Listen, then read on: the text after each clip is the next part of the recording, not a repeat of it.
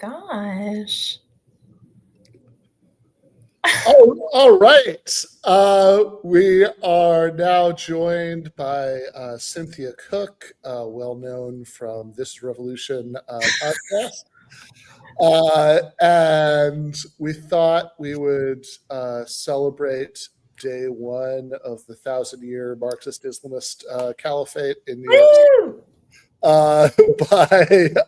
by watching this debate that happened just before the election. I think it was like, I don't know, it was like 2 or 3 days before the November election, which I know Cynthia was at in person. I remember talking about it with her at the time.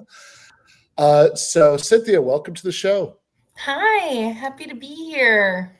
So this is sponsored. This debate that we're watching is sponsored by Unheard Magazine. I think at the beginning we'll see Sohrab Ahmari, who's the main U.S. editor, explain a little bit about the magazine and the debate and all that stuff. But I think it is relevant context just because Unheard is it's a magazine that publishes across an ideological spectrum.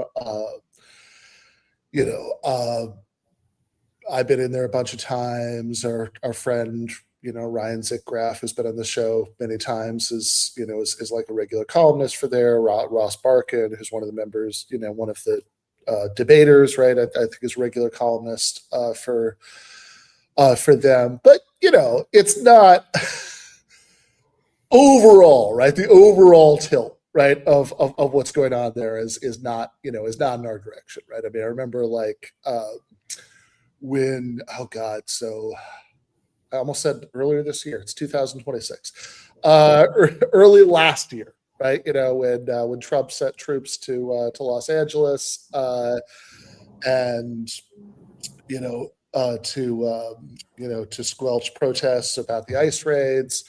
I had an article in Unheard, about why that was so bad, and I just remember that at the time there were like 3 or 4 articles up there on the front page of the magazine about immigration and ICE and whatever, and it's like, and it was like me and then like 3 or 4 people who disagree. So that's kind of yeah. And I think even the framing here, right? Like the actual resolution. I mean, we made it tamer in the title of this episode. Should people be afraid of Mayor Mamdani? I believe the actual resolution was being debated was this House is terrified.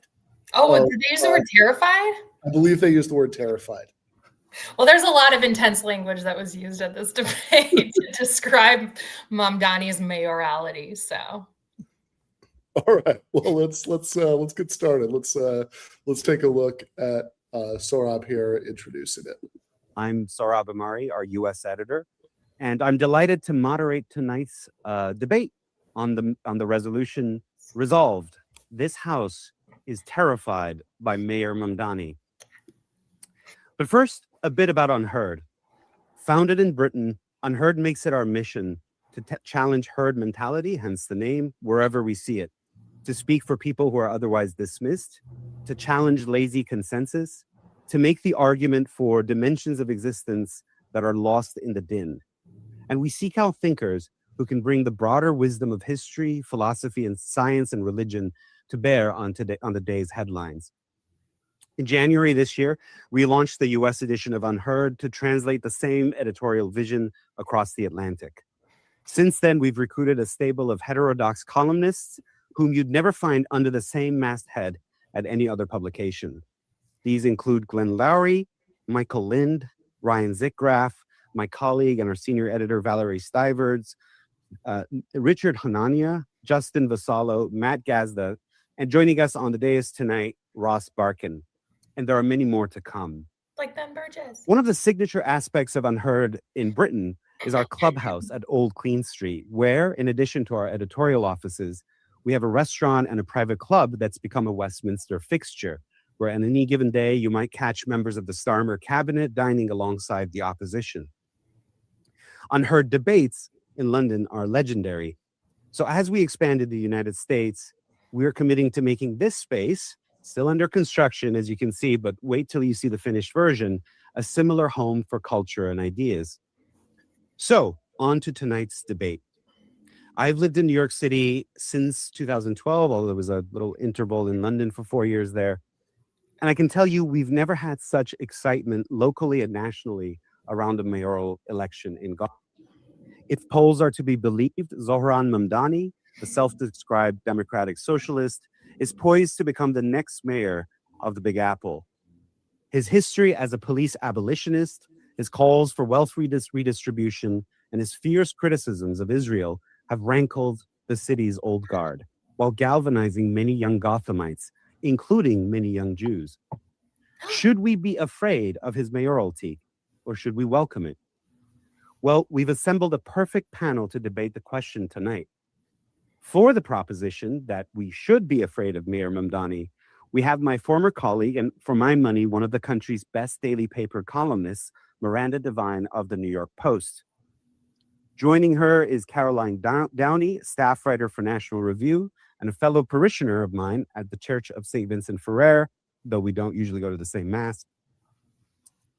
Against the motion, arguing that we shouldn't be afraid of Mamdani, is Ross Barkan, who, in addition to being a writer for Unheard, is a columnist for New York Magazine and a contributor to the New York Times Magazine. Joining him is Lindsay Boylan, a former candidate for the city council and a former top staffer to Governor Andrew Cuomo, who blew the whistle on his sexual misconduct, ultimately leading to his early resignation from office. Please give them a round of applause. Lindsay's boots. Give an applause for Lindsay's boots. Fair enough. I also just want to point out that Zohran Mamdani was never a police abolitionist. Yeah. He advocated, defund in 2020, and he, moved away from even that in the last 5 years. But anyway, they're going to talk about all that in the debate. So let's watch the first part. So when you arrived, we asked you for your initial position on the resolution tonight. We now have the early tally to report to you. And let me get it. Not all of you voted. Many of you were meant. So of the ones who are committed to an answer, we had to really pry it out of some of you. 18 are yes, they are afraid of Mayor Mamdani. And 23 are no, they are not afraid of Mayor Mamdani. I would have been 24. The winner of tonight's debate will be... Yeah, I mean, this is, I've got to say, as much as I in most ways, I really like these kinds of structured, was it like the Oxford style debate where, you have the timed opening statements and all that stuff. This part always drives me a little crazy. Even though, I mean, I previewed this last night, it did ultimately get the result that I'd want. There was slight movement in the right direction at the end, but it always just seems like kind of a crazy conception of how persuasion works. That it's oh, we're gonna score this based on whether people change their mind during the first 30 seconds after they heard what you said, because it's I don't know. Do you think back to all the times in your life when you've changed your mind? Is that really how it worked? You heard somebody say something the first time, you're okay, they're right. Yeah, not really. And I guess we should be clear, Ben. I was hiding in the stairwell during this time. Well, you can't just say that. Why were you hiding in the stairwell? So I have watched the debate afterward, and I was there afterward, but I was unfortunately late to the debate, which is very me, unfortunately. I'm working on it for 2026. Okay, this is my New Year's resolutions. I have gotten a lot better at my lateness, but I was late to the debate, and then I was going up to the debate, and right as you see where Lindsay is, right next to her was where the freaking elevators were. And I was going up in the elevators. I was oh my God, please just don't open. And they're all sitting there. Please don't open. They're all sitting there. It opens and everyone's all sitting there. And I just immediately shut the door. And then I tried to go into the stairwells, try to get in the back way. And then I found the floor, but the door was locked. So I just had to sit in the stairwell until the debate was over. So I get in the door and had to wait until people were like coming out the door. So we'll get into later post debate about like, you know, me mingling with people and talking about the debate, but I just want to be very clear. I would have been 24 on that scorecard. Okay.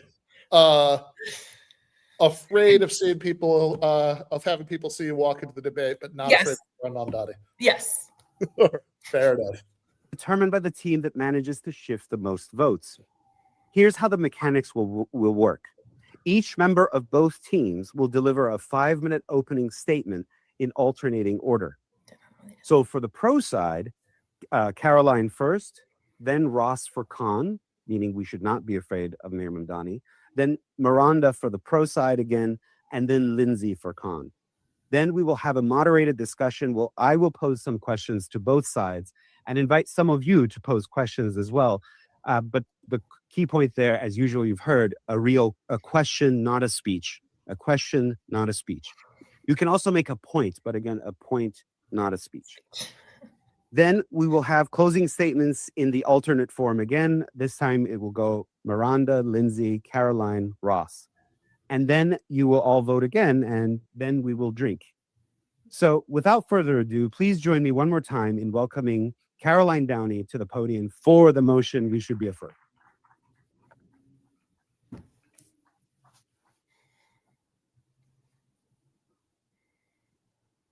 I love the glitter on the microphone. Well, thank you all so much for coming. A couple years ago, a recent graduate from college and a transplant to New York City from Florida, somebody has to move in the opposite direction, had a scary experience on the subway. I was getting out of the subway car at the 53rd and Lex station, and the only other person that was on that subway car followed me out, confronted me, cornered me on that platform. I sprinted as fast as I could to the other end of that platform. Must have been like 5 minutes. I sprinted. It was pretty long. And thankfully, there were multiple police officers there patrolling. I breathed a sigh of relief. I was shaken up, but I recovered, and I continued to take the subway as I do today. But I had this troubling, invasive thought in the days that followed. What if the cops had not been there? And what would this look like if Zoran Mamdani were elected mayor of New York City? The fact is that the cops were there, but I wouldn't have the confidence, would he be elected, that there would be that police presence. The fact is that Zoran Mamdani is no friend to the NYPD. He's not interested in beefing them up, even though they're already woefully understaffed. And when it comes to criminals, he's more interested in hand-holding than handcuffs. He has a philosophy of progressive law enforcement rather than actually deterring crime and arresting them. What does that mean? Now, I don't agree with Zoran Mamdani's politics. I don't know. He's a socialist, self-professed. I am not. But the reason why I do not believe he's fit to be mayor of New York City is actually much more profound than that. And I can boil it down to one word, and that is confidence. Visitors, citizens, businesses, they all need confidence that they have the potential to flourish in this city. Without confidence, you have absolutely nothing. And with his radical promises and words, that's true. Zoran Mamdani has made it clear to business people, to landowners, to property owners, to Jews, to parents who recognize academic aptitude in their children at a young age, to young women like me who don't want to be harassed or worse, harmed on public transit, to law enforcement. Go pound sand. That's his message. Get lost. And so people are going to leave. And I would argue tonight that New York City cannot afford to have those important stakeholder groups leave. Now I'm going to go through each of them. The first is the wealthy, the affluent. He's promised that he wants to tax them into oblivion. Obviously, the Democratic governor, Kathy Hochul, she's concerned about her brand right now. She has vowed to refuse him and his ambitions for tax increases. I don't know if we should really trust that, however, that she's actually going to follow through on that. She did give in by endorsing him. after all. And Kathy Hochul has already said, we are losing enough people already to Palm Beach. We can't afford to lose any more. She knows this is the city's lifeblood. We need those people to pay our bills. And Mamdani seems to forget that millionaires and money are mobile. They can go to the sunny shores of Florida and Texas, much more hospitable tax environments. They're not masochists. They don't have to lie down and take it. But it's not just the wealthy we should be concerned about.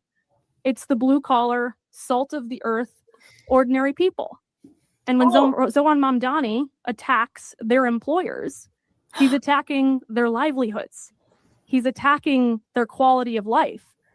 Why wouldn't they just move to Long Island, where all the descendants of the voters for Rudy Giuliani went to 30 years ago? Now, Long Island is a pretty red enclave. They don't have to stay here either. There's families, parents with children, who, again, show academic excellence at a young age. By saying that he wants to get rid of the gifted program for kindergartners, he's not only attacking excellence, but he's attacking parents' rights to explore opportunities for their kids. In New York, the mantra, kind of cliche, is you can be whatever you want to be. But Mamdani's message to families and their children is, you can be what I say you can be. So for him, his socialist agenda starts at age 5. Beyond that, it's cops. As I mentioned, law enforcement, if you don't have law and order, if you don't have enough cops on the beat, it greatly undermines confidence in this city. And has not minced words about the cops in the past. He's trying to walk back and distance himself from some of his past inflammatory comments about the police, whether it's that they're a fundamentally racist institution, the NYPD.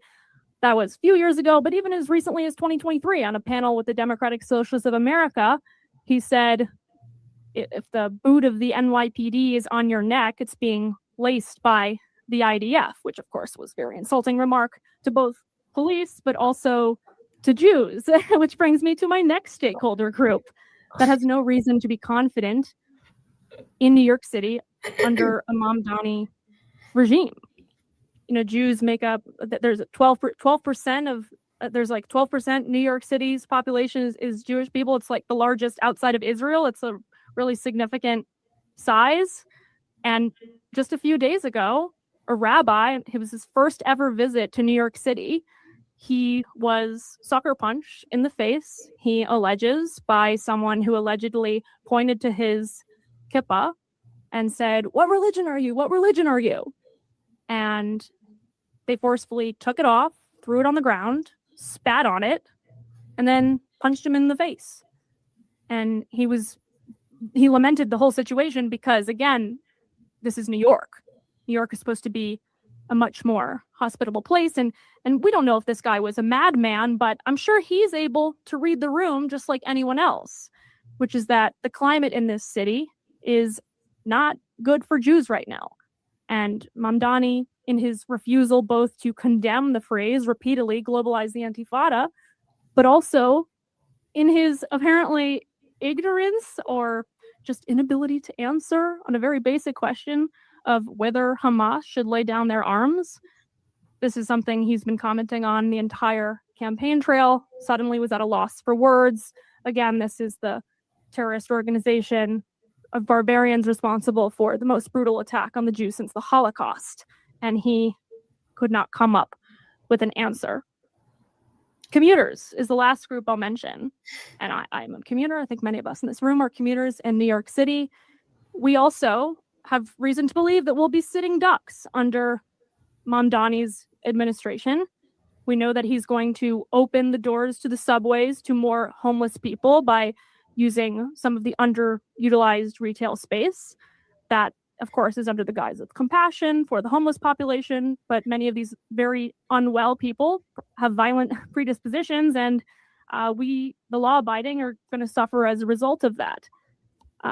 So to many voters out there, there's a question implicit in Mamdani's message. Why would you want to stay in a city that doesn't want you? Again, cops. They could just go to Long Island and be cops. Well, they'll make a lot more money, and it'll be safer and less challenging of a job. Why do they have to stay here? But does he really care whether any of these stakeholders go anyway? Maybe not. Socialism rarely, if ever, lives up to its declared objectives, but it does have a funny way of allowing the ambitious to seize power. And I think that's what Mamdani is interested in at the end of the day, is power for himself and his cronies. Mamdani seems like someone who'd rather preside over decay. And if he declares ideological war on the people who hold this city together, decay is what we're going to get. What? Sorry. I just want to say, I swear to God, he cuts Ross off way sooner than he cut. That seemed very long. I don't know. I didn't time it though. Yeah, I didn't time it either. I did have a thought at one point. It's like, man, this feels like it's been 5 minutes, but who knows? Longer than anyway. Yeah, maybe. Maybe I just couldn't deal with like the weight of the straw man's left and right. Yeah, maybe she went on for so long that they were like more careful about the time for everybody else. Yeah. Yeah, no, that was really something. So the thing that I found like really striking about this is that she said one thing, I think, about like sort of specific policy, and then Yeah. I mean, she, there's a lot of like vague stuff about how, Mamdani, what is it? He believed in hand holding, not handcuffs, which I think was the moment where you're like, wait, what does that mean? Yeah. But like the sort of specific policy thing she said was that Mamdani has promised to tax the rich into oblivion, right? Yeah, into oblivion. That was the word. Yeah. Yeah. 2%. Yeah. No, exactly. Right. Oblivion 2%, because those are two different things. Yeah. Right. Like a 2% tax increase on, the very, very top earners. And, my understanding is raising the corporate tax to match New Jersey. Right. That's oblivion, which I think is pretty representative of like is pretty representative of the disconnect between like the actual Mamdani campaign and how it's being represented here. I mean, this is just, this is so weird. Like the opening story, I sort of understood, although I think it stops making sense. Like if you think about it for a minute, right? Like how that was supposed to be relevant. But then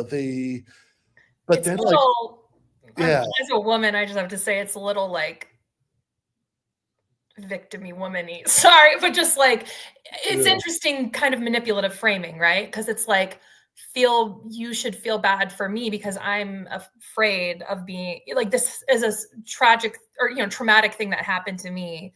Yeah, very real. I'll get into that after you make your last point, but like I just wanted to make that like I see what you're doing there, bitch. No, I'm just kidding. I'm gonna be a little petty and on this podcast, but like I know what she's doing. I'm a woman. I know what she's doing. You know what I'm saying? I'm a feminist, you guys. I'm a feminist leftist, but well, she knows what she's doing with that. Okay, I'm just gonna say that. The thing that was much like, it's like, okay, I think you have to like actually think about that one for a minute to be like, okay, well, hold on though. Why exactly are we supposed to believe that there wouldn't be cops like near the subway? Yeah. Right? If anything Mamdani is talking about came to pass.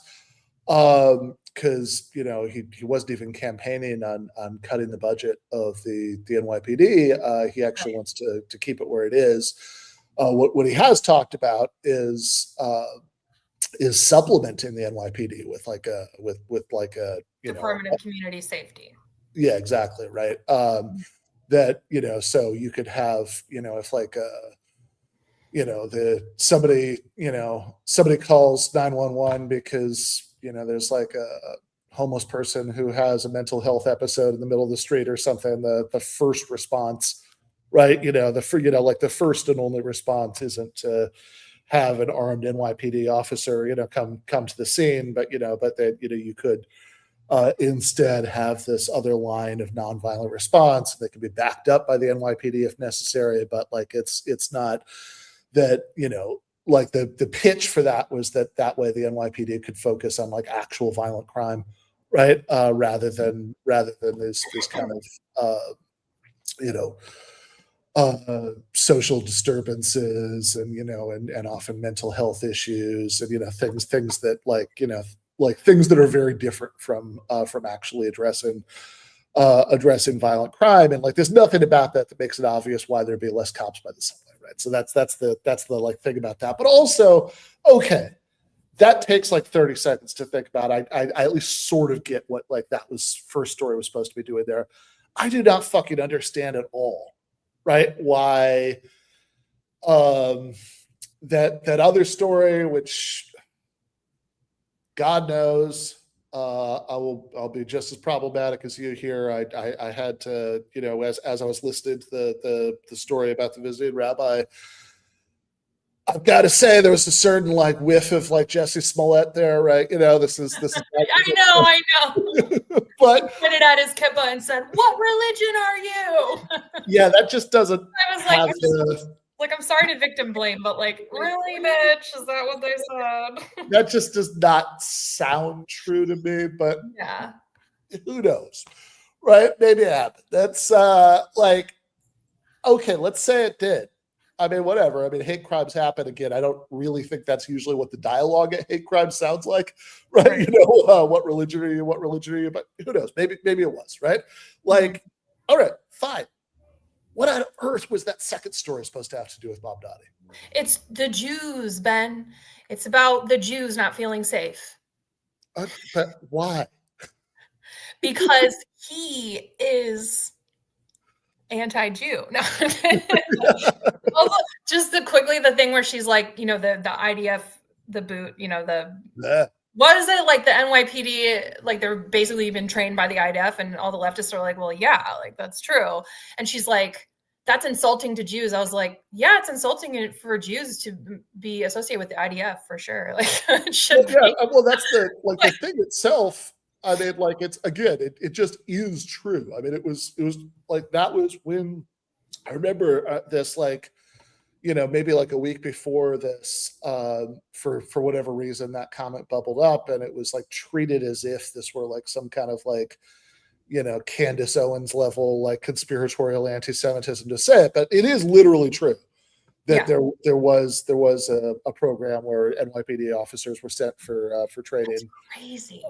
In Israel, like that literally did happen. That's and insane. It's like you can like maybe say that he was like overstating it because like not very many like officers participate in that or whatever, right? But it's like it's crazy to me to say, like, given that the training program really exists, right, that it's like pointed it out is anti-Semitic. And, you know, I mean not to mention, like, I mean, this is just the sheer number of Jewish people involved in the Mamdani campaign, and, you know, in the New York, you know, socialist left in general. I mean, right? I mean, this is the like it's just I don't know. I mean, this always seemed to me like something that just wasn't really going to land, because like it just seemed obviously not true, right? Like it just wasn't going to resonate. And yeah, but it's like the actually anti-Semitic thing is not the comment, right? It's hearing IDF and saying, "Oh, Jews." Yeah, exactly. It's like, aren't those two different things? Yeah. No, I mean it literally is like, you know, it's like yeah, if you it is as if, right, you know, you were to hear somebody say something about like the government of Nigeria, and you're say it's like, okay, gotcha, black people. Yeah, exactly. Yeah. Well, okay. Now I feel bad about what I said about her subway framing thing. I mean, listen, she does like it is I'm like, she didn't know what she was doing with that. But well, first I want to say about the hate violence thing, which I wanted to do this. I will do this next time, be more like specific about like actually looking up and researching and like fact checking so that I can be like, see bitch. But one thing I'm looking at right now is that his like Department of Community Safety thing, he has a whole section on hate violence and says like, the DCS will oversee increasing funding for hate violence programs from 3 million to approximately 26 million. That's an 800% increase. So it's like, okay. And he's talking about Jewish New Yorkers, he's talking about Black New Yorkers, Asian New Yorkers. So it's like, it's literally in the platform right there, talking about their specific plan about how they're going to, increase funding directly for hate violence. So you can't just say, oh, he doesn't care about hate crimes. He doesn't care about the Jews in the city, right? Like, it's just so, I mean, and listen, I know us on the left, like we know this and have heard this enough, but it's like, can we please, at this point, please just like nuance Max here and be like, not all Jews, like, can we just please finally, it's just so clear to me that this is like, why are people still making this brain dead baby brain fucking, sorry, can I say that on here? I don't know. Show. I don't know what kind of show is it. Or I don't know the YouTube thing. Did they like censor you or something if you curse? I won't say it that much. But still conflating Israelis and all Jews, still conflating are we still doing this in 2026? I don't know. Apparently people still think like that. But just to her like beginning point, I will, and why I kind of feel bad is because I will say my one like critique of the left where this is a nice introduction for me on the left, because I know there's probably going to be a lot of like pitchforks coming for me, being like the centrist, liberal who's like scared of wants police or whatever. Listen, okay. As a woman, it is effing different. Sure. And as a woman who takes the subway and takes public transit, it can be effing scary because there are, okay, again, going back to like nuance maxing, it is possible to hold multiple truths at once. Okay. Sure. It is possible to have compassion and care for people who are obviously deeply suffering. Sure. While at the same time feeling afraid for what they're going to do. Because you can tell when people are disturbed to the point where like you don't know what they're going to do. And I think especially since COVID, there's just been a lot of cases of, and listen, we can like, well, the data says this, it doesn't matter. Like this is, what you see, what you've been around. And what's that philosophy thing? I swear I heard this the other day. It's like a philosophy term where it's like people, like, it doesn't kind of matter what data you show them. Like their lived experience is kind of like what they know. And like, I don't know. I swear there's like a term for it or something, but I have definitely been in situations where I have been like scared, like for my life, because I'm like, I don't know what they're going to do. And there's been situations in New York where people have been stabbed, people have been thrown in front of trains, but all this shit. So it's like, I do think that this is a weak spot on the left with normies. You can't normal people, most voters, they don't want to hear anything that has to do with like abolishing police. I'm sorry. It's just, it's the truth. No, of course. I mean, and most people are like, well, what do you mean you're not going to have police on this? So even if like, he's not getting rid of police, this is kind of the general vibe that certain people hear. And the one critique that I will say, like, even looking at his platform, like, yes, I think it's good to add Department of Community Safety, to add all these things. I still think there is a way with messaging that leftists are afraid to like look as if they're like supporting police or bolstering police, but that can sort of get lost with normies and, people who are like, well, what do you mean like they just hear you're taking away police or you're not going to have police presence. Like you're going to have mental health workers. What does that mean? So I feel like there's like a way that you can, Yeah, I mean, you know look, what I'm saying?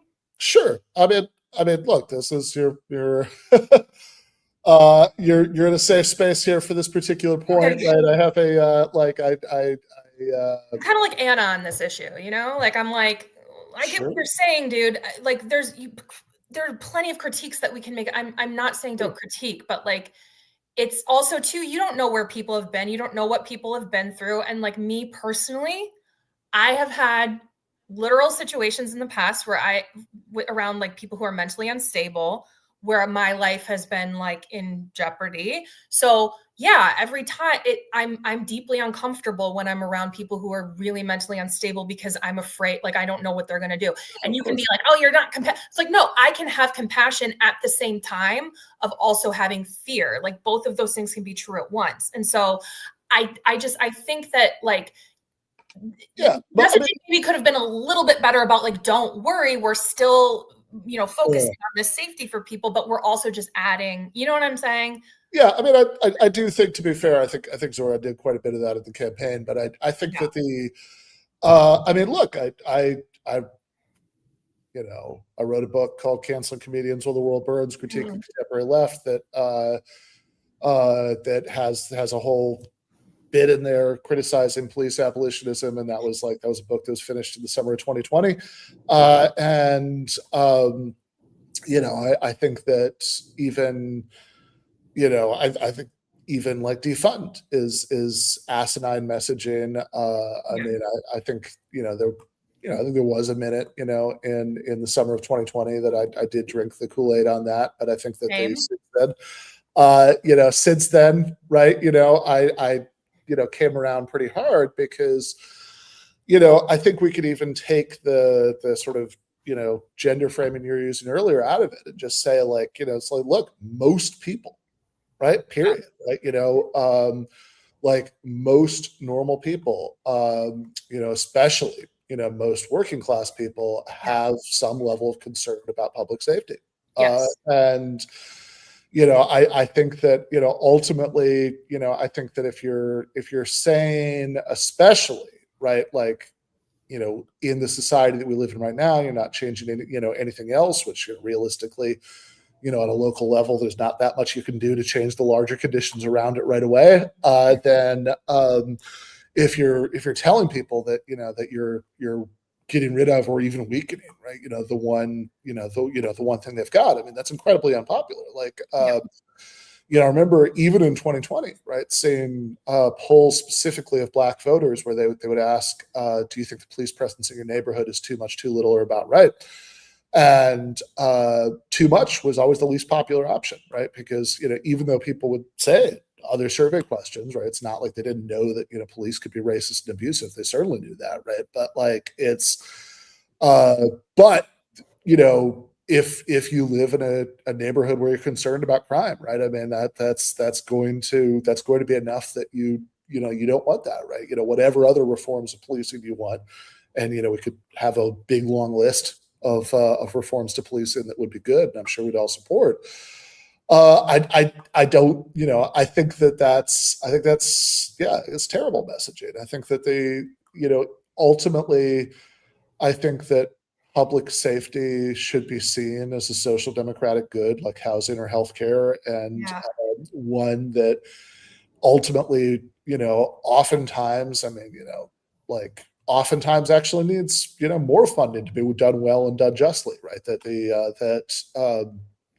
talk about, the overall funding level in ways that I think often sort of obscures the point, because a lot depends on what the money is being spent for, right? If it's, if it's does the, Los Angeles Police Department need so many helicopters that it damn near has its own Air Force? Probably not, but they have if you're going to spend a lot of extra money on training people in de-escalation, then I think that would be money extremely well spent. Like something I remember hearing a lot during the summer of 2020 that people would say so confidently, like it was just it's just like, oh, this is like obviously true, is, oh, more training won't help this. I always thought, why? Yeah. Why are you so sure of that, right? Because like you look at the global comparative figures, right? American police have bizarrely little training before they're allowed to,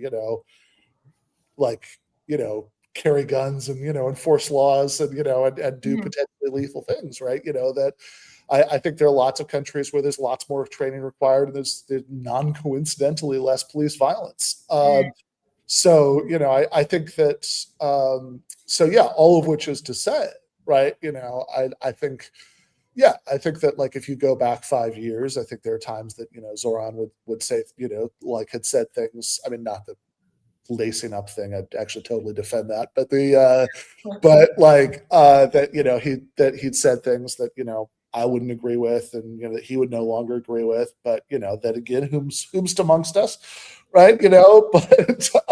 But like, I actually think the messaging on this during the campaign, was really smart, right? That like was saying like, no, we want to, we want to add this other thing, so you can both have the benefit of it being less likely there's going to be violent escalation if there's a call about a mental health situation, about some sort of like trivial social dysfunction, if like unhoused person is peeing on the street or something, right? That they but at the same time, right, you've actually freed up more resources for police to actually deal with violent crime. That made total sense to me. And I think it's really smart also just in terms of like what you can do on a local level, because ultimately, like I think that I've actually worried a lot over the years that I think the American left gets the order of operations wrong, by which I just mean that like, okay, if we, on some level, we basically, want to be materialists about this, that, we have a really high crime rate in the US because, fundamentally for economic reasons. So if I don't think even under like, the sort of socialist utopia of the 23rd century, I don't think we'd have like literally zero crime. I don't think that's how it works. Like people still do interpersonally violent things to each other for lots of reasons. It's not all economic, but look at Armie Hammer. What's that? Do you remember that actor Armie Hammer? Oh, his like weird cannibalistic section. Oh, yeah. I just always make that point because he comes from a really wealthy family. You know what I'm saying? Like, I don't know. Yeah, no, totally. Shit, Yeah, no, there are rich people who murder each other, sexually assault each other. It's like, this like obviously, but like, like Norway, for example, has much less crime than the United States. And they also have an insanely more liberal and humane criminal justice system than the United States. So clearly it is possible to have it both ways. And I think if we went even further than Norway, we could have even more both ways. But like, I also think that you kind of need to do the economics first. Yeah. That you can't, like, if you've got the order of operations the other way around, and say like, okay, it's really hard to sort of seize the levers of national power so you can carry out this robust social democratic program. It's much easier to win the occasional district attorney race in blue city. I think that the danger there is that, like, I think if you start by focusing on liberalizing the criminal justice system before the underlying social issues are solved, then that's a good recipe for getting blamed for whatever crime happens, and I think that could be super politically counterproductive. So yeah, I think I think that the, like, to go back to I've actually forgotten this woman's name. I'm sorry. I forgot it too, actually. Catherine. Oh. Catherine sounds right. All right. So to go back to Catherine's like opening story, yeah. If Zoran Mamdani was proposing to abolish all police patrols anywhere near subway stops, and make subways Mad Max, I'd be against it. But he's also not. But is he taking the police out of the subways? No. This is actually not clear to me. This is this is the only thing that I'm saying. I know, fine. I know the pitchforks are coming. I'm just saying, I think we'll get to it, but Ross later says like, it's adding community safety people, but like also having like maybe like one police officer there. I don't actually think that's clear. I mean, I think that I think that the community safety thing is about who answers which calls, right? But like, I don't, I've never heard Zoran say anything that would indicate to me that there wouldn't, because right now when you go, like, there are usually like, two police officers, they're like on their phones, but because they don't really have much to do. But I think the whole idea is like, what if, there's a thing that happens and then, whatever, they're like right there to respond to it. That's what people are saying.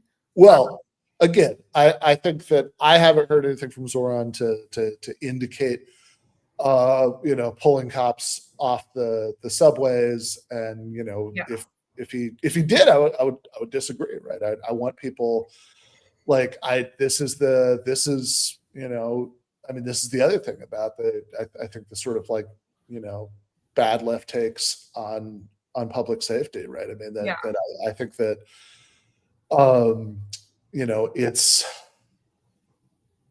they don't want to seem not compassionate. They don't want to seem like they're pro police. You know what I'm saying? It's always just like, I don't want to make it look like I don't care about homeless people, or that I love the cops, that I'm a pig lover. Sure. But like, I don't, but I also think that like from a socialist perspective, we want people to use public services. We want people to take the subway, right? We want people to use public parks and public libraries, and and all these things, right? We want there to be more of these things, and for them to be safe against privatization and budget cuts and all of that stuff. And I think all of that's much harder if people don't feel like they could use them, right? This is the, you mentioned Anna Kasparian earlier, right? Like I think that like some of the stuff people originally got mad at her about was about public parks sort of becoming open air drug markets. And I think it's again, you can acknowledge the problem, and that's consistent with embracing multiple solutions to it, right? You don't have to support the right solutions, but I think that and I certainly want, my ideal, approach to that, right? I don't, I certainly don't think that, cops should ever clear anyone out of anywhere if they can't offer them a better place to sleep, right, as an alternative. But I do want them to be offered a better place to sleep, and also people who need, who need addiction services. I want the system to at least gently shove them in the direction of getting that, which I actually think is compassionate, because I think it's much less compassionate to just let people continue to spiral out until they overdose and die. And I also think that it's, again, if you want there to be more public space and public services and et cetera, right? I mean, like, it's, people have to feel like they're able to use those things. And I don't think that's going to be the case, consistently with that, right? I mean, if somebody's, like, you're not going to take your kids to the park if there are people, if there are people shooting up, on a park bench. That it's not, right. And I also think that that's a really easy way to lose the argument to the most authoritarian parts of the right that have a simple, easy solution to offer for all this stuff, right? If you don't even acknowledge the problem, right? If you don't even acknowledge that, no, it is actually legitimate to be upset about this, which most people who live in those neighborhoods are going to be, right?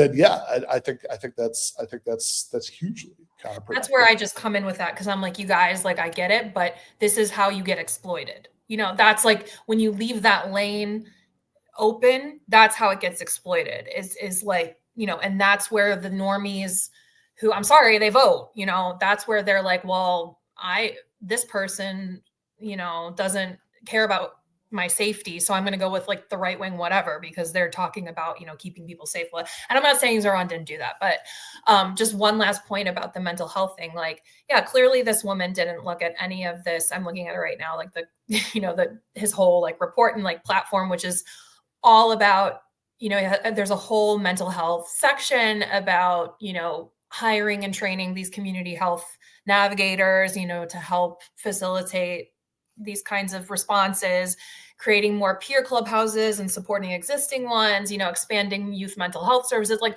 all of these things that are addressing the mental health, concerns that you were just speaking of. And like, obviously that was not discussed at all. So I guess, they think that like, oh, we're just going to get rid of police and then let mentally ill people, homeless people just, what did she say? We're opening the doors. We're barging the doors open to the subway systems and letting all these people in. It's like, well, no, actually he has a cohesive plan to like, it's like the police or community safety organizers are there to stop bleeding, but then you also have to get to the core of why the bleeding is happening. Right. So it's like, I think he has a pretty comprehensive plan for that. Well, I think Ross Barkin's about to speak to that. Yep. Let's go, Ross. Woo! Libra King. Told you you're activated by How do I respond to that? Ooh, 1 second. So I just want to say thank you for coming out tonight. I'm excited to be here. Known Zoran Mamdani a long time, but I'm not going to speak to my relationship with him, speak more on the policy and the issues. And I'll say, just to reassure all of you, the communist re-education camp is not open in New York City till the 3rd week of January. So you're going to have 2 weeks to adjust.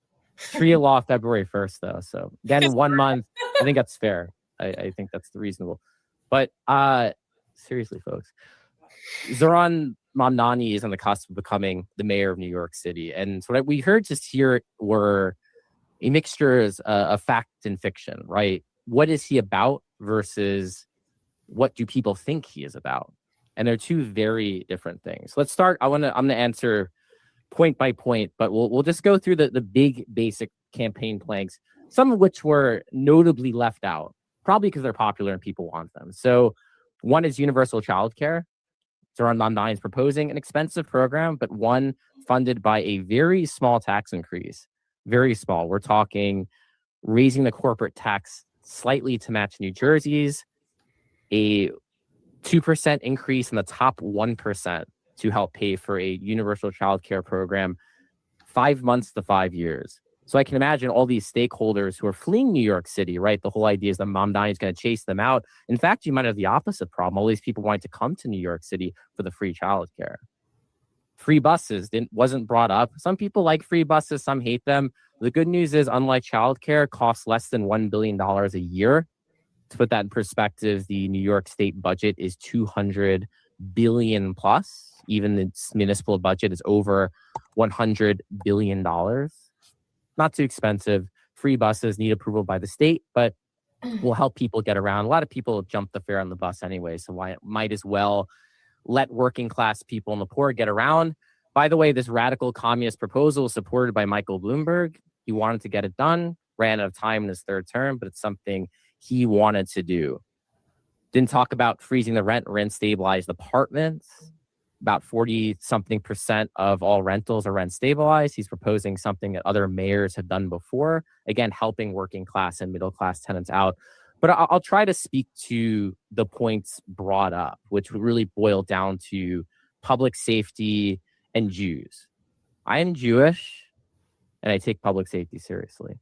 And I believe Mamdani does as well, right? The resolution here, should you be afraid? Now, we're not making this who you should vote for, because I do think it's a bit unfair. I would put the onus on my opponents here to say who they actually want to be mayor instead, right? It's a choice. You can choose to sit out this election, fair, and don't begrudge people who don't vote.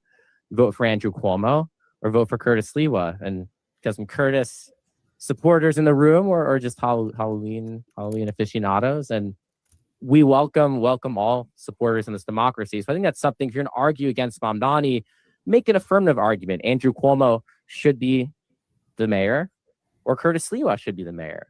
if you think Mamdani can inspire confidence. But let's take this point by point. The public safety point. Public safety, obviously a very serious concern. Zoran Mamdani in the past supported defunding the police. That is inarguable. He said it. Many politicians said it. Even Andrew Cuomo in 2020 was flirting with it. He has recanted repeatedly. You can say he's being insincere. There's two arguments to make here. He's being insincere. When he gets in power, he's going to defund the police, or you acknowledge reality that the climate has shifted. He has shifted, as politicians do, by the way. I'm going to assume you're Donald Trump supporters, but maybe not. I'm just guessing. I think Donald Trump changes his opinions from time to time, I think. He's also said things, right? He's going to annex Greenland. He's going to annex Canada. Wants to grab women by the, what? Maybe, I don't know if he's still doing that. I have no idea. So Zoran Mamdani does not support defunding the police. In fact, he so much does not support defunding the police. He's defying DSA and his socialist brethren by announcing he wants to appoint Jessica Tisch to be police commissioner. Jessica Tisch, by the way, who is Jewish, who is a Zionist, who is a strong supporter of Israel. Zoran Mamdani said on the debate stage and told the media afterwards, this is his choice to be police commissioner. So you start there.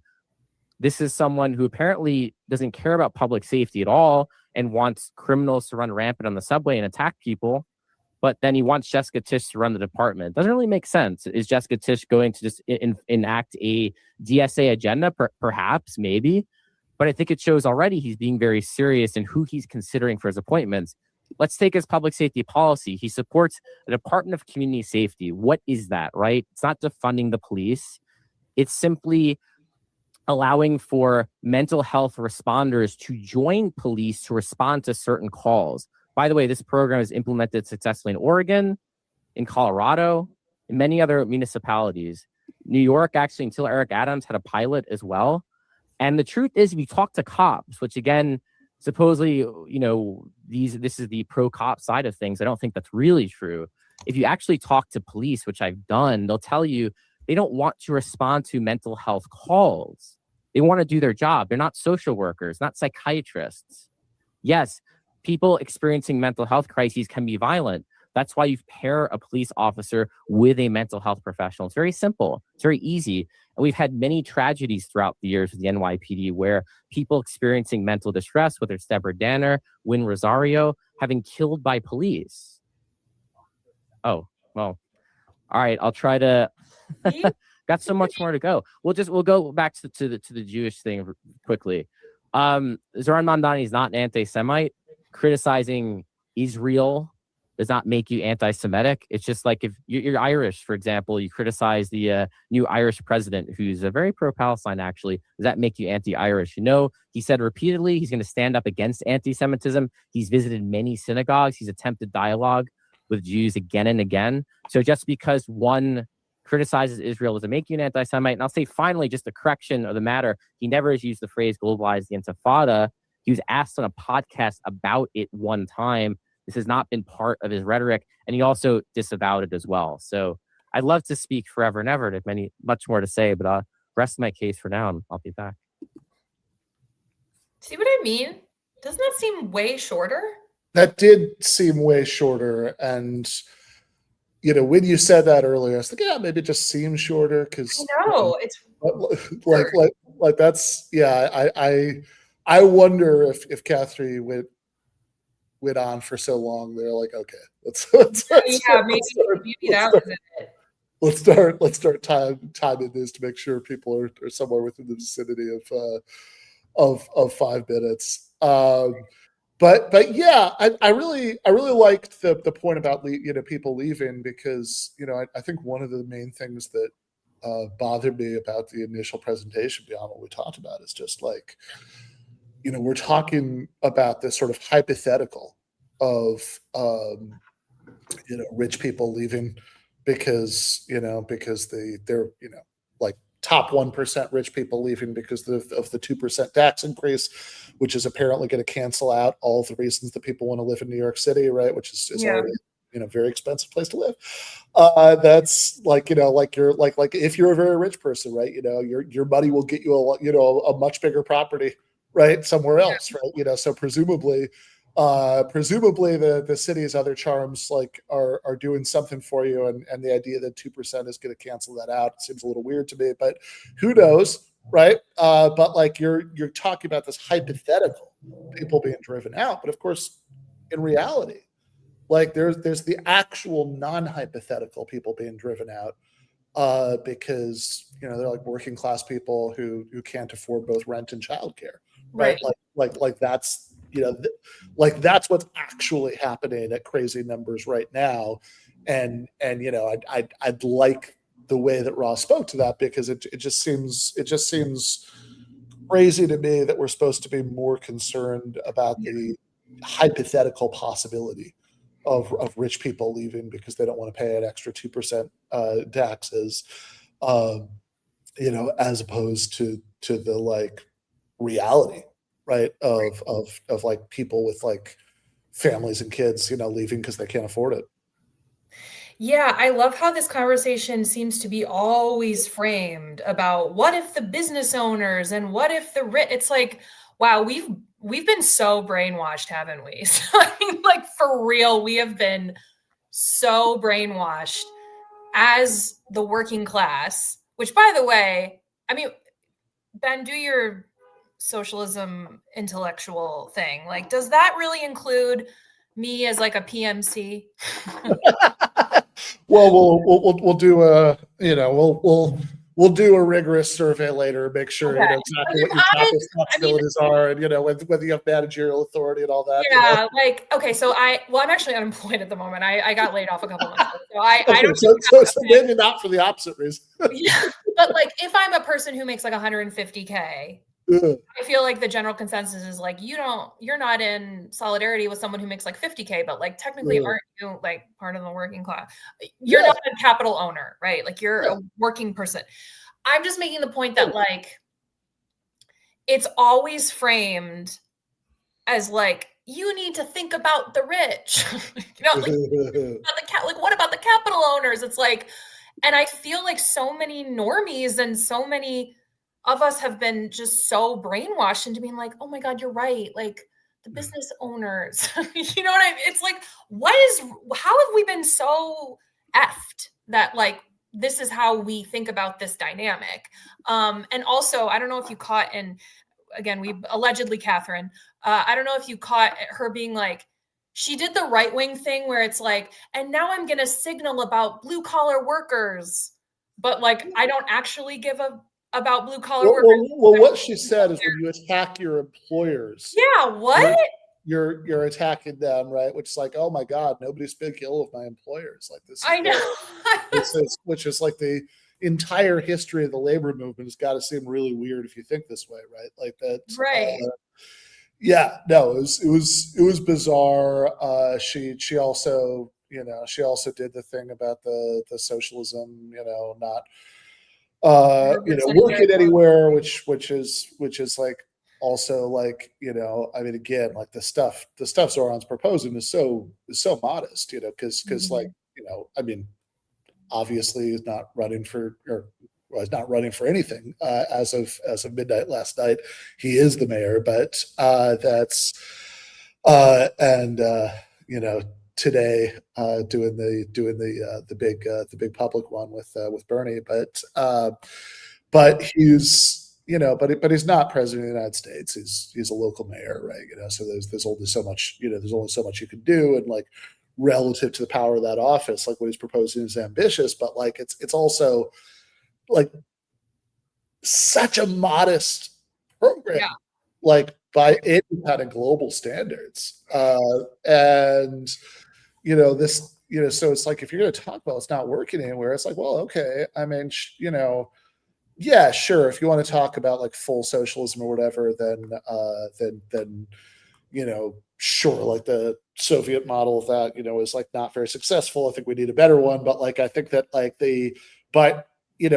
any conversation that's all relevant to the like Zoran Mamdani platform, it's like, okay, so the nowhere where stuff like this has not worked, and places sure haven't achieved full socialism, but have gone like way further than anything Zoran is talking about, right?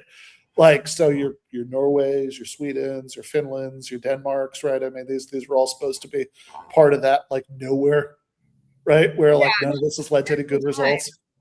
They always they're all what they always do is Venezuela and Soviet Union bread lines, right? But then anytime anyone brings up like a Scandinavian model, right? It's just kind of, we have to do a whole episode. I want to do like a whole episode of like, you know, it's never worked anywhere it's ever been tried, and then like literally show places where it's been tried and it's working. And then also it's like, does anyone ever bring up the counterpoint of like, how is capitalism working out for us? You know, like how is liberalism working out for us? Like, you know, I don't know, maybe humans try different things and like, oh, that didn't work over there. We learned from that. And now we're trying this because it's working over there. You know what I mean? Like, but I'd also point out that the actual rate of public ownership in Venezuela, like the actual like percentage of Venezuelans who work for the public sector is actually way lower than it is in any of the Scandinavian countries. I don't know anything about Venezuela, just that like we're going to war with them. So I definitely need to. For some reason, yeah. Manufactured consent war happening right now. No, I just want to point out too, like, so I'm looking up the tax rates, right? Because this is like the scare tactic of like oblivion. We're taxing them in oblivion. It is freaking crazy that the NYC marginal income tax rate is 3.876%, which applies to me. Taxable income over roughly 50,000 for singles. And someone who's making more than $1 million. So like, what are we doing? And then they're like, oh, but like combined with the state's top rate, which is 9.6%. Okay. But also like, what are we doing? So like you're saying, when I first moved to New York City, and I know people are like, don't talk about money, but I like to talk about money because I think it's it makes things very clear. I moved here and I got a job and I was making 60,000. So I was being taxed the same as like someone who's making like 5 million. You know what I'm saying? I'd have to like maybe really get into the weeds of you know, fact checking all that. But like, come on, like what are we doing here? Like that's insane. Yeah. If that's legitimately true. But he does also say that in his proposal of like, yeah, like the people who are making like 50,000. Yeah, he says right now city income tax rates are essentially the same whether you make 50,000 or 50 million. How is that? Again, we've been brainwashed, people. That's what's radical. We've been brainwashed into oblivion. That's the oblivion that's happening right now. Exactly. But yeah, Ross did a great job of like, and I have to take this from you and Ross because I get so like heated and like angry and annoyed that I just like, kind of go in. But I have to take from you and Ross that you do this very good, like, it's not that crazy, like making it, you know, framing it to say like, yeah, this really isn't that radical. This really isn't that crazy. This is like actually really simplistic stuff. And, you know, raising the tax rate 2%, not that crazy, you know, adding community safety service people with the police, not taking away any police, not that crazy. You know, this has been done in Oregon. This has been done here. Like, I think framing it like that is really helpful because again, you know, humans are very like, well, if I see someone over there has done it and it's worked for them, that gives them a little more confidence that it can work for you, you know? For sure. Like New Jersey, that framing was really good. New Jersey. Thank you everyone for being. Yeah. Oh God. Here we go. Yeah. I'm sorry, that was mean. I'm sorry. She's the New York Post writer, I think. One of the two. No. This is the. Oh, actually, shit. I swear she's the Australian. Okay, so she's the New York Post writer. So, because I think I got the bios of the two pro-fear people confused. No, terror. It's about terror. Oh, wait, I have the names here. New York Post's Miranda Devine and National Review's Caroline Downey. Okay, so there's the National Review earlier, New York Post now, which is actually interesting because so it's like, all right, so we got the highbrow National Review version. Yeah, I know. Now we're getting the New York Post. Yeah. Which it's the which all right. So yeah, cannot wait to hear what the New York Post has to say here. Hi, thanks for being here. Just before I start, I wanted to let you know that in case you're wondering why an Australian is standing up here trying to tell you who to vote for or who not to vote for, I'm actually a native born New Yorker. I was born in Queens. And so I have a profound duty of care, I feel, to the city of my birth and the city that I chose to come back to.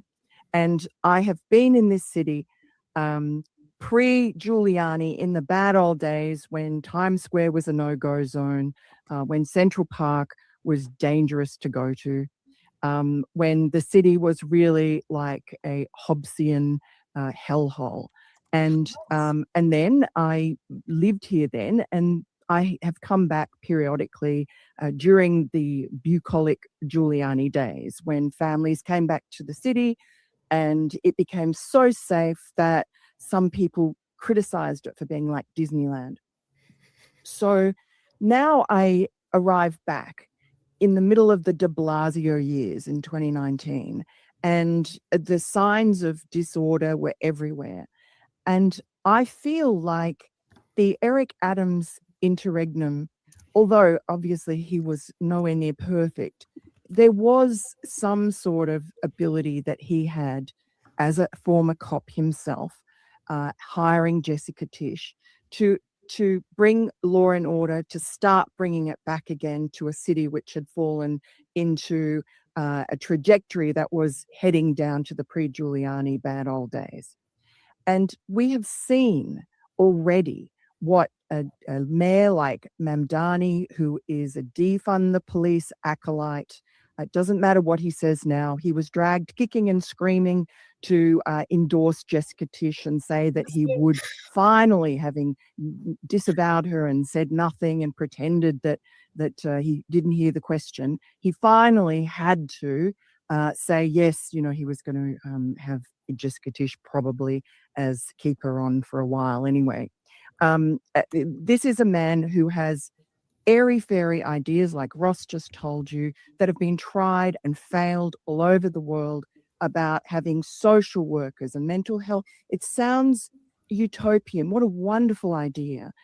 It would be much better to actually fund mental health beds and get people into them before they end up being violent on the street. But anyone who has lived in this city knows what it's like, and especially after the pandemic, and will be again, having mentally ill, violent people roaming the subways, roaming the streets, pushing people in front of subways, just giving an air of menace to the city and forcing a lot of people like me to be afraid of catching the subway.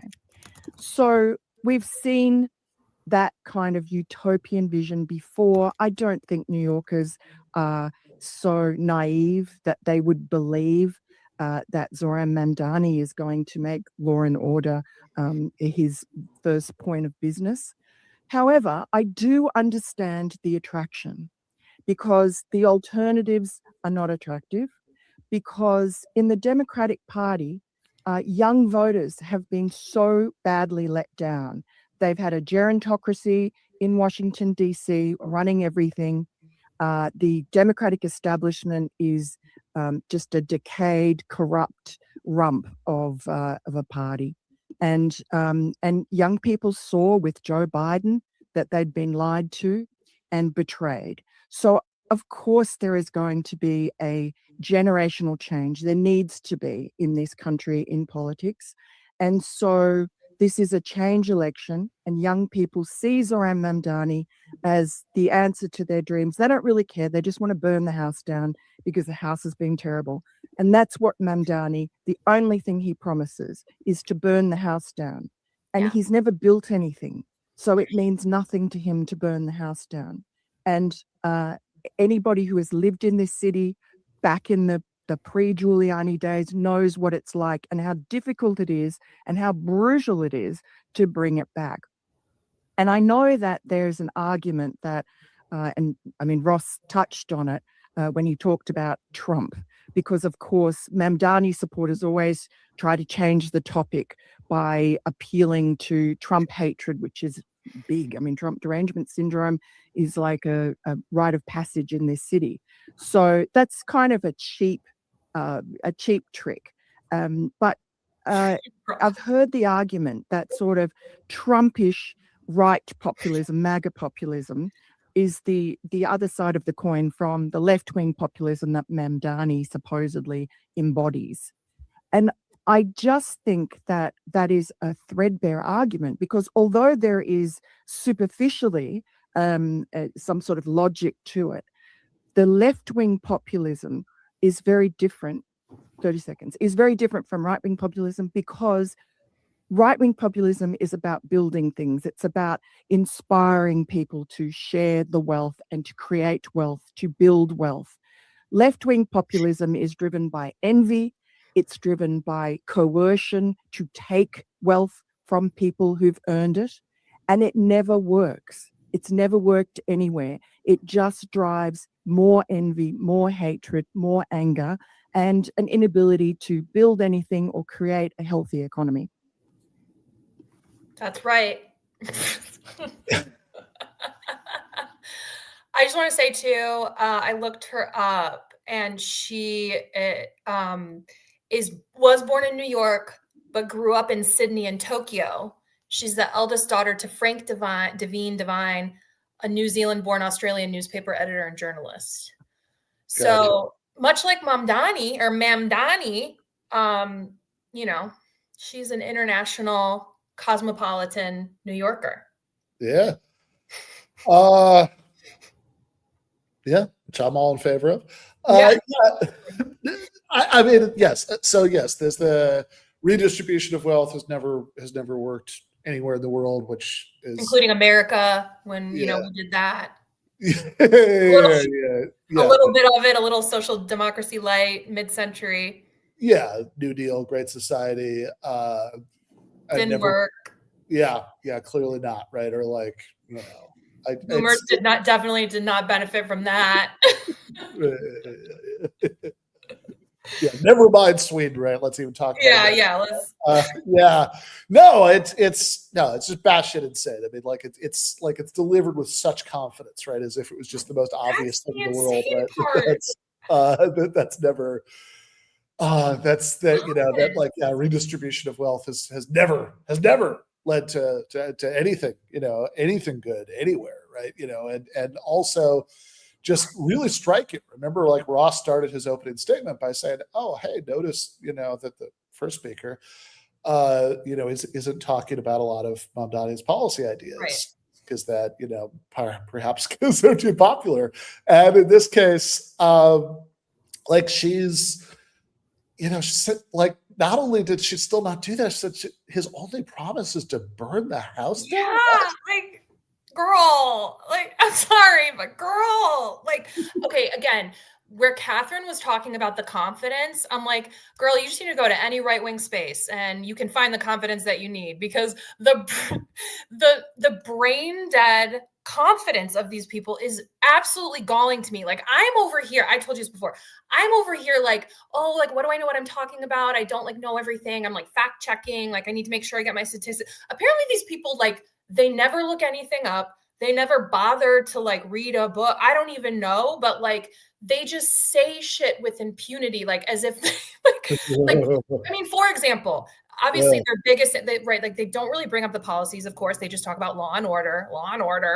I'm like, okay, so I mean, I'm not saying like when I bring up her, her cosmopolitan internationalism, whatever, obviously I don't care about that. I only bring it up because that seems to be a critique that they hurl at Zohar Mamdani, right? Like, he wasn't American until 2017 or whatever the fuck.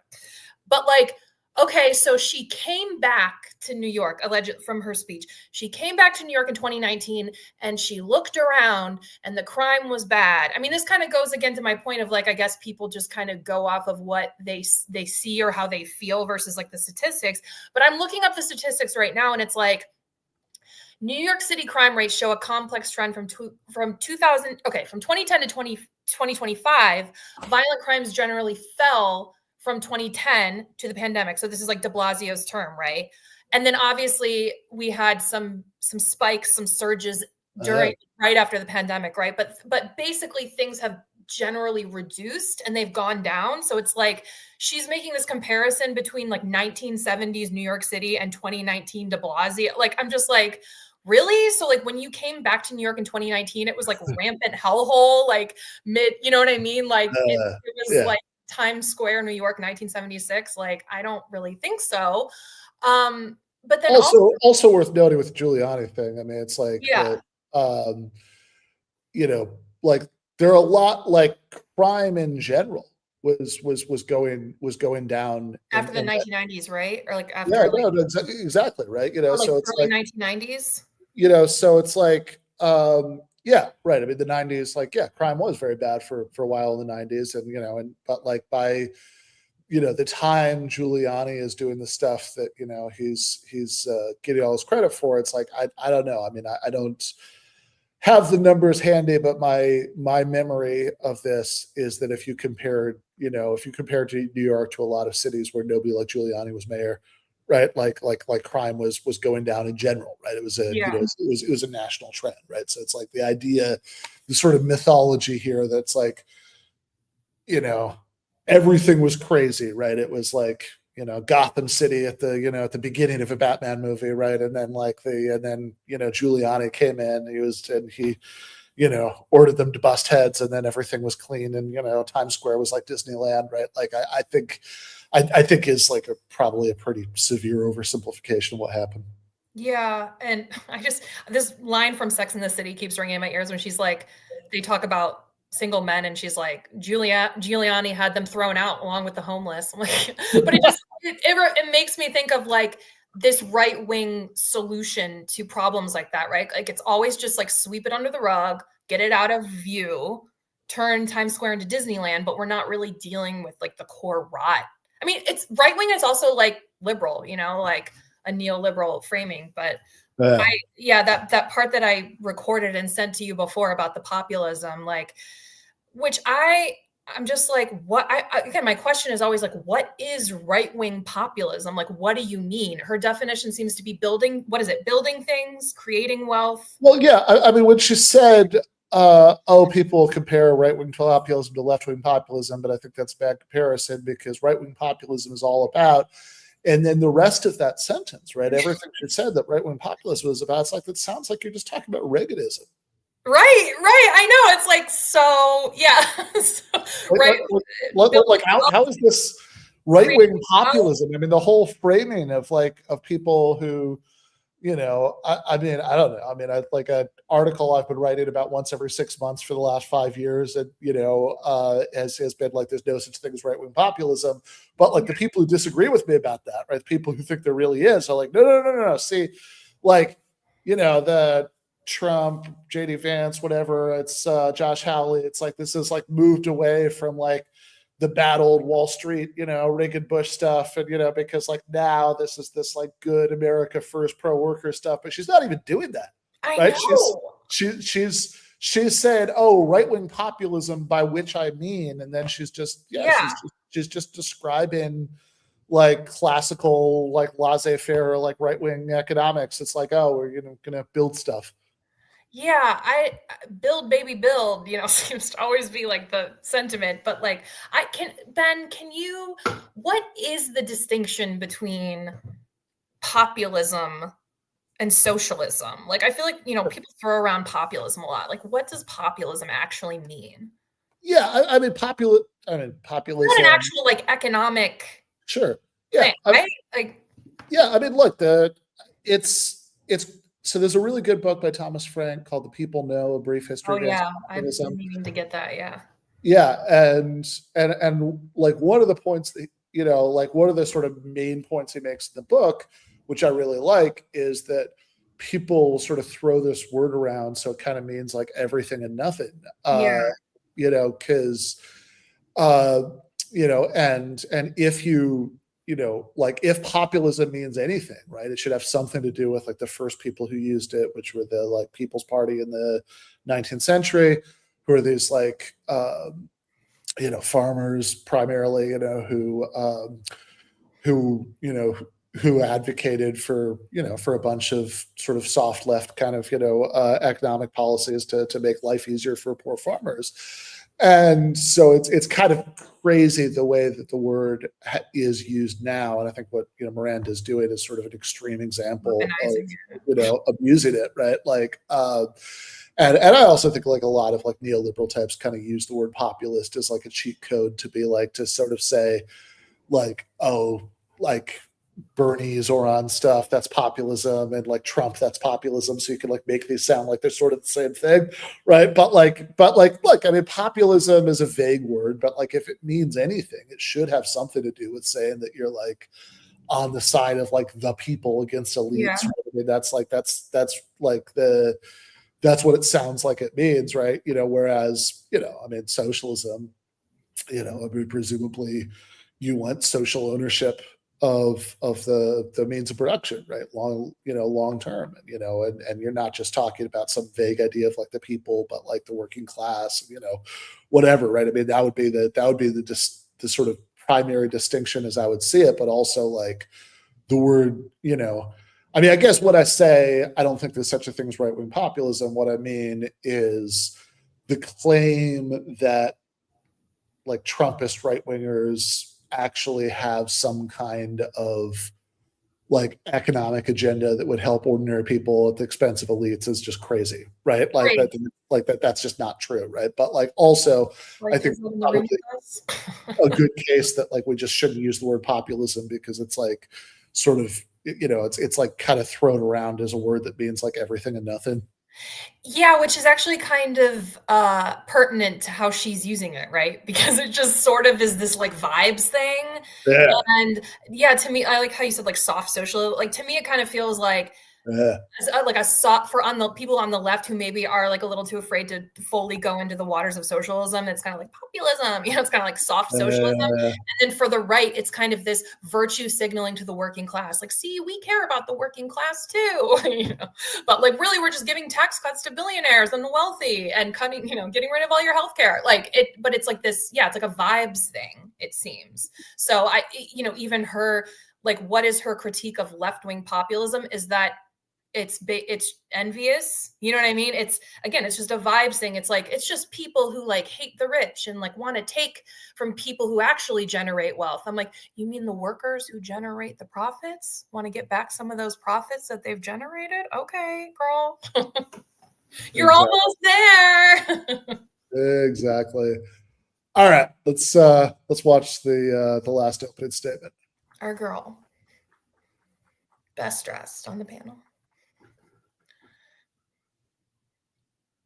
Which I was also best dressed, but I was in the stairwell. Something I think that was very interesting that Zoran Mamdani did as he was thinking about running for mayor was he went to two areas of the city where Trump had clear, overwhelming support. And he asked those people why they were supporting Trump. And a lot of them were Democrats, right? This is a largely Democratic city. And what he kept getting back, and you may have heard this in interviews, is that people just couldn't make ends meet. And they no longer thought that their city government was going to do anything about it. And he took that to heart. And what came out of that was a series of policy planks that focused entirely on how do we keep New Yorkers in New York? And the big ones that you've heard a little bit about here are make buses free and fast and free, universal child care. And then what else? What do we have? Grocery stores. And then how do we just make it possible for people in the city to stay here with a rent freeze, right? None of these things are new ideas. Previous mayors have done rent freezes through the Rent Guidelines Board. We have a starting point with universal child care, with universal pre-K, which, whether or not you like de Blasio, has been a huge success, both enabling parents to go to work and also getting kids early education. That's a net win. You can say you hate de Blasio, still a good thing. And that laid the groundwork for this policy.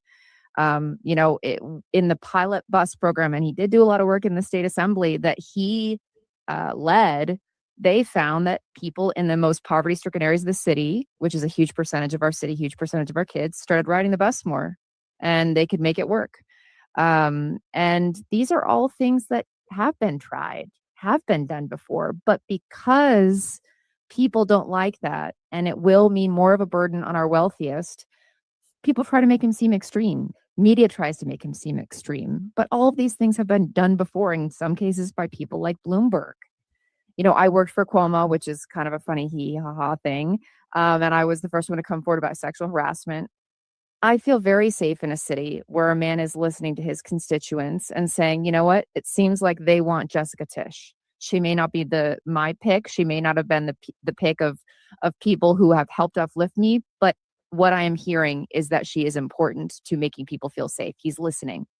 I also feel much safer in a city where you have a group of people connected to the policing system that are dealing with the backlog of people experiencing homelessness. The reason why cops are doing so much overtime is because they're overloaded with calls they should never be taking in the first place, which means we are making the city less safe for ourselves by having them deal with all of those things. Mamdani isn't having, he's not going to have this new community policing group deal with domestic violence survivors, which is what people say when they want to use scare tactics that have nothing to do with reality. It's really just to answer and help with the calls that should never be to the police in the first place. So it will help police, and he'll be keeping those numbers of policing. He's not defunding the police. He said that. Don't we want politicians who listen and say, you know what, I had this belief, but now this is what my city is telling me. We want something different. People know me for the sexual harassment stuff, but I was Cuomo's business person, and I had a chance to listen to Mamdani speak at the Crane's Business Breakfast. And I loved what I heard, because when I talked to businesses overseeing the state's economic development, it was all about affordability. How can they attract employees to come to the city? And it's impossible because it's too expensive. They can't retain good talent unless it's at the highest levels. And what he's talking about dealing with is exactly that. He made a case for, listen, I may not be your first choice CEO. Maybe the Partnership for New York doesn't want me, but I'm still going to address your problems. And I think that's pretty powerful. That was the number one issue that I heard CEOs make when I was dealing with job creation in the state. That, and also affordable housing. That is the other plank of his policy platform. That is exactly what he's responding to. And I think that's exactly what we want. When he doesn't respond to the attacks on him, I think it's because he doesn't want to get stuck in those attacks. He's got important work to do, and he wants everyone to hear it. And I think he's very focused on people feeling safe around him and his administration. Just today, a large Satmar community in Brooklyn said, don't you dare call this man anti-Semitic. We're not endorsing him, but that is an unfair thing to do. We all have to live in this city. He's speaking with us. And this is a group of people that is probably the most visibly Jewish in this city. I think that's a really powerful thing to say. I think it's also really powerful to say that he will go to Abney, he will go to Bloomberg, he will meet with anyone, and he'll be responsive to that. You don't have to be a socialist to think that affordability is what is making people leave here. And finally, on the tax issue, Massachusetts did this very same thing. People didn't leave, and they raised the income tax for the highest earners more than he is proposing to, and they did not leave. We literally have the data. As far as our corporate tax rate increase that he's proposing would be, it's just to be in line with New Jersey. So, there's a lot of scare tactics. I think what he would say if he was here is he'd love to talk about them. He'd love to address them. I don't think he's presenting himself, and I think he's done a good job because he likes people, which isn't that great as opposed to the one I worked for who hates people. He's listening. And I think it's powerful that he's listening to people who say the most outright smears and lies about him. So I'm excited to engage in this conversation.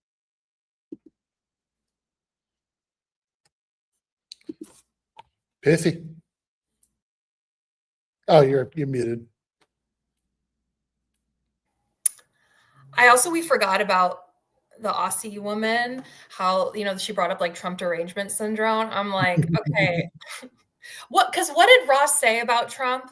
He was just like, he was making the equivalency of like, oh, well, y'all are saying like, oh, he changed his mind from like defund the police a couple of years ago to like being a little bit more supportive of the police. It's like, well, your boy who's been in office. How many times has he, didn't Ross say, actually, it might have not been in this edited one, but he's like, he used to grab him by the whatever. And no, he did. Oh, okay.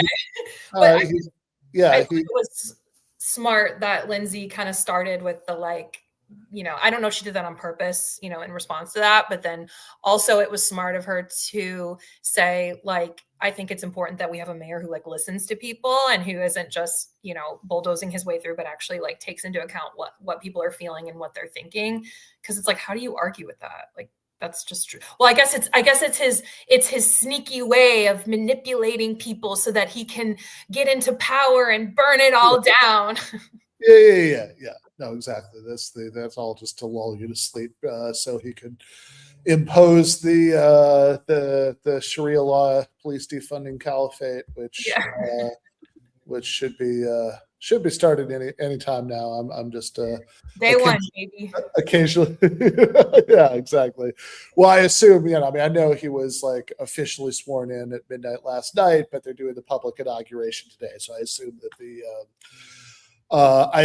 the removal of the old police and the installation of the Islamic morality police won't happen until after the I'm not wearing my hijab yet, but I'm sure exactly. they'll be on me door any day. You've got one. I've got one ready. Yeah, exactly. So you're not going to leave the apartment without it. Okay. Yeah. No, it's I you know, I really liked, of course, the point about Massachusetts. Yeah. And which I didn't know that. You know, yeah, and it's just like, because again, like this just sort of treated like it's all hypothetical. I mean, this is what used to, oh God, I remember like 10 years ago, time flies. 10 years ago during the 2016 election, right? Like during the primaries, this used to drive me insane, the way that like Hillary Clinton supporters, when they were talking about Bernie's Medicare for All proposal, would just talk about this as if this were this like utopian hypothetical that, you know, was like, you know, it's like, oh, God knows how this would go. And it's like, guys, Canada exists. Literally right above. Exactly. Yeah, Canada, yeah. So it's like, yeah, Massachusetts exists. It's not very far away. New Jersey exists. Yeah, exactly. And again, like if you're choosing, like I said this earlier, but you know, just to not to bang on this too much, but it's like, I mean, the idea that rich people aren't going to want to live in New York City, like, it is just crazy to me that, like, if you're in that top 1%, that, like, look, I mean, it would already be less expensive for you to live in West Palm than to live in New York. That's a good point. That's so silly that I never thought of that. Why is it that why choose to live in the more expensive? Yeah, like clearly whatever else you're getting out of living in New York, like it just, the idea that 2% is gonna make that difference. Like, just I guess we're gonna find out, but I mean that really doesn't ring true to me. Well, and it's like, look at how many millions of working class people still choose to live here and like hang on by a thread. Yeah, right. You know, I mean, like, because they want to live here. Like, I mean, Fran Lebowitz had a really great thing that she said, and y'all should watch it. It's called Pretend It's a City. It's on Netflix. Like Martin Scorsese 5-part little documentary with Fran Lebowitz, and she's like, none of us can afford to live here, but somehow 8 million people live here. Like, it's like, yeah, like people who are barely hanging on, you know, are doing all that they can to stay here and live here. So you really think like a 2% tax increase is going to make these people who make like $50 million a year suddenly bail? Like, that is kind of a good point. Although I will say, as a leftist, I do feel that this is a point of like, I mean, I guess we'll see, you know, like how it's going to turn out if there really is a lot of capital flight. But like, it does make me feel a little bit insecure when this, you know, line comes up, because I feel like the only response is like, they're not going to leave, you know, like calling people's bluff.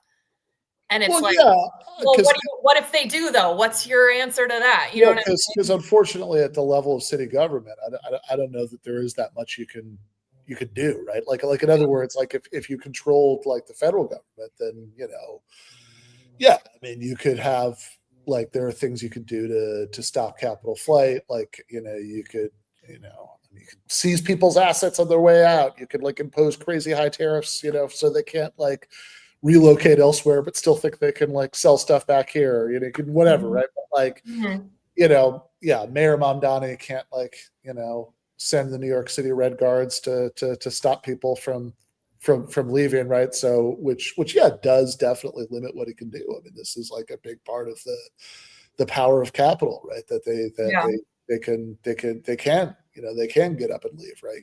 Which and like once you're down to the level of city government, I mean, you have way less ability to counter that, right? Which like definitely limits the scope of what he's advocating, which is sad. But like also I think that like within that limited scope, like, it's like, I think you could still get a fair amount done. And I think that if he does get Hochul and whoever to like go along with the tax stuff that he wants, and he actually does, get like even like just childcare, just that one thing. Yeah. That would be really massive. I mean, it would obviously be really massive for people who live in New York because I mean, there are, as you say, all these people who are hanging on by a thread and do keep living there, but also there are an awful lot of people who work there who don't live there, who live in New Jersey, who live in wherever, right?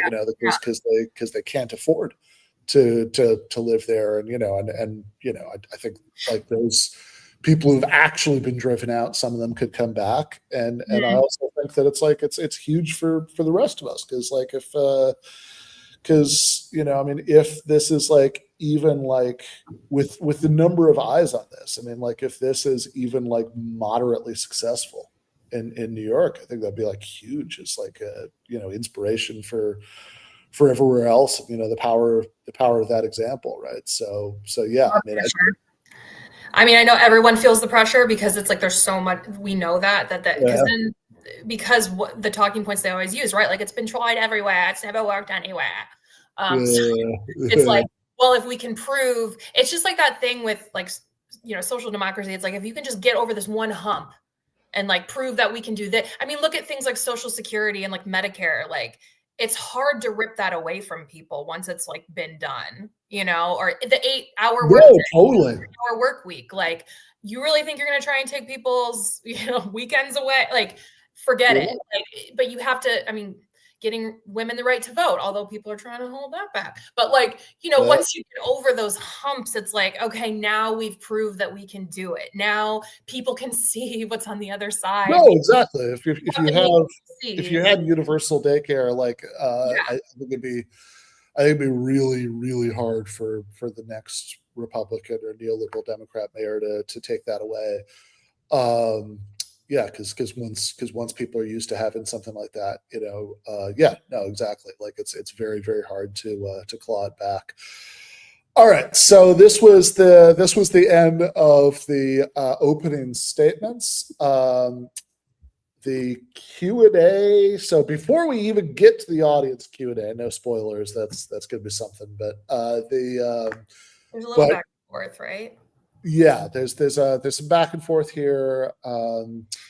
Our friend Sorab is going to ask some questions to the two sides, and this is already going to be where this gets some of the really interesting stuff happening. I see.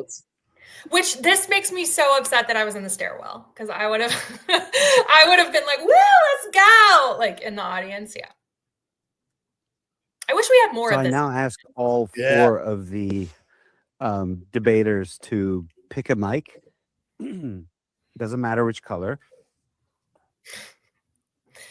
And I will just pose a few questions, but I really want them to engage openly and in a loose and organic way, rather than me pointing at each one. So take the conversation away. So that's my kind of moderator's privilege, about 15 minutes of questions and then 15 minutes from the audience. And so I'll start with the pro side. Pro being not pro Mamdani, but pro the resolution, which is this House is terrified of Mamdani. And that is this question. I think you already hinted at it, Miranda, but let's unpack it. So Zoran Mamdani, for the most part, if you listen to the national coverage about him, it's all about, Israel and Hamas and this and that. But for the most part, he's run on on affordability. He's not run on defund, as the con side pointed out. He ran on supporting Jessica Tisch and disavowing defund the police and so on.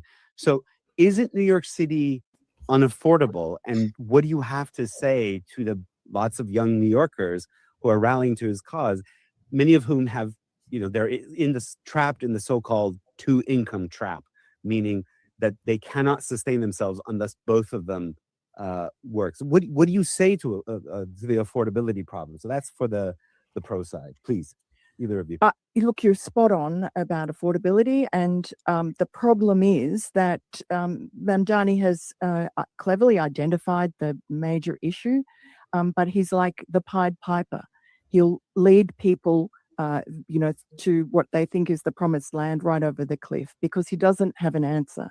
And just as an example, he is going to double down on sanctuary city policies.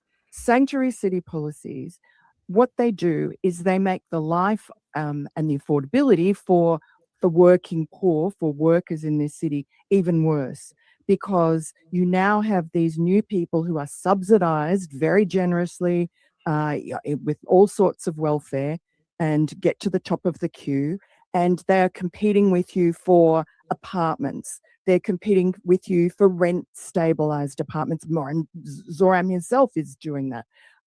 They're competing with you for jobs. They are willing to take slave labor wages because they're being subsidized in all these other ways that other workers aren't able as easily to access. So in fact, his sanctuary city policies, which are a central part of his platform, will make life even more difficult and more unaffordable for working New Yorkers. And do you want to respond to that, Ross? Yeah. Okay, two things before we hear Ross's response. One, I just looked it up, right? Because it's like okay. When do you suppose New York City became a sanctuary city? I'm just gonna say right now it's not midnight last night when Zoran became mayor. So any guesses about the year? Well, I know, Ben, because I just looked it up, and the year that the year was 1989 when Mayor Ed Koch signed an executive order establishing the city's first sanctuary policy, prohibiting information sharing about immigration status. So, is she making an argument that, Ohio State lost last night? Sorry, I was looking at the chat. And Ben, you are from Michigan, are you? I am indeed from Michigan, so Ohio State law losing is like the second best thing to happen to them. Well, at least we still beat you this year. So, anyway, I'm from Ohio. Wait. This is important. Who are you calling me? Right? You still beat you, right? That's let's be real clear on this. That's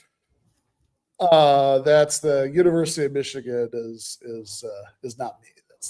Okay. But you are from that country up north, though. Yes, I am from Michigan. I grew up in East Lansing, Michigan, where Michigan State is. So that's the maybe the only context where I'll root for the University of Michigan is when they play at Ohio State. But that's otherwise, I'm happy for anybody who. I'm just happy to be here.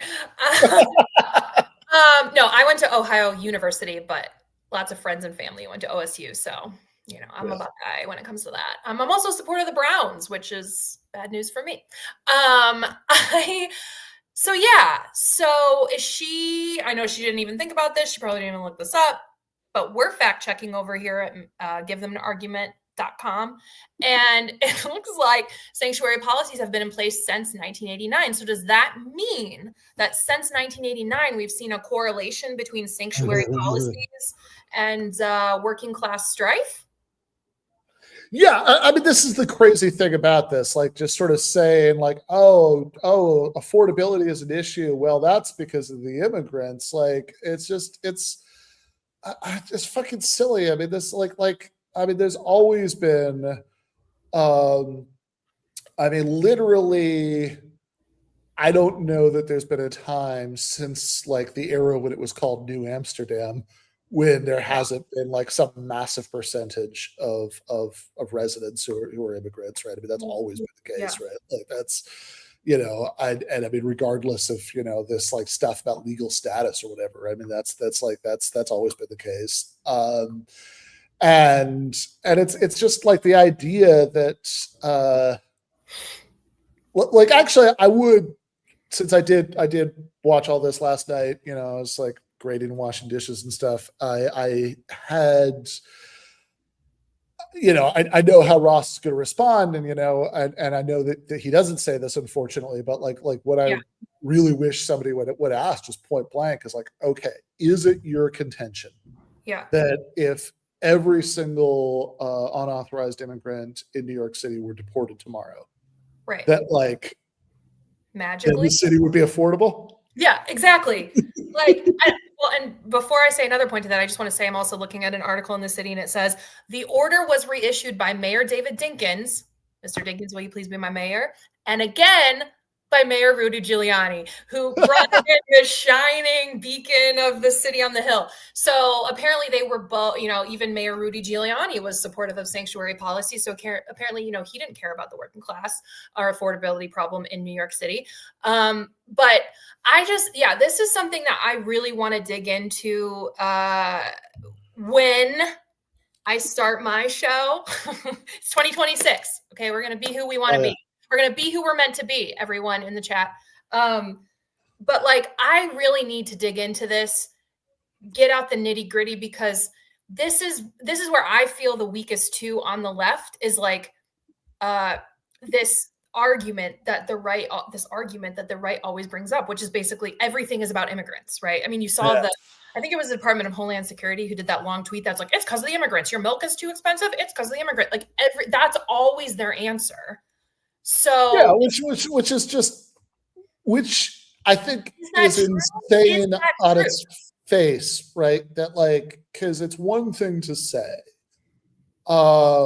it's like I think there is like I disagree with their solution, right? But I think there is like a real argument about wages, right? Like that for certain jobs, right? People coming in from places where they're desperate enough that they'll accept lower wages. But the idea that like people are really being hurt as consumers by the presence of immigrants is what they're saying there, right? That's like, that it's the sanctuary city policy. That's why there are these affordability problems. Like, just seems crazy to me, because it's like, well, the only respect in which that's true is just that there are more people, right? Competing for housing or whatever, right? Which is like, but it's like if that's the case, right? It's like, well, hold on, so that would also be true for people who do have American citizenship, aren't immigrants, right? Right. In fact, maybe more true, because if you're an undocumented immigrant, right? So you're working like, I mean, it's assuming, I mean, in some cases, maybe not if you're working under the table, but that's not the usual situation, right? I mean, the more typical thing is that you've got like a fake social security number or whatever, right? So you can, so you can, you can work. You're still being taxed, right? Like so like you're still paying into the system, but you're not actually getting it. You're not getting out, right? Because you're like usually too afraid to try to do that, right? Like to try to claim benefits, right? So it's like, honestly, this would actually be more true for like other American citizens than people who don't have citizenship, because they're not only paying in, they're getting out. And it just seems like, well, okay, so you should be like, if this is the concern, that if there are too many people from Mexico or Honduras, then like that means there are like more people competing for housing and like rent will go up or whatever, right? Then like, you know, or the same thing for other kinds of consumer goods. It's like, well, okay, but that shouldn't just be the concern shouldn't just be about people from Mexico and Honduras. It should be about people from Ohio. Me, Miranda, coming in from Sydney. Yeah, exactly. Right. Should we bar any transplant? Like, how are we going to handle the influx of people coming in? Yeah, because like the only way, again, like the wages thing will get, you know, that's about to come up, right? But it's like, that's a separate issue. But I mean, if you're just talking about hurting people as consumers, then the only way that would be true is just, oh, more immigrants means that there are more people there. But like that would also apply to more people who come from other parts of the US. And like, but wouldn't their counter argument then be like, yeah, but we can control how many immigrants are coming in, the influx of people in terms of immigrants, right? Like, yeah, sure.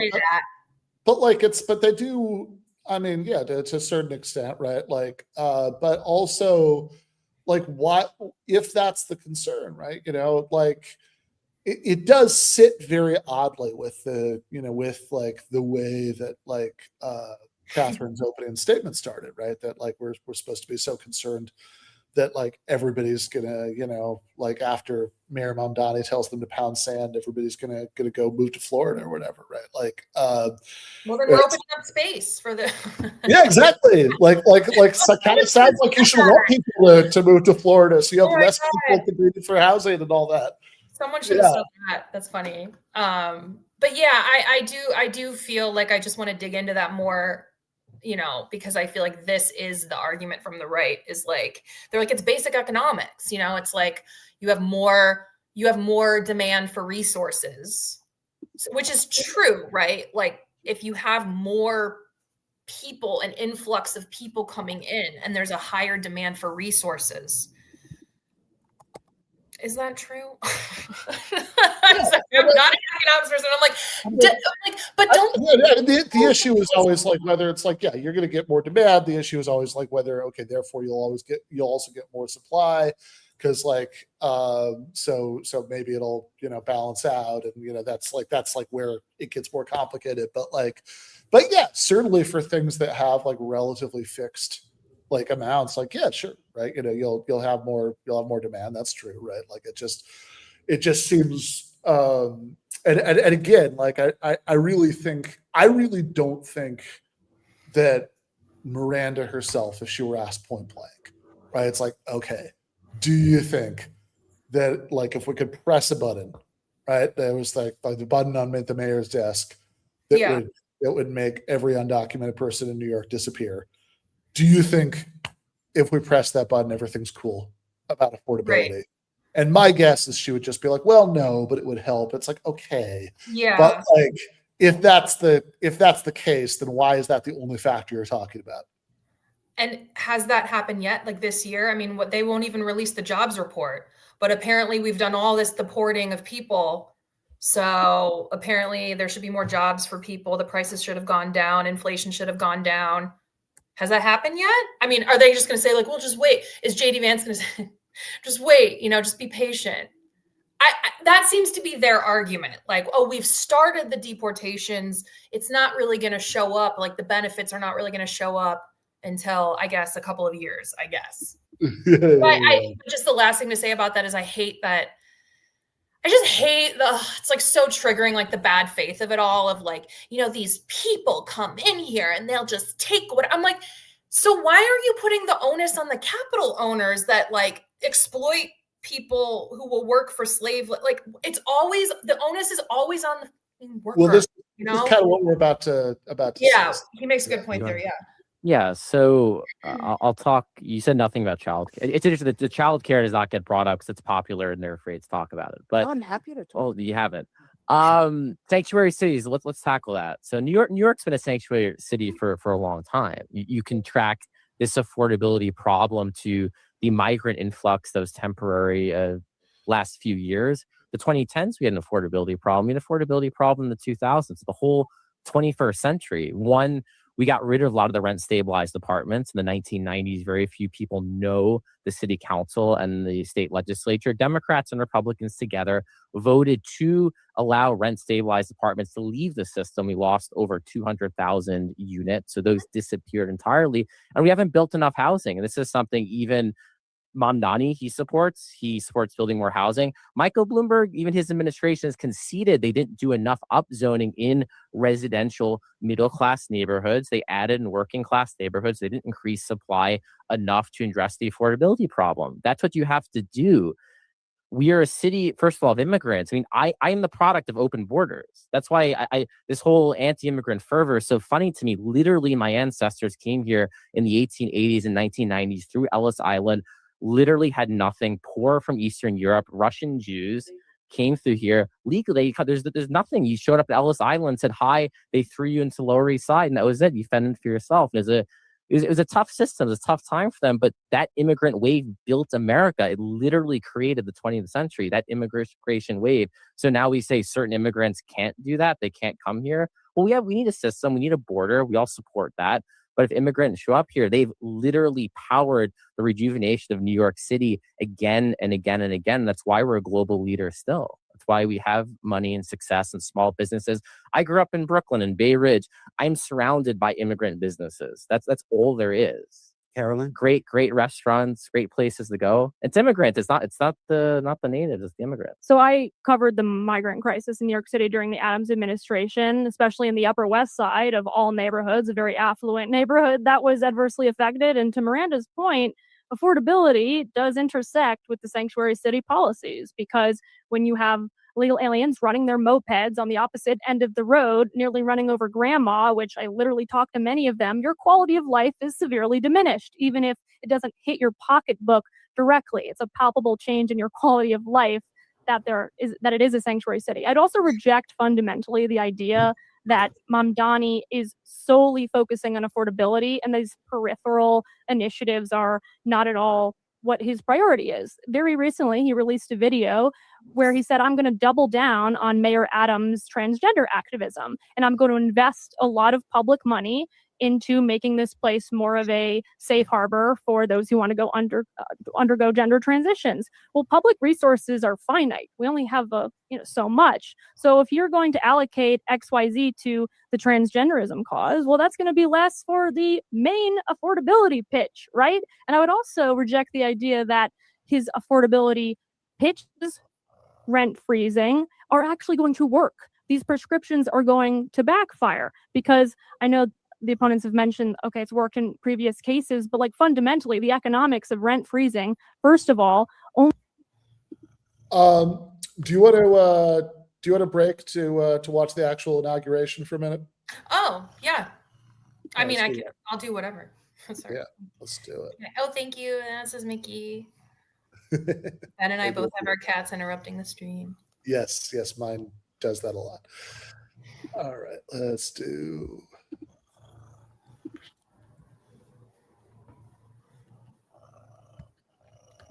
And our new controller, Mark D. Levine. We also celebrate the hundreds and thousands of public servants and city leaders getting to work today, from our sanitation workers and librarians to our commissioners, deputy mayors, and our school's chancellor, as they care for our city and its people in the coming weeks, months, and years. She looks good. Marks a new era for New York City.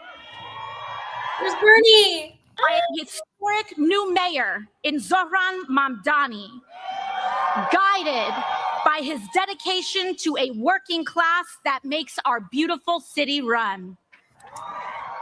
Importantly, I also ask that we consider today an inauguration for each one of us, too. The nearly 8.5 million New Yorkers who make up the greatest city on earth. Because it is the people of New York City who have chosen historic, ambitious leadership in response to untenable and unprecedented times.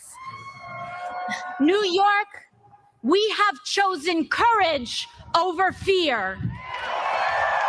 We have chosen prosperity for the many over spoils for the few. And when the entrenched ways would rather have us dig in our feet and seek refuge in the past, we have chosen instead to turn towards making a new future for all of us. In Zohran Mamdani, we have chosen a mayor who is relentlessly dedicated to making life not just possible, but aspirational for working people. New York City has chosen the ambitious pursuit of universal childcare, affordable rent and housing, and clean and dignified public transit for all. And we have chosen that over the distractions of bigotry and the barbarism of extreme income inequality. We have chosen this path because we know that it's the right thing to do, it's the smart thing to do, and that if we can make it here, we can make it anywhere. Yeah. New York City, this is an inauguration for all of us, because choosing this mayor and this vision is an ambitious pursuit. It calls on all of us to return to public life en masse. Now is the time for us to turn towards our neighbors, stand with them, and return to community life. A city for all will require all of us to fill our streets, our schools, our houses of faith, our PTAs and our block associations as we support this mayor in making an affordable city a reality for all of us. Zohran Mamdani will be the first Muslim mayor of our great city. That's really cool. He will be our first immigrant mayor in over a century. And he will be the youngest mayor of New York City in generations. But most importantly, Zohran will be a mayor for all of us. With that, let us extend our deepest well wishes and support to Zohran, his wife Rama, and his family, as well as those of our public advocate, Jumani Williams, and controller, Mark Levine. We send you, your spouses and families, and all your loved ones, all the support in the world as you embark on this great pursuit of a better city and future for all. Felicidades.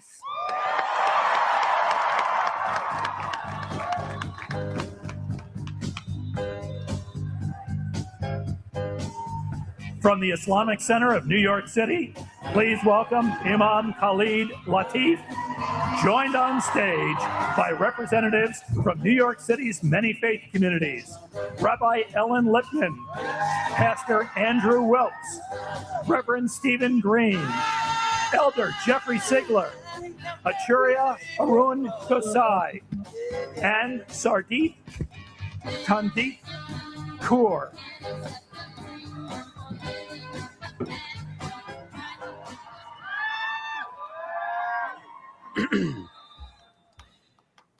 Let us pray. Ya Allah, Ya Rahman, Ya Arham Ar-Rahimin. Oh God, Most the right wingers are merciful going to of do those who show mercy. not this. We turn to you on this day from our city with hopeful hearts. Thank you for this Yeah, moment. they're not going to like this on They're Disney. not going to like this. Individuals who have gathered here, diverse in color, language, journey, and name, but united in purpose, stitched together by shared hopes, all yearning to build something meaningful, lasting, and rooted in love, dignity, respect, and justice, no longer for the few, but for all. We come before you mindful that moments like this do not arrive on their own. They are carried forward by sacrifice, by organizing, by courage, by people who refuse to accept that the way things were was the way they had to remain. Say so. We come knowing that this day stands on the shoulders of so many who were told to wait their turn, That's right. to quiet their demands, to lower their expectations, but instead chose to believe that another New York was possible.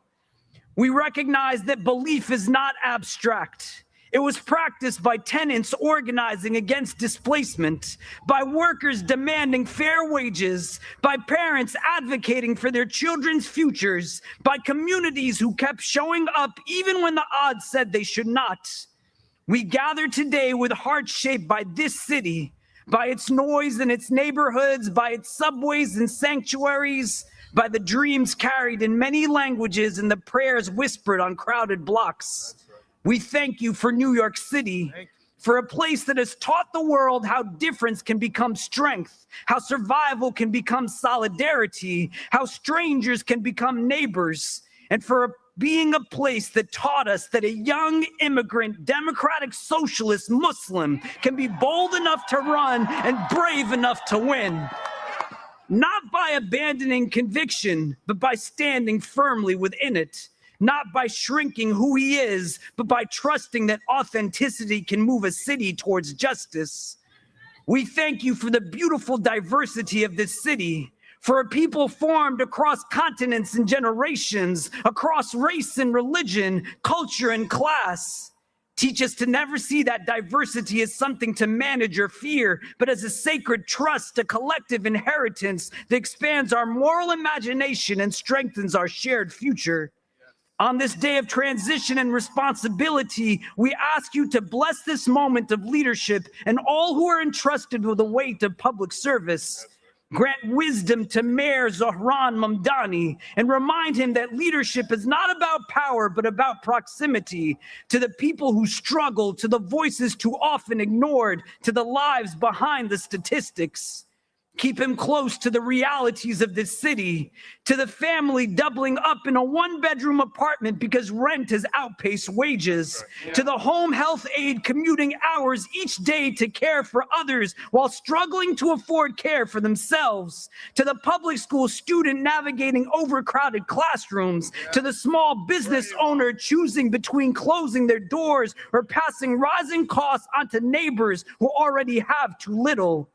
Bless him with the courage to remain grounded, the humility to keep learning, and the strength to lead with principle, even when the pressure to compromise is loud. Right. Let his leadership reflect the movements and communities that made this moment possible. And never let him forget that this office exists to serve the people, not to rise above them. We lift up all those who came together to make what many said could never happen. Organizers and volunteers, neighbors who spoke to neighbors, young people who believed their voices matter, elders who remembered past struggles and recognized this moment as part of a longer arc. Bless those who knocked on doors in the cold, who stood on street corners with clipboards and hope, who had difficult conversations rooted in love, and who chose participation over despair. Let the spirit that carried this moment forward not fade after today, but deepen and always endure. Make this city affordable for the families who built it and the workers who sustain it. Let no one have to choose between rent and dignity, between medicine and meals, between staying and surviving. We lift before you those living paycheck to paycheck in the shadow of unimaginable wealth. Those working multiple jobs, yet still one emergency away from crisis. Those whose labor keeps the city moving, but whose lives feel increasingly pushed to the margins. Let justice not be a slogan, but a structure. Let equity not be a promise, but a practice. Let policy be shaped by compassion and budgets reflective of our values. Protect the most vulnerable amongst us, our children and elders, our immigrants and asylum seekers, our unhoused neighbors, our workers, our artists, our caregivers, and the students who keep this city alive. Heal what has been broken by neglect and greed. Soften hearts hardened by fear. Replace cynicism with courage and despair with collective hope. And let that hope be something we practice daily, not something we push back. Let it live in our policies, our streets, our schools, and our systems. Teach us that hope is not passive. It is built through accountability, through care, and through a refusal to abandon one another. Remind all New Yorkers, those born here and those who arrived yesterday, that the city belongs to all of us and that our liberation is bound together. Help us show up for one another, not just in moments of crisis, but in the long, patient work of care. Teach us that the city we pray for is the city we must also build. and make this administration and all of us who call this place home a means of mercy, a force for fairness, and a reflection of your justice in this world. Let this moment be not an ending, but a beginning. Let what was once thought impossible become the standard by which we measure our future. And let New York City continue to show the world what is possible when people believe in one another, and continue to show that respect, dignity, and compassion are no longer for the few, but for the all. Amen. Amen. Amen. Well done. Well done, Imam. Love it. Oh my God, they're playing Here Comes the Sun. Oh. Welcome, Mandy Patinkin, accompanied by the 5th grade members of Staten Island's PS 22 Chorus, directed by A Jew, Ben. He's welcoming a Jew to the stage. I thought he hated Jews. It's also really fun. I don't know. I was just thinking about how funny it is. We're obviously taking a break from watching the debate to watch this, but like how funny it is that there was more economics talk in the Imam's benediction than in like any of the anti-Mamdani presentations and the debate. I mean, like we're just it's like even in this like look, it's like I mean, it's a sermon, and it's like a sermon that's delivered in like a context that's like it's an inauguration. It's like it's almost like a it's like would there's be a more sort of rhythm. vibes based. Yeah, it's like a kind of rhythm to that. That's like almost like it's almost like graduation ceremonies or something. It's like you're gonna hear about sunrises and sunsets, right? But like even there, right? It's like actually talking about like class and affordability stuff. Yeah. Whereas like we just got the when all the clouds we just got Burn to the ground. Miranda and Catherine talking about like their best attempts to like talk about affordability, where like well, there are too many immigrants trying to buy things, and sorry, I almost forgot. We're going to spend all the money on gender transitions. There won't be any left for trans agenda. Yeah, there won't be any left for affordability because it's all been spent on the trans agenda. Oh, I love children. I know I only have cats. The woman in New York City is a girl boss, but it's possible to also love children and not have any of your own.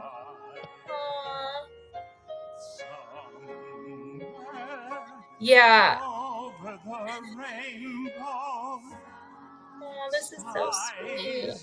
I was gonna go, and then I was like, I don't know, it's early. And then I feel like it was meant to be because then you asked me to come on, and I wouldn't have been able to come on.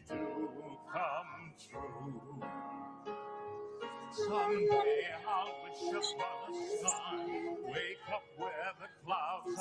cute. Maybe pretend again, Jew. No. Also, I believe there's a rabbi on the stage with the imams. Oh yeah. Yeah, they had a whole like rainbow coalition of clerics back there. I mean, I know that this on the left, this conversation has been beaten to death, but it's just like, so what about all the Jewish people who support him? Like, I mean, seriously, like, what do you say to that? Yeah, I mean, that they don't count, or that they don't matter, or that they're not real. Like, yeah, no, exactly. It's like this. Brad Lander. Yeah. I mean, I don't think he's actually. Yeah, Ross, who I don't think he explicitly has mentioned this yet. I think he's actually going to in the remaining part of the debate, but just for a second, it's very blink if you can miss it. But like, I believe Ross ran for like state representative or state senate or something. Yeah. And Zoran was actually his campaign manager. Yeah. And like anybody, like it's just how little would you have to know about the left in general in America, and especially for fuck's sake, the New York City left, not to know that it was like very, very Jewish. Yeah. I don't. I mean, again, To I'm very administer nuance the oath of pilled, office for so Comptroller Mark Levine. Welcome, Attorney everything I General see is very Letitia like, James. yeah, I can see the nuance in this situation, you know, but it's like, yeah, it's very possible to critique the state of Israel as a ethno state, you know, administering an apartheid versus like Jewish people of the world. Yeah, right. I mean, like, you know, could say Saudi Arabia is a theocracy. Theocracies are really bad. That doesn't mean I hate Muslims. Right, right.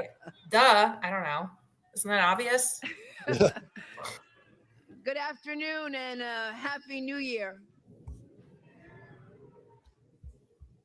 I am so proud to be here today to usher in a new day for New York City. And today it is my honor and my privilege to swear in someone who has been a champion for tenants, a fearless fighter for working people in every corner of our city, my friend and the next controller of New York City, Mark Levine. It is truly my honor and my privilege to administer his oath of office. Controller-elect Levine, please raise your right hand and repeat after me. I, Mark Levine, do solemnly swear that I will support Also Jewish while we're the you know. Constitution of the United States, the administration, the Constitution of the State of New York, the Constitution of the State of New York, and I will faithfully discharge the duties and I will faithfully discharge the duties of Why the did the Controller Christians of the hate City of Jews New York again? Controller of the City of New What's York, that? according to the best of my ability. according to Doesn't the this best go back to the Pharisees of it Mr. all or Controller. whatever? The Jews killed Jesus. Is that why they hate them or whatever? Allegedly. Allegedly. Oh. All right, well, there's no going back. Give it up for the best Attorney General in America, Tish James. Woo! For our own PPUSA. Give it up for the PS22 chorus, all the way from Staten Island to Staten Island in the house. The rest are stuck on the ferry. All right. Thank you to my wonderful family, my wife, Evelise, and our sons, Alejandro and Daniel. I love you so, so much. Thank you to my partners in city government, our new mayor, Zohran Mamdani, and public advocate, Jamani Williams. How remarkable is it that on these steps today, we have 3 swearings in, one by a leader using a Quran, one by a leader using a Christian Bible, and one by a leader using a Chumash, or Hebrew Bible. I am proud to live in a city where this is possible. Muy buenos días a todos y a todos. Me alegro que estén acá con nosotros. Lamento que están pasando tanto frío, pero ni modo. What is that? Spanish? ברוכים הבאים לכולכם, איזה כיף שבאתם. Sherome puime edomazisas. Now, for those of you who do not know Spanish, Hebrew, or Greek, welcome, thank you, and please download Mark Duolingo. Levine. Now, I know what you're all thinking. What the heck is a comptroller? Excellent question. This job is about ensuring that people who have spent their lives working for this city can retire with dignity. It's about ensuring that our budget reflects our values, that our government inspires the trust of its people. A comptroller also understands the consequences for working class families when they are excluded from our economic system. I have seen this in my own neighborhood of Washington Heights, where far too many families, for far too long, have been held back from achieving their dreams, blocked from banks, and forced to rely instead on pawn shops and loan sharks. Back in the 1990s, I founded a community credit union uptown to change this. This financial cooperative, owned by the community, has lent out over $100 million in small loans in the neighborhood with a 98% repayment rate, proving that when you give working people an opportunity, they will seize it. This is what our city must do now on a grand scale. Build an economy where we care for each other, where our prosperity is shared, where everyone has a fair shot. Our city today is booming for people at the top, but it's getting tougher and tougher for working families to pay their rent, to find a job with a living wage, and yes, Mr. Mayor, to find affordable childcare. A comptroller must use the tools of the office to close this gap, and I will. We will invest tens of millions of dollars in new units of affordable housing to build all over the 5 boroughs. We'll make sure that housing is actually built, no matter the opposition from entrenched constituencies. We'll use the powers of oversight in the comptroller's office to ensure that the city keeps its promises, that it delivers the highest quality city services, that every nonprofit with a city contract actually gets paid on time. Wow, very big applause line. Note that, Mr. Mayor. We got to work on that. We will secure full funding for legal services for New Yorkers facing eviction so that at last our city lives up to its obligations under our first in the nation right to counsel law for tenants. Right, Vanessa Gibson? You on board for that? We will invest in protecting our imperiled planet by accelerating our city's transition to green energy so that one day when we look at New York from above, we will see a city full of solar panels and trees. We will protect the immigrants of this city so that families are not ripped apart by masked, unnamed government agents. And we will seek to understand each other. Though we will not always see the world the same way, we can and must ensure that all New Yorkers feel safe and respected, whether they're entering a house of worship, lighting a menorah in public, or saying the Salah prayer anywhere in this city. Our city government can and must take on the challenges of this moment.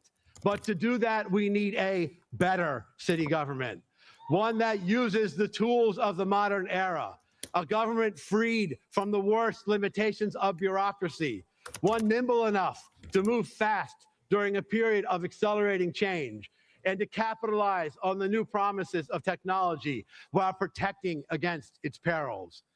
No other city on earth has this many lives, languages, and dreams in one place. Our task now is to ensure that this will be a city where all of us together can achieve those dreams.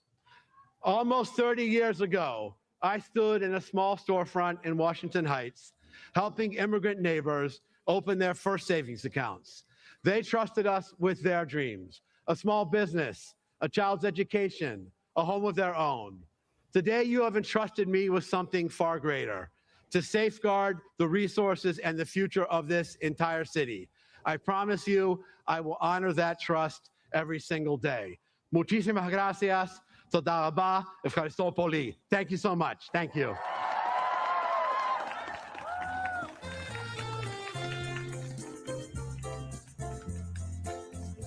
To recite his original poem, Proof, please welcome Cornelius Eady.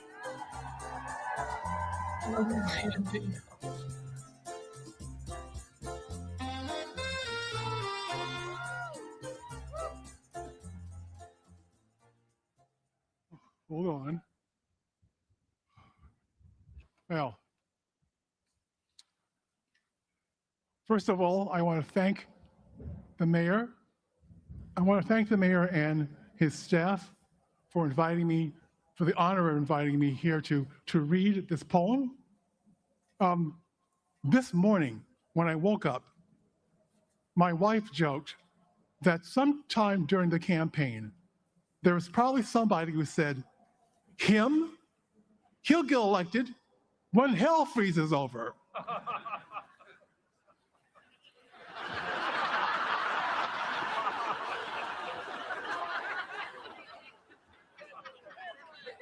So here we are.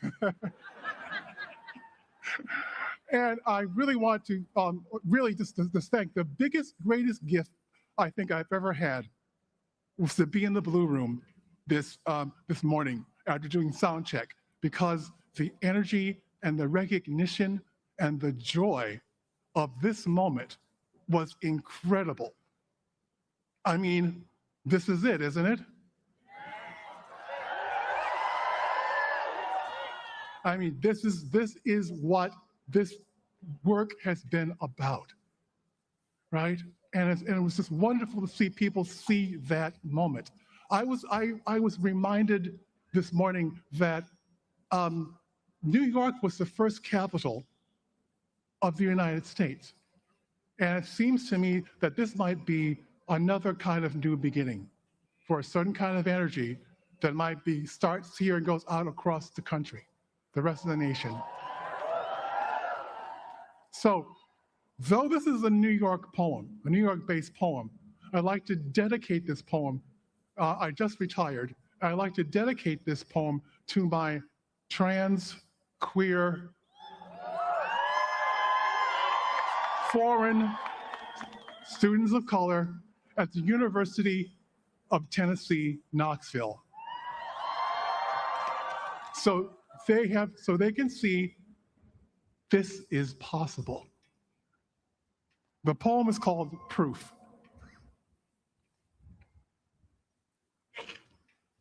Proof. You have to imagine it.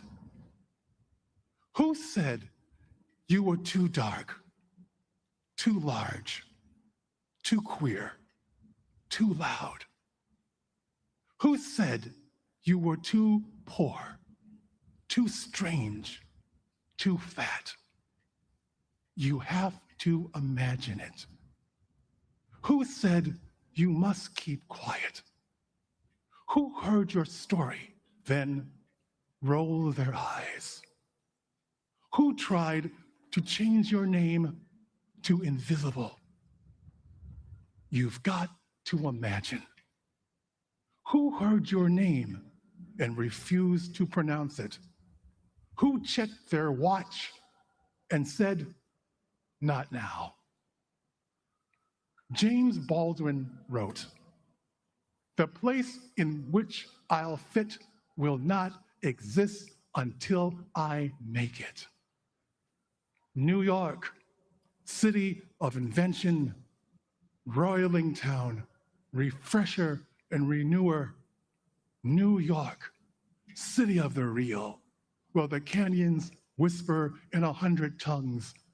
New York, where your lucky self waits for your arrival, where there is always soil for your root. This is our time. The taste of us, the spice of us, the hollers and the rhythms and the beats of us, in the echo of our ancestors who made certain we know who we are. City of insistence, city of resistance. You have to imagine an army that wins without firing a bullet, a joy that wears down the rock of no. Up from insults, up from blocked doors, up from trick bags, up from fear, up from shame, up from the way it was done before. You have to imagine that space they said wasn't yours, that time they said you'd never own. The invisible city lit on its way. This moment is our proof. Thank you.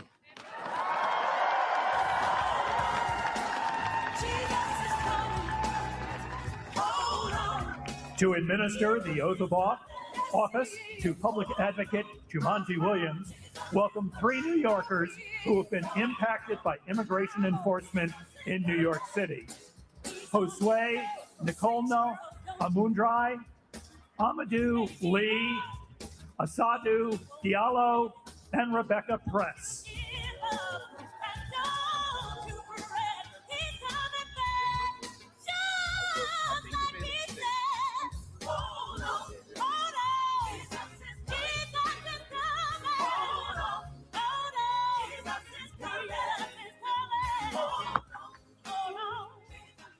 Show me what community looks like. Show me what community looks like. Good afternoon, ladies and gentlemen. My name is Amadou Lee, and I'm a Senegalese American, a proud New Yorker, and I am honored to be a naturalized American citizen. I came into this country in 2001 as a teenager. I was undocumented, with no one and nowhere to turn. Yet, I felt at home. As I walked through the city, the bright light seems to whisper in my ear, telling me, dream, Amadou, dream. You too, you belong here. But being undocumented meant living in fear. It meant being vulnerable. It meant facing deportation. However, after my life story made the front page of the New York Times, something extraordinary happened. People showed up, blue-collar workers, teachers, celebrities, even presidents. They too said that I belong here too. Because of them, I was allowed to stay here. Because of them, I was allowed to study. I was allowed to build a life. But every day, thousands of New Yorkers face the fear I once did without the spotlight. They fear being abducted, detained, and disappeared. With me today is Miss Aissatou Diallo and Mr. Perez. Miss Diallo has lived in the United States for over 20 years. This past Thanksgiving, she was abducted by ICE at LaGuardia Airport. She was shackled and detained after decades of building a life here. Her freedom was suddenly stripped away. Mr. Perez and his family fled Venezuela in search of safety to New York City.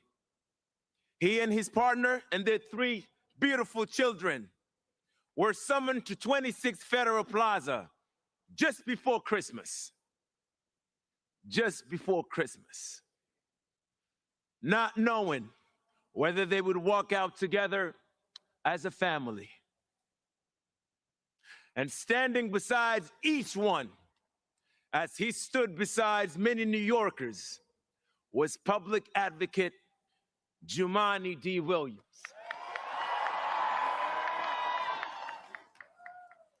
He used his position, he used his voice and his power, not for himself, but to defend people that are under attack, to speak to those whose voices are too often ignored. And because of that solidarity, because that leadership showed up, because the neighbors showed up, Miss Diallo and the Perez family can be here today with us. I would like to thank everyone who continued to stand with immigrant families in the face of fear and intimidation, and everyone who refused to look away. We are the proof that it matters. And we are reminded that advocacy can truly change lives. Because of the courage and compassion of New Yorkers, we stand here today at City Hall, ladies and gentlemen. Ladies and gentlemen, we are proud to swear in the people's voice, the people's champion, our public advocate, Mr. Jumaane D. Williams. Ladies and gentlemen, give it up for him.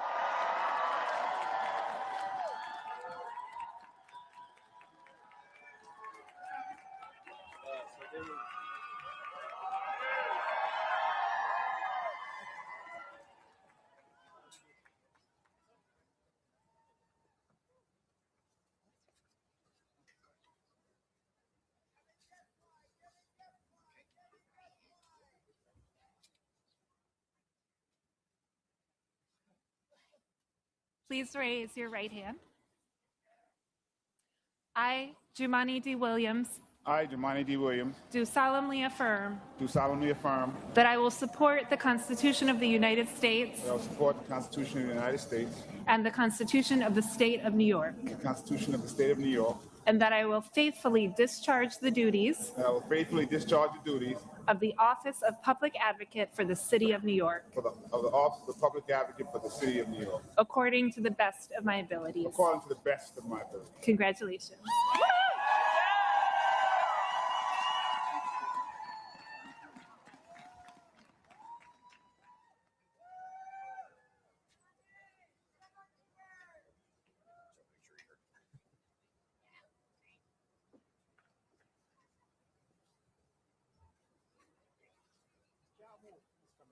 I didn't forget.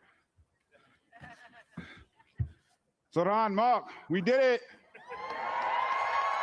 We're here. Thanks to everybody out here. Thank y'all.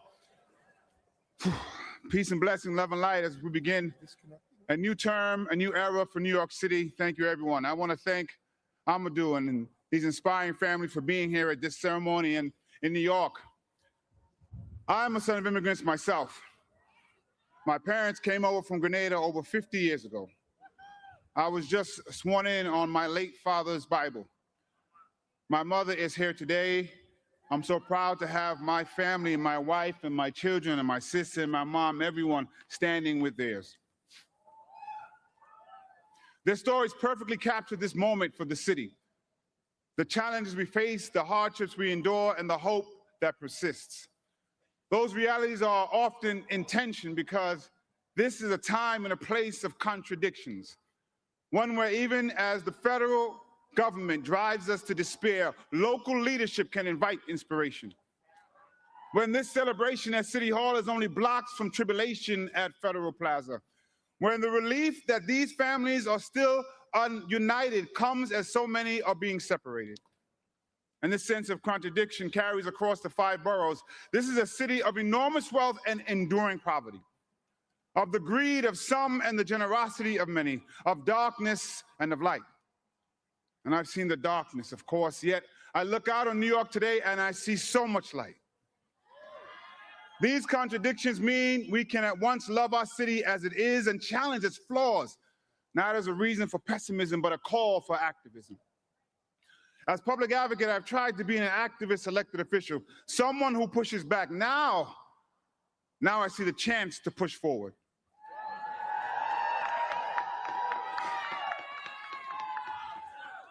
To provide accountability aimed at the ideal that government has an opportunity and an obligation to do good. At the core of public service and progressivism is the principle of making government work and showing people it can work for them. That means we need to meet people where they are, also show grace instead of ignoring what brought them there, and be honest about why. The powers in place would rather create an other to blame for our problems than to address them. Whether it be our immigrant communities, our trans siblings, our homeless neighbors, or too many other marginalized groups. Rejecting those ideas means naming the reason that the powers in place perpetuate them. Because if we are divided, the status quo stands. Whether you arrived in our city generations ago, or 5 years ago, or 5 minutes ago, the reason so many New Yorkers have too little are not because of the people who have even less or who have been here for less time. Not because of the people pushed to the bottom, but the systems entrenched at the top. That's where we should focus our anger and our action. If we are not driven apart by the divisions of our races, our religions, our identities, but pulled together by the commonalities in our emotions, our needs, and our humanity, then we can all climb. I know that the project of New York is possible. That great mosaic described by another mayor who believed in democratic social ideals, David Dinkins. Yet the truth of it is there are people who are rooting for New York to fail. Some couch it in concern, others openly scorn our city. But at the heart of this hate is the truth that our success, that our very existence belies their core belief that New York is not possible. They demonize us because our mosaic challenges their ideology. They want to be right in their cynicism more than they want us to succeed in our idealism. They are driven by the idea that bringing together so many diverse people, cultures, faiths, identities into a united community is impossible. But New York, we are a shining beacon of possibility. We cross new cultural borders through each subway stop and are introduced to new experiences through each passenger. Our possibilities come in every language and from every heritage. So do our prayers, so do our people, so does our power. We've shown it in the face of oligarchy and authoritarianism. Neighbors standing with neighbors across borough and background to defend immigrant communities and feed hungry families. We see it in the multicultural mosaic that brought us to this very moment. Even with this great moment, I know that realizing the full potential of our possibility will not be easy. It never has been. Yet I believe it's possible to make great progress because I've seen it through my years in the building behind me and the streets before us. I've been in our movement and I've seen things move.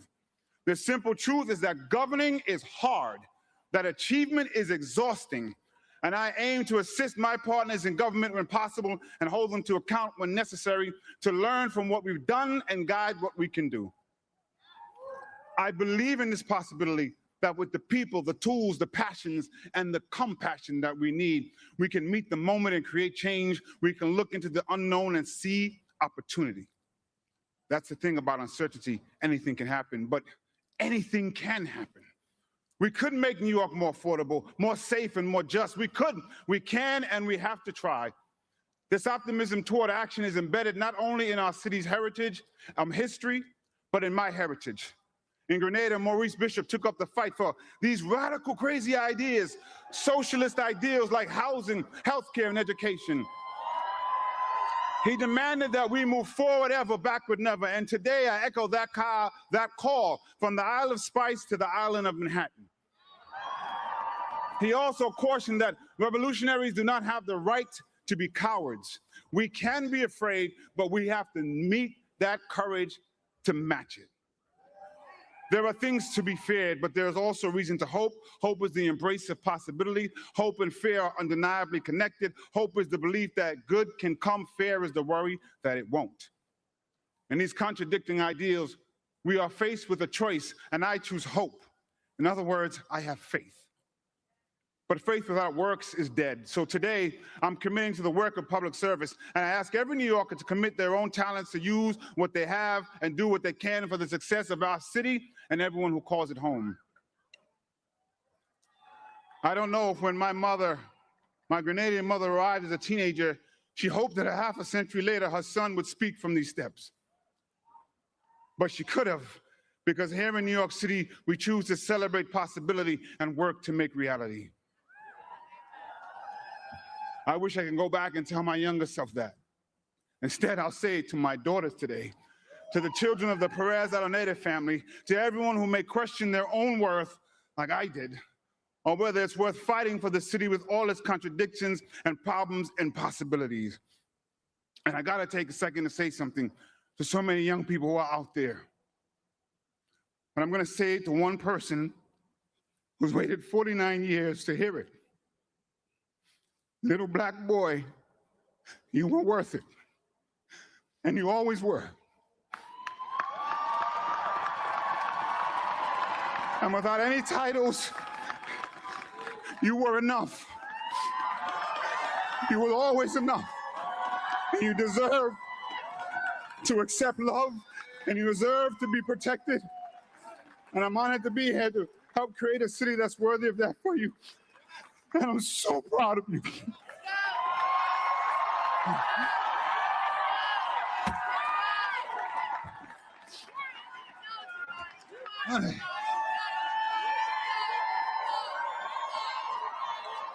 So just hold on, we're gonna be all right. We're gonna be all right. I'm so proud of you. Let's go.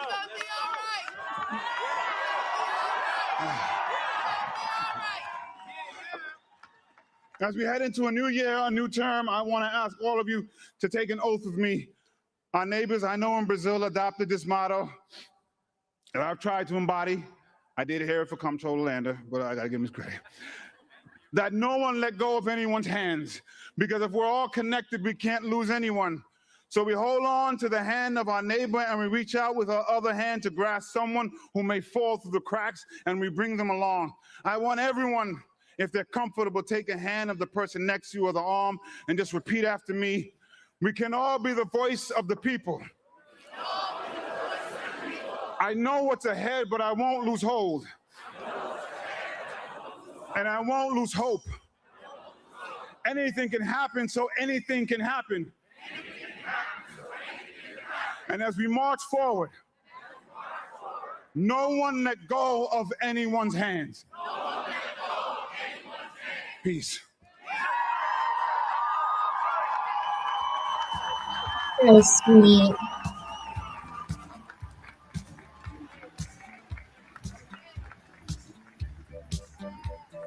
Oh, I love this song. To perform the labor anthem, Bread and Roses, please welcome to the stage, Lucy Dacus. Lucy Dacus. This is like Bernie 2020 when like all the indie musicians came out.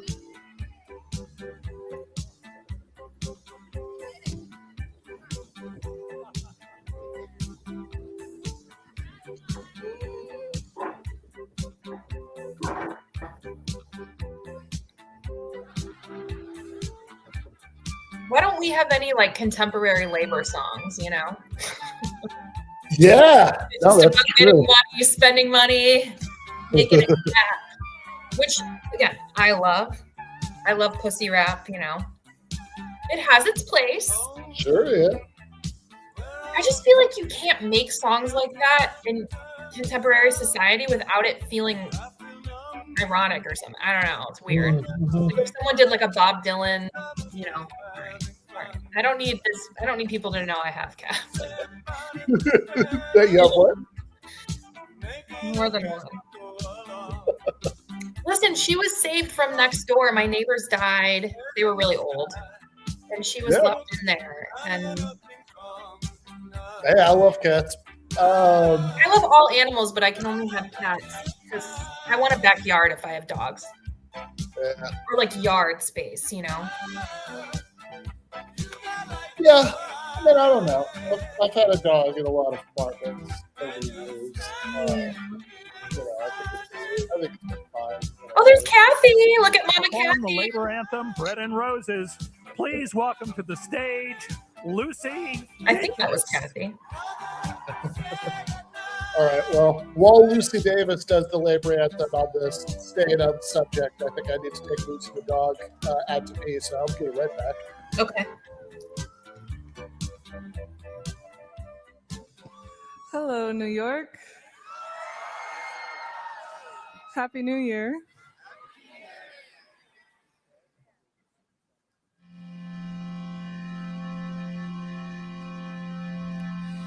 As we go marching, marching in the beauty of the day, a million darkened kitchens, 1,000 new lofts gray, are touched with all the radiance that a sudden sun discloses. For the people hear us singing, bread and roses, bread and roses.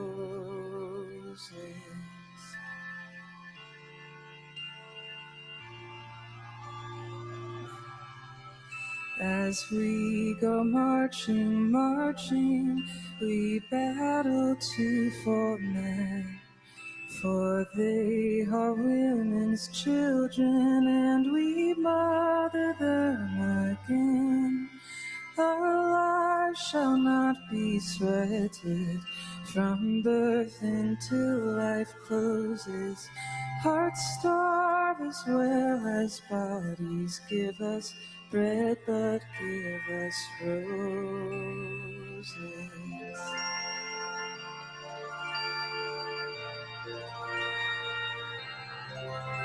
As we go marching, marching, unnumbered women dead, go crying through our singing their ancient call for bread, smart in love and beauty, their drudging spirits new.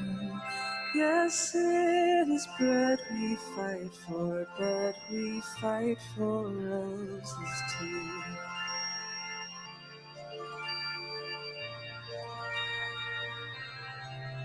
As we go marching, marching, we bring the greater days. The rising of the women means the rising of the race.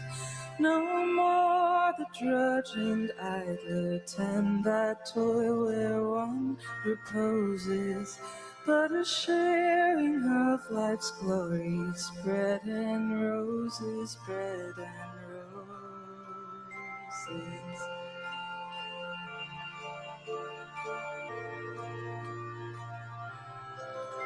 Our life shall not be sweated from birth until life closes. Hearts starve as well as bodies, bread and roses, bread and roses.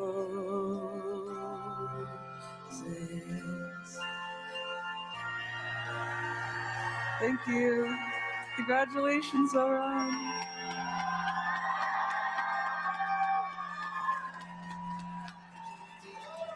Come gather round, people, wherever you roam, and admit that the waters around you have grown, and accept it that soon you'll be drenched to the bone. If your time to you is worth saving, To administer the oath of office for Mayor Zoran Mamdani, welcome Senator Bernie Sanders.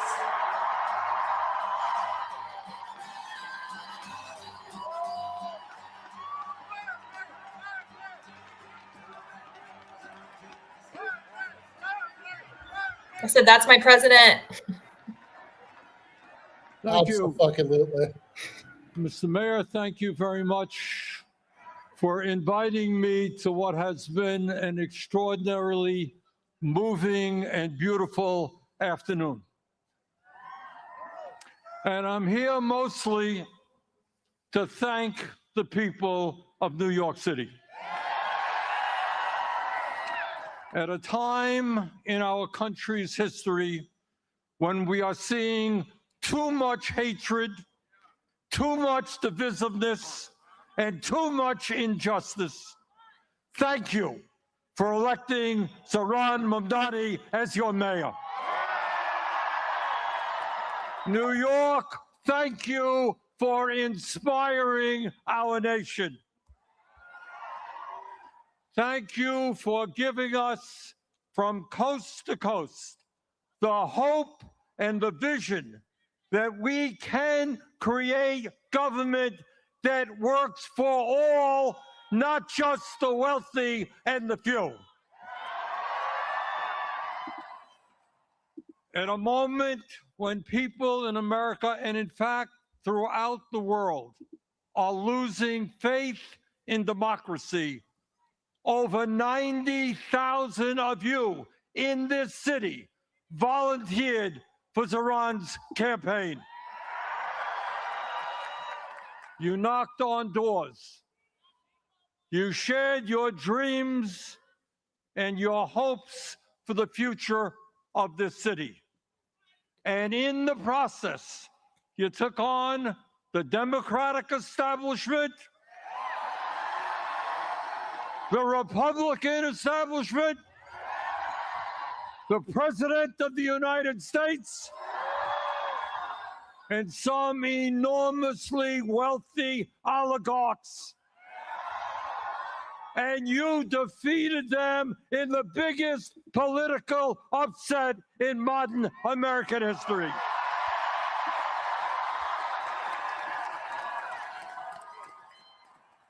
You showed the world the most important lesson that can be learned today, And that is that when working people stand together, when we don't let them divide us up, there is nothing we cannot accomplish.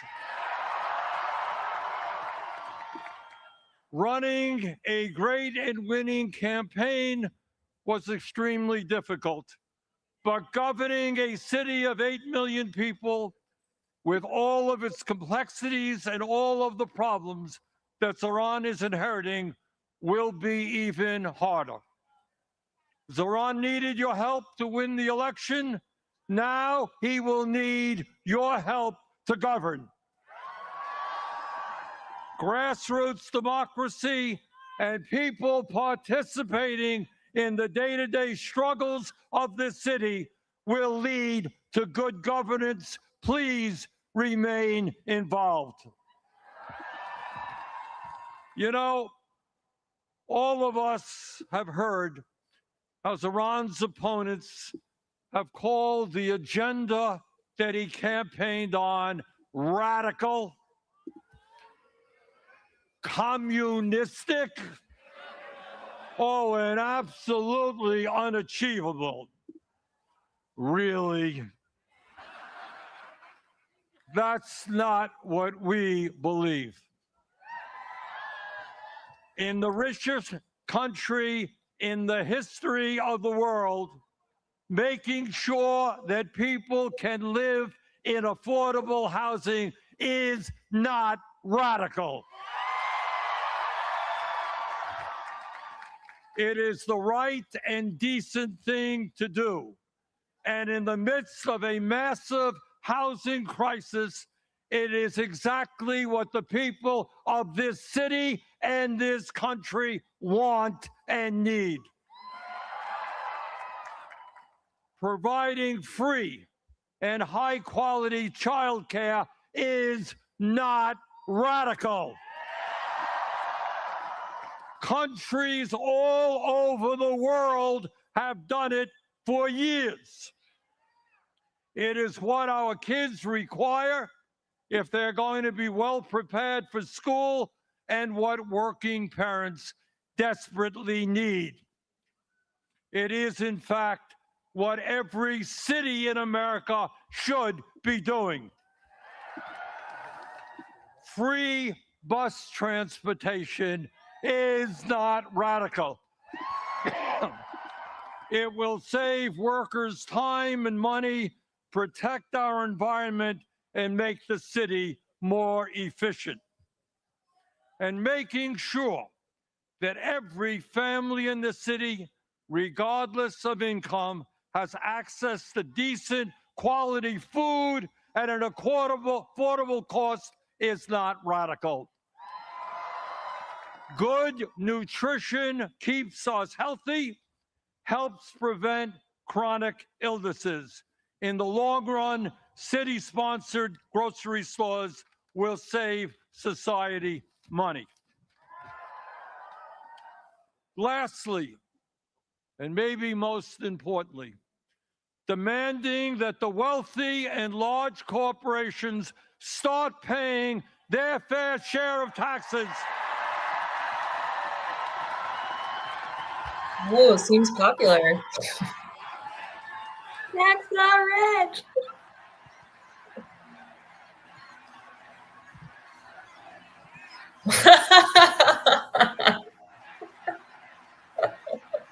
Uh-oh, pitchforks are out, baby. It's 2026.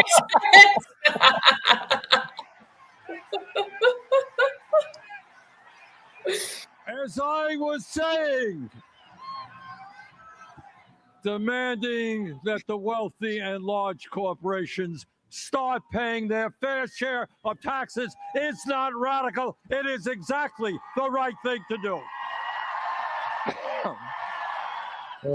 Into oblivion. While over 60% of our people in New York, Exactly. people in That's Vermont, Jordan, people all over this country are living paycheck to paycheck. We have more income and wealth inequality than we have ever had. While tens of millions struggle to put food on the table, pay for health care, pay for housing, the top 1% have never, ever had it so good. And yet, there are billionaires and large corporations that pay almost nothing in taxes. That has got to end. That will end. The billionaire class in this city and in this country have got to understand that in America, they cannot have it all.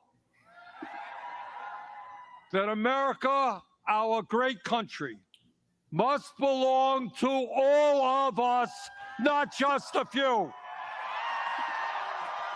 And that lesson begins today in New York City. Let me thank you all for the hope and inspiration that you are giving people all over this country. And now it is my honor to swear in your new mayor. Mayor. No. Yep, love that Vermont accent. Yeah. Bernie from Flatbush. Exactly. Pretty sure. I think it does say something personality-wise that it's been so many decades since he lived there, and he sounds exactly like that. It's not too far from me, actually. Right down there. Please repeat after me. I, Zohran Kwame Mamdani. I, Zohran Kwame Mamdani. Do solemnly swear. Do solemnly swear. That I will support the Constitution of the United States. That I will support the Constitution of the United States. The Constitution of the State of New York. The Constitution of the State of New York. And the Charter of the City of New York. And the Charter of the City of New York. And that I will faithfully discharge the duties. And that I will faithfully discharge the duties. Of the office of the Mayor of the City of New York. Of the office of the Mayor of the City of New York. According to the best of my ability. According to the best of my ability. So help me God. So help me God. Woo! That's the mayor. Yeah. She looks great. I assume you're talking about Bernie. Absolutely. Imagine if he was our president and had a speech like that. Yeah, hard not to think about that watching Yeah. him in the inauguration ceremony. Crazy. My fellow New Yorkers, today begins a new era. I stand before you, moved by the privilege of taking this sacred oath, humbled by the faith that you have placed in me, and honored to serve as either your 111th or 112th mayor of New York What is City. that? You have to explain that to But me. I do not stand alone. I don't I understand. stand alongside you, the tens of thousands of you gathered here in Lower Manhattan, warmed against the January chill by the resurgent flame of hope. I stand alongside countless more New Yorkers watching from cramped kitchens in Flushing and barbershops in East New York, from cell phones propped against the dashboards of parked taxi cabs at LaGuardia, from hospitals in Mott Haven and libraries in El Barrio that have too long known only neglect. I stand alongside construction workers in steel-toed boots and halal cart vendors whose knees ache from working all day. I stand alongside neighbors who carry a plate of food to the elderly couple down the hall, those in a rush who still lift strangers' strollers up subway stairs, and every person who makes the choice day after day, even when it feels impossible, to call our city home. I stand alongside over 1 million New Yorkers who voted for this day nearly 2 months ago. And I stand just as resolutely alongside those who did not. I know there are some who view this administration with distrust or disdain, or who see politics as permanently broken. And while only action can change minds, I promise you this: if you are a New Yorker, I am your mayor. Regardless of whether we agree, I will protect you, celebrate with you, mourn alongside you, and never, not for a second, hide from you. I thank the labor and movement leaders here today, the activists and the elected officials who will return to fighting for New Yorkers the second this ceremony concludes, and the performers who have gifted us with their talent. Thank you to Governor Hochul. Thank you as well to Mayor Adams. Dorothy's son, a son of Brownsville who rose from washing dishes to the highest position in our city, for being here as well. He and I have had our share of disagreements, but I will always be touched that he chose me as the mayoral candidate that he would most want to be trapped with on an elevator.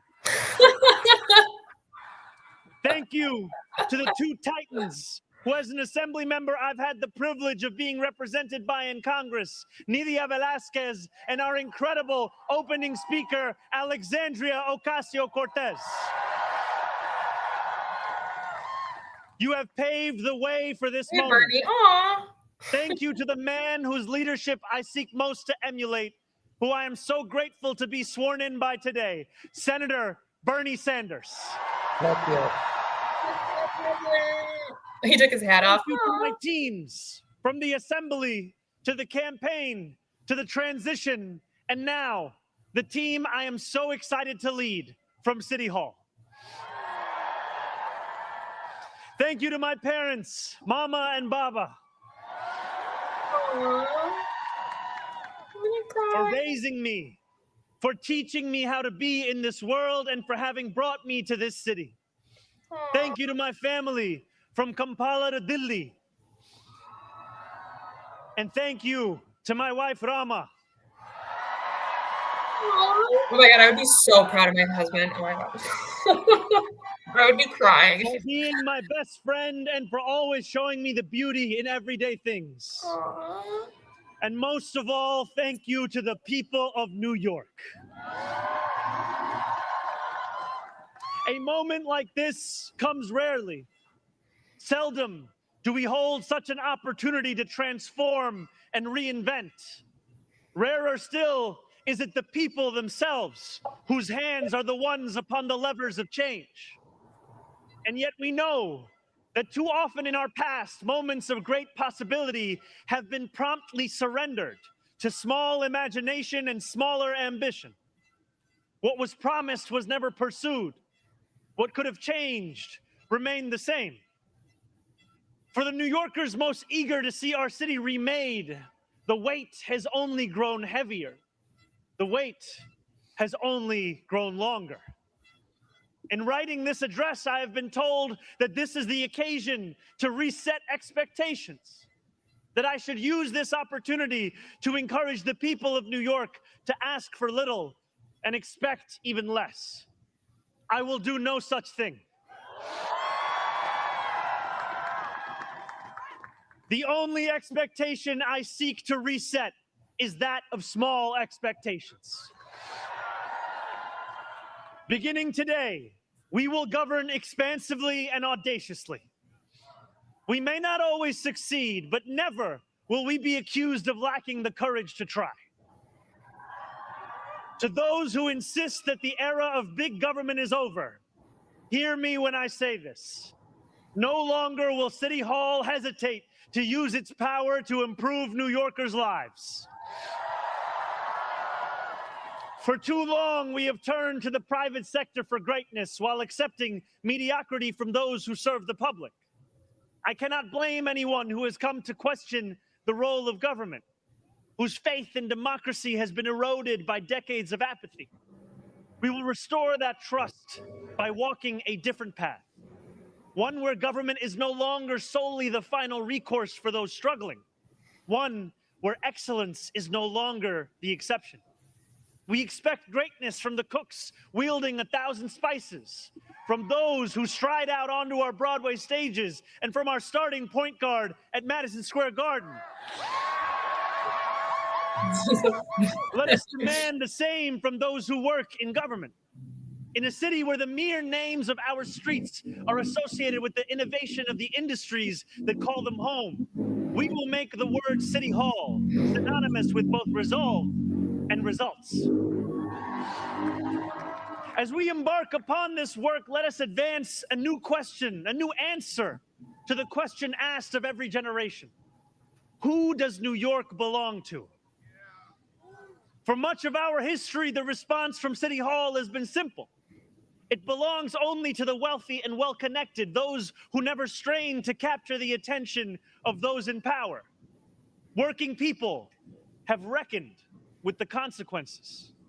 Crowded classrooms and public housing developments where the elevators sit out of orders. Roads littered with potholes and buses that arrive half an hour late, if at all. Wages that do not rise and corporations that rip off consumers and employees alike. And still, there have been brief, fleeting moments where the equation changed. 12 years ago, Bill de Blasio stood where I stand now as he promised to put an end to economic and social inequalities that divided our city into two. In 1990, David Dinkins swore the same oath I swore today, vowing to celebrate the gorgeous mosaic that is New York, where every one of us is deserving of a decent life.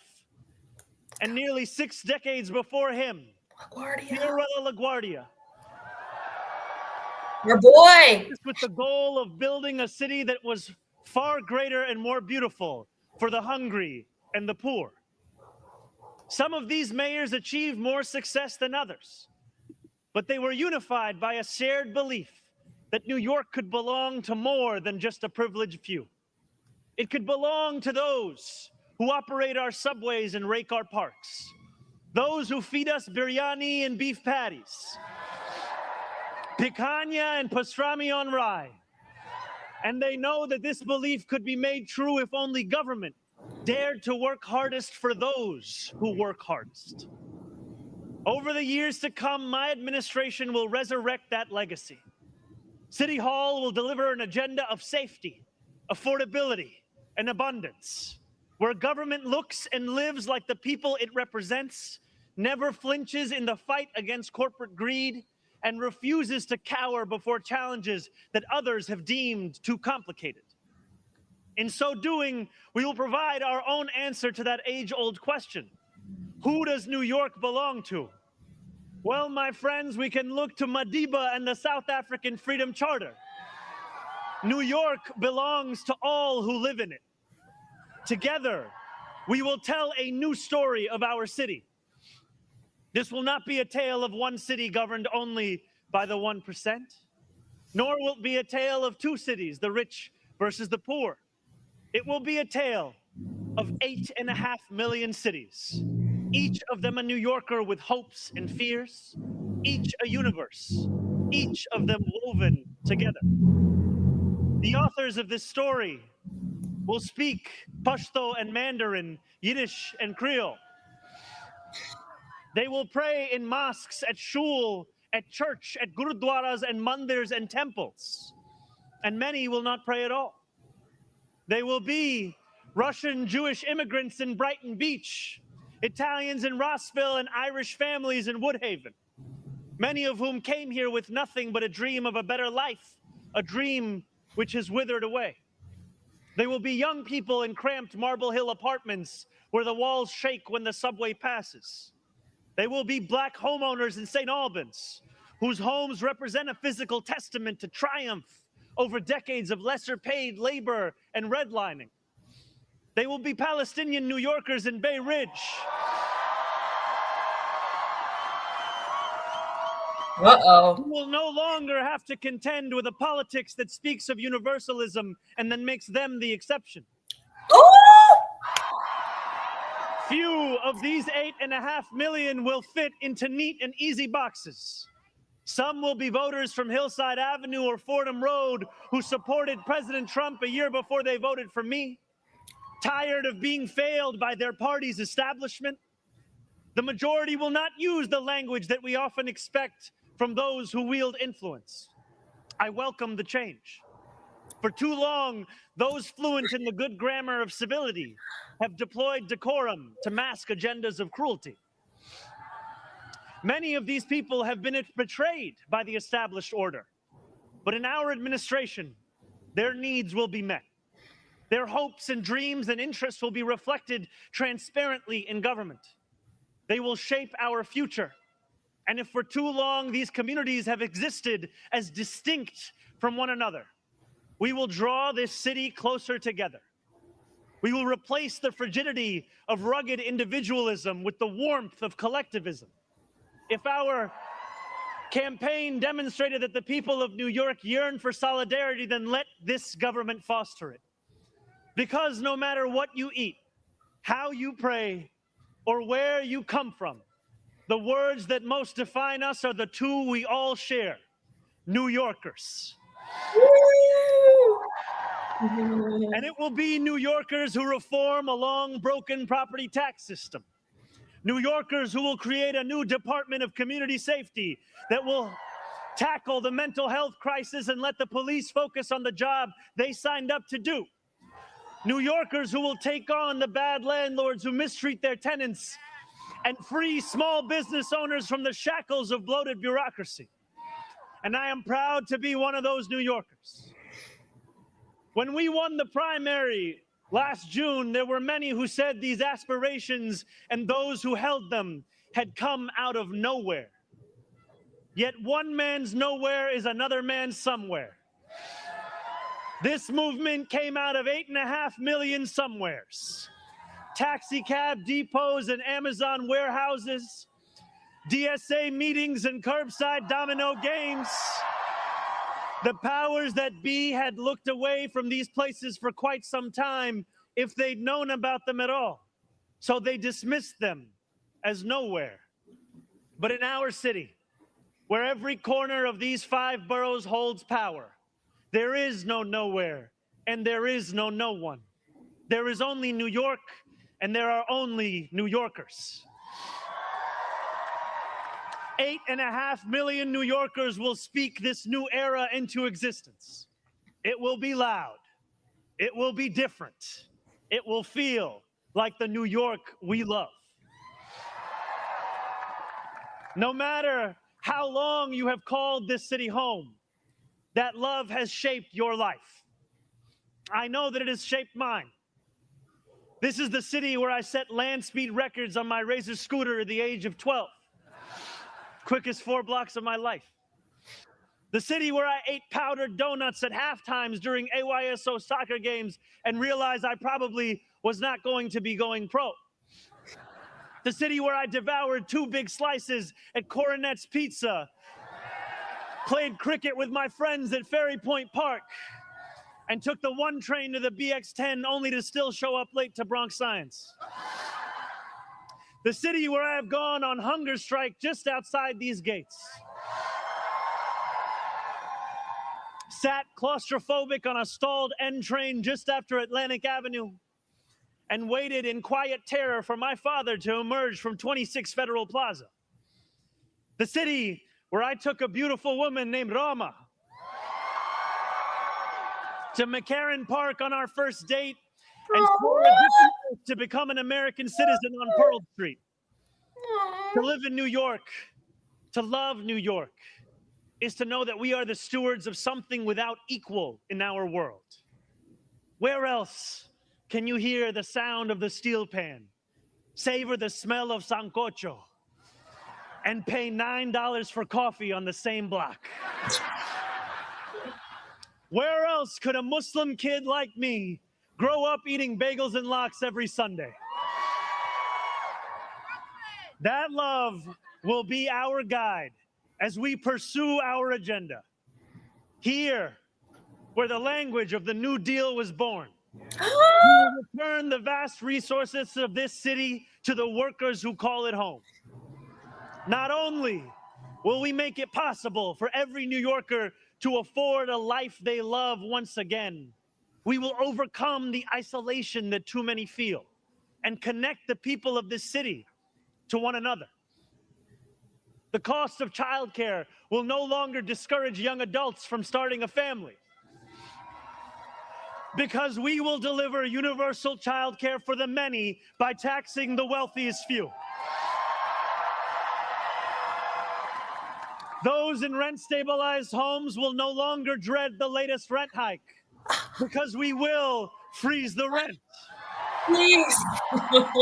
Please. Getting on a bus without worrying about a fare hike or whether you'll be able to get to your destination on time will no longer be deemed a small miracle, because we will make those buses fast and free.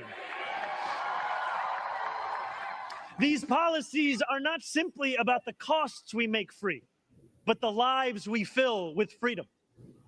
For too long in our city, freedom has belonged only to those who can afford to buy it. Ooh. Our city hall will change that. These promises carried our movement to City Hall, and they will carry us from the rallying cries of a campaign to the realities of a new era in politics. 2 Sundays ago, as snow softly fell, I spent 12 hours at the Museum of the Moving Image in Astoria, listening to New Yorkers from every borough as they told me about the city that is theirs. We discussed construction hours on the Van Wyck Expressway and EBT eligibility, affordable housing for artists and ICE raids. I spoke to a man named TJ who said that one day a few years ago, his heart broke as he realized that he would never get ahead here, no matter how hard he worked. I spoke to a Pakistani auntie named Samina, who told me that this movement had fostered something too rare: softness in people's hearts. As she said to me in Urdu, "Logo ke dil badal gaye hain." 142 New Yorkers out of 8.5 million. And yet, if anything united each person sitting across from me, it was the shared recognition that this moment demands a new politics and a new approach to power. We will deliver nothing less as we work each day to make this city belong to more of its people than it did the day before. Here is what I want you to expect from the administration that this morning moved into the building behind me. We will transform the culture of City Hall from one of no to one of how. We will answer to all New Yorkers, not to any billionaire or oligarch who thinks they can buy our democracy. We will govern without shame and insecurity, making no apology for what we believe. I was elected as a democratic socialist, and I will govern as a democratic socialist. Woo! Out of the closet, baby! I will not abandon my principles for fear of being deemed radical. As the great senator from Vermont once said, what's radical is a system which gives so much to so few and denies so many people the basic necessities of life. We will strive each day to ensure that no New Yorker is priced out of any one of those basic necessities. And throughout it all, we will, in the words of Jason Terrence Phillips, better known as Jadakiss or Jay to the Moi, Whoa! Be outside. Stop it! This is a government of New York, by New York, and for New York. I can't believe we ended on that. That's sick. Sorry. Before I end, I want to ask all of you, if you are able, whether you are here today or anywhere watching, to stand with me. Okay, I'm not standing. I ask you to stand with us now and every day that follows. City Hall will not be able to deliver on our own.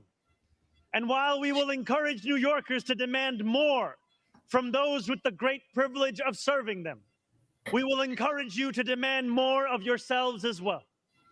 The movement we began over a year ago did not end with our election. It will not end this afternoon. It lives on with every battle we will fight together.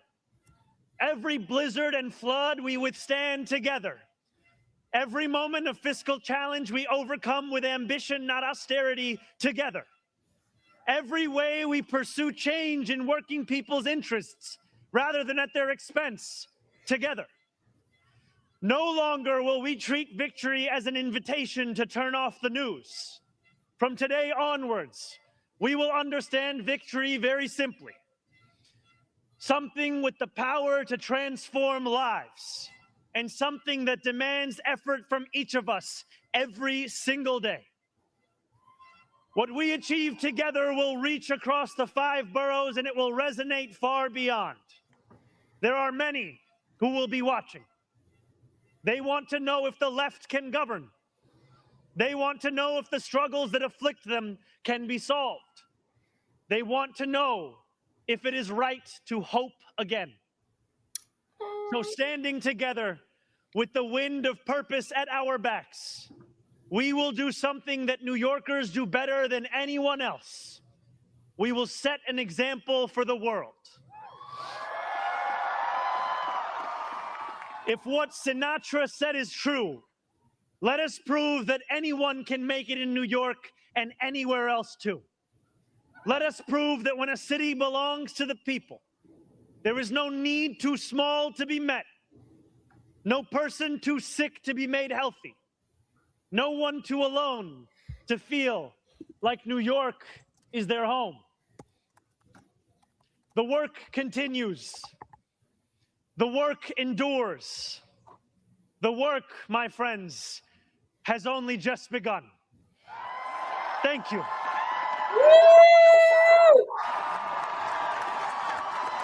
Man, it really sucks that he can't run for president. Yes, it I gotta say, like.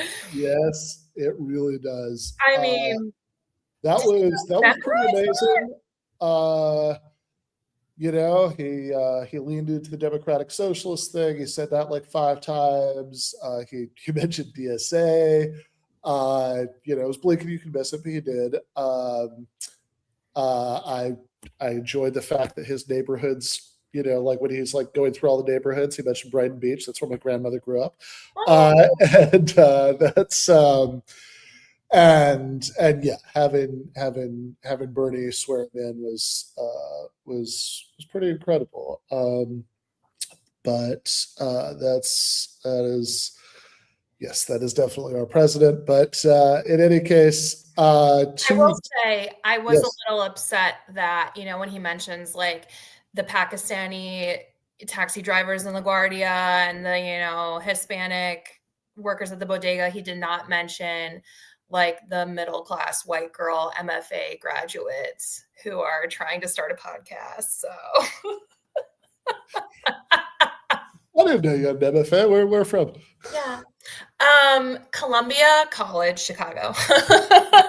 But I got my MFA in nonfiction creative writing, and as a nonfiction creative writer, it's like the speech is so good because it's the high low of it all, right? Like and using this very distinct details that really like give you visuals, right? And then also having this sort of grandiose language and then throwing in like Jadakiss, you know, it's like, it's very effective. It's very, I don't know if he's writing it or if he's like, he has writers or, you know, if he's working, I think he definitely has his paws in it for sure. Like it's not someone else wrote it, you know, but it's like artistry, you know, there's artistry there. And it's like, God, we need that in politics so bad.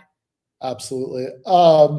Okay, so you asked a question at the beginning of his speech. I did find the answer to, but also you said something like 40 minutes ago that I meant to respond to. So the thing like 40 minutes ago is you should totally get a dog. This is the, you know, I got, you know, when I got my dog, my ex-wife and I were living in a, you know, 5th floor apartment. It was totally fine.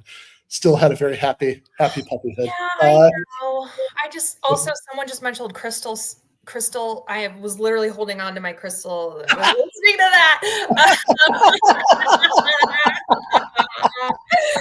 We got Crystal's here, baby. We have a new 2026 coming in. No, I love dogs. I grew up with dogs and cats, but yeah, I also like grew up in the suburbs, and I feel like I'm also just lazy. Well, where'd you go? Oh, hold on. What did I do? I'm sure you're still here. Here we go. There we go. But yeah, I love Yeah. dogs. I want to get one. I just want to I don't know. I just want a yard. Well, I mean, sure, a yard's great, but dogs still can be, very happy to have a home without a yard. But Yeah, I also need more money because I'm already taking care of X amount of cats. I'm not gonna say how many. It's okay. Cities can be affordable. Anyway, so everyone's a president, so yeah, exactly. That's what I got out of that. So yeah. Also, so it turns out the New York Times had this whole article called "Will Mamdani be the 111th or 112th?" Yeah. Oh yeah, that was my question. I don't understand this. Yes. So apparently, there's some evidence that's recently emerged that there was a there was a counting error in the 17th century, or sorry, the 17th century, right?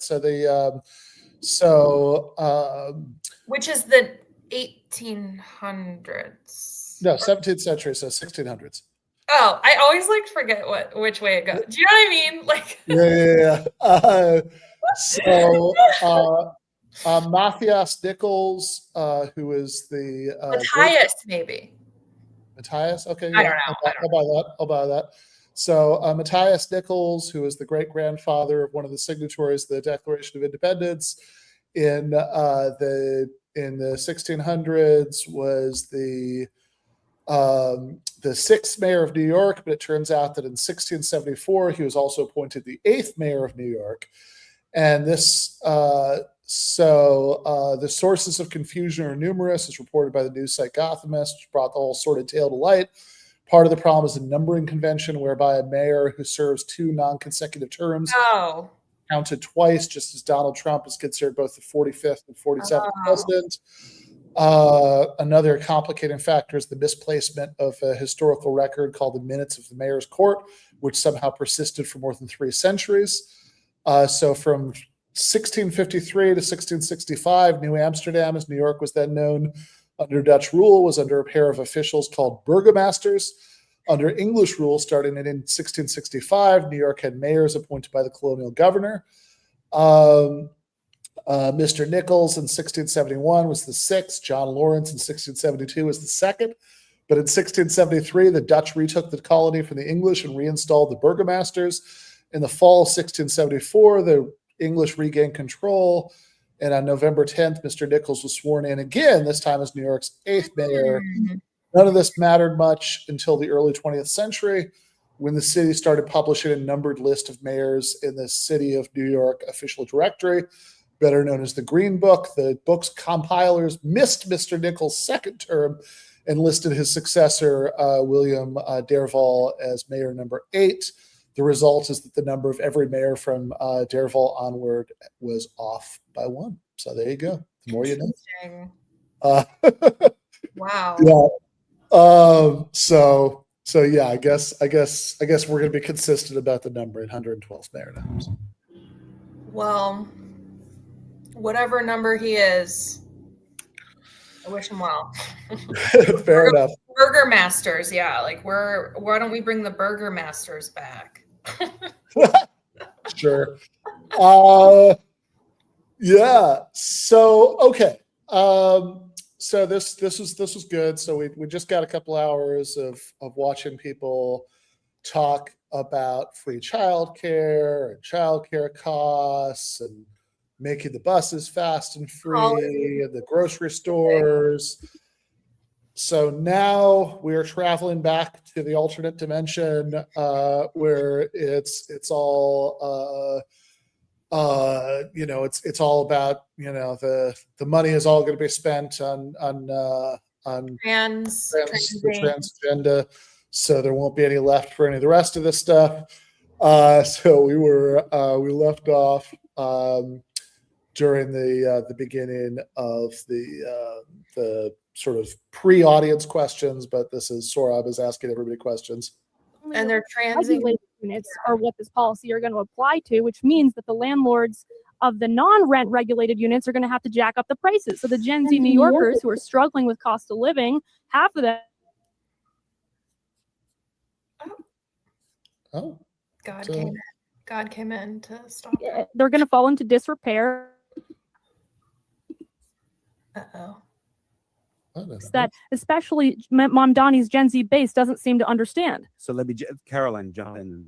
Lindsay. Oh, I mean, sorry. we're talking about over $100 billion budget here. I don't think trans kids getting the care they need is going to put a dent in that. I think it's more scare tactics. And in the video that he gave, it's responding to the concerns of New Yorkers, just like was previously brought up about certain people in the Jewish community feeling attacked. And what a good mayor would do is respond to that, because that is who his community is. And similarly, I think no one has said that the rent freeze is going to ameliorate the housing crisis that we have, which is why he's talking about building 200,000 more affordable houses, which is also why it is important to pass these ballot measures, which speed up the affordable housing process. And my hope is that they will pass. There's a lot of support behind it. The rent freeze is to, for a period of time, alleviate the burden on an already overburdened group of people, which is sizable. 2 million people of 8 million people, it is sizable. But I agree alone that won't do anything, which is why he's talking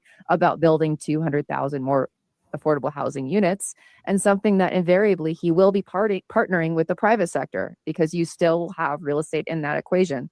So the person who everyone is scare tacting about being a socialist and erroneously saying he's a Marxist and a communist and all these other terms to scare you, is going to be working with real estate to do this. Real quick. Okay, quickly on the rent stabilization point, you by law, because the state legislature passed good cause eviction, they cannot raise it by more than 10% or tied to inflation. So even if the landlords want to create these fantasy rent hikes, in most cases they actually cannot. And for the landlords who do own distressed rent stabilized buildings, there are tax abatements, there are loan programs. The city and state offer many ways to help them get out of debt or sell their buildings. So it's not as if there's not help for landlords out there. So my question, or my first question, really for the con side, that is the Ross and Lindsay's side. You should not be afraid of Mayor Mamdani. Is what is your metric of success for Mayor Mamdani? What would even success look like? I say that because I think one of the smartest arguments against Mamdani was made not by a kind of traditional conservative, but by actually our columnist Michael Lind at Unheard.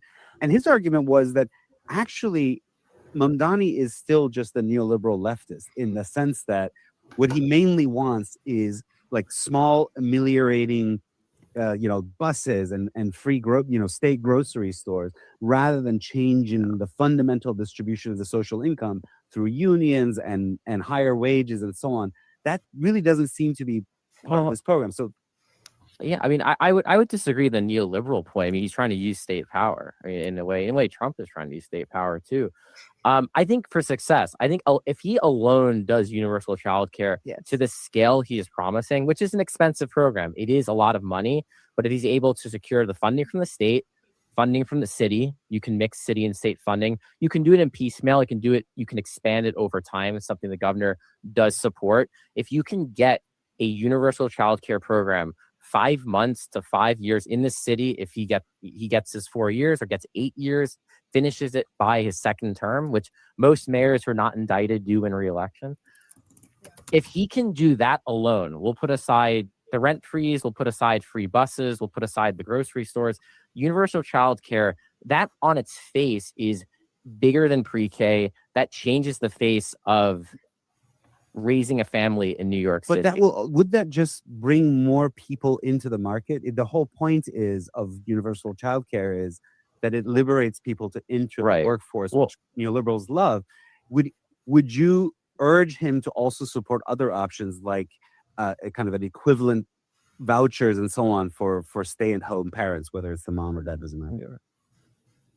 I think we should start with universal child care. I think that's a big enough ticket to focus on. And I think the only reason why it doesn't get more traction is because entire generations of people in this city and in this country don't think they can afford kids. So that's the reason why it's not even a palatable conversation for a lot of people. I mean, that would be the most transformative thing we can do, building off of universal pre-K. I don't think of any of what he's doing as neoliberal, but I don't really care what you call it if it makes you more likely to support it. If we can get universal childcare and partner it with things that actually make it easier for our working class to actually stay here, I would love to have the problem of working class and middle class New Yorkers wanting to be here, and there's so many people. But we're going to be building more affordable housing. So if he has to succeed on that front too, to respond to your levers of issues here. Let me pose one to the pro side, meaning Miranda and Caroline. You mentioned the public safety issue, but Mayor, would-be Mayor Mamdani has gone out of his way to repeatedly say, I disavow defund, and he's committed to retaining Commissioner Tisch. I mean, like, what would he have to do to reassure you that he's serious about public safety? Has he not,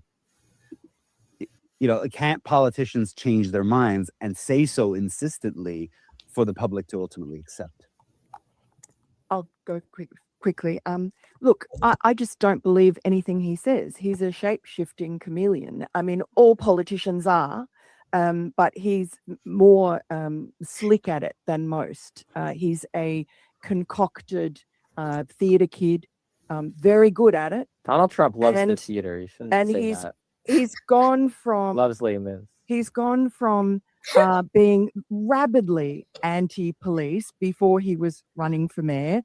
He was the absolute extreme of defund the police. They're anti-queer. The police cause, lack of public safety. What did he say the other day that Caroline mentioned that, the boot of the NYPD when it comes down on you is laced by the IDF. That all comes from a deep feeling of antipathy towards the police. And the NYPD has already kind of been on its knees. De Blasio is offering them bonuses to come down to Florida. Of course they're going to do that. And the city will be left with a demoralized, what did I say? De Blasio. Oh, sorry, DeSantis, De Blasio. Go, Caroline. Freudian slip. He just hasn't offered a compelling conversion story to now suddenly move from holding the police at minimum at arm's length or actively demonizing them to saying, yeah, I want to work with you guys. I just don't really buy it. And at the end of the day, I just think he doesn't like Western civilization. And one of the pillars of Western civilization is law and order. So, I mean, the philosophy that animates him is Can I anti-police. respond to that? Yeah, Ross, go ahead. Doesn't like Western civilization. Okay, so you have someone who became an American citizen, ran for the state assembly, worked as a housing counselor, ran my campaign as well. All this time, I didn't know he hates the West. I didn't know this. I wasn't aware. He thinks of New York as a social experiment. Yes, that's exactly what he believes. So by bringing free childcare and free buses, he wants Western civilization to collapse. So we'll have the caliphate. We'll get free childcare. Is that what we're in for? I'm genuinely trying to understand. And we're going to liquidate the billionaires so that we can get childcare. Help me out. I want to stick on this. I really do. He hates. How does he hate? Tell me, what has he said to make you think he wants the collapse of Western civilization? For starters, his mother has been on the record saying he doesn't. That's his mother. We're talking about him. Well, I mean, Nir, who's a wonderful filmmaker, very talented. He's not sitting here. Let's talk about Zoran Mamdani. He doesn't. Ross, let her answer. He doesn't think of himself as an American first and foremost. So I think that disqualifies you. He didn't say that. When did he say that? Well, his mother did, and to me that was very jarring. Say it. And when you say he became an American citizen, he came here when he was 7. He did not become an American citizen until he was 27, and only because it suited him to when he was going into politics, and he had to. So this is someone, I am a rootless cosmopolitan, so I know one when I see one. Lindsay? Is that a good thing? I don't know how to react to things that he hasn't said, hasn't evidenced. This is a city of immigrants. The idea that we are faulting someone for becoming an American and becoming a public servant, to me, just doesn't ring true. And I certainly agree with all these policy standpoints. Am I the next person who is anti-Western civilization? Or is I it answered just questions. him because he's Muslim? And now we Right. said it. I think Whoa, I do think nobody said that. Well, you're saying a lot of things that other people didn't say, so I'm just drawing the next I mean, look, conclusion here. he thinks America is rotten to the core. Who didn't say that? Quite evident from every. I mean, take From your feelings. No, he doesn't. He doesn't believe in the American founding. Facts don't care about your feelings, When honey. you say any of this. Okay, well, if we're going I down the should Muslim start route, let me I say can make this. things up This too. is a I write guy- novels as well. I could do that. We This can is do a that. guy. I know I you love don't want me fiction. to bring this up, but this No, is a guy. Bring everything up, please. 24 years after 9/11, a 24 couple of years. weeks ago, he stood with a radical imam who has publicly said that America is evil. It is, the worst place in the world. That we need to have Sharia law everywhere. And he cuddled up to him. He photographed himself with him, and he put it on his web. Question for you. No, I want to. Hold I gotta answer. let him respond. I gotta. Just Do you know which God former was- mayor also met the imam? Proudly met him. Do you know? Trivia question. That imam she's referring to, which former mayor of New York City also met the imam? Giuliani? Michael Bloomberg. Giuliani Wow. too. Michael Bloomberg. There you go. It's wonderful. He also did something in the House floor in 1991. He gave some blessing on the House floor. Doesn't erase what his entire philosophy has been, and the fact that he testified gave character testimony for the blind sheik in the first World Trade Center bombing. So I would say that the fact that Zoran Mamdani, in the middle of a campaign, feels confident enough to do that because he wants the votes of 1 million Muslims in this country, in this city, it tells us that he doesn't really, he's so confident, and he's holding up the middle finger to all the first responders, all the New Yorkers who gave their lives on 9/11. Ben, your face. I mean, it's just There's honestly, so much there.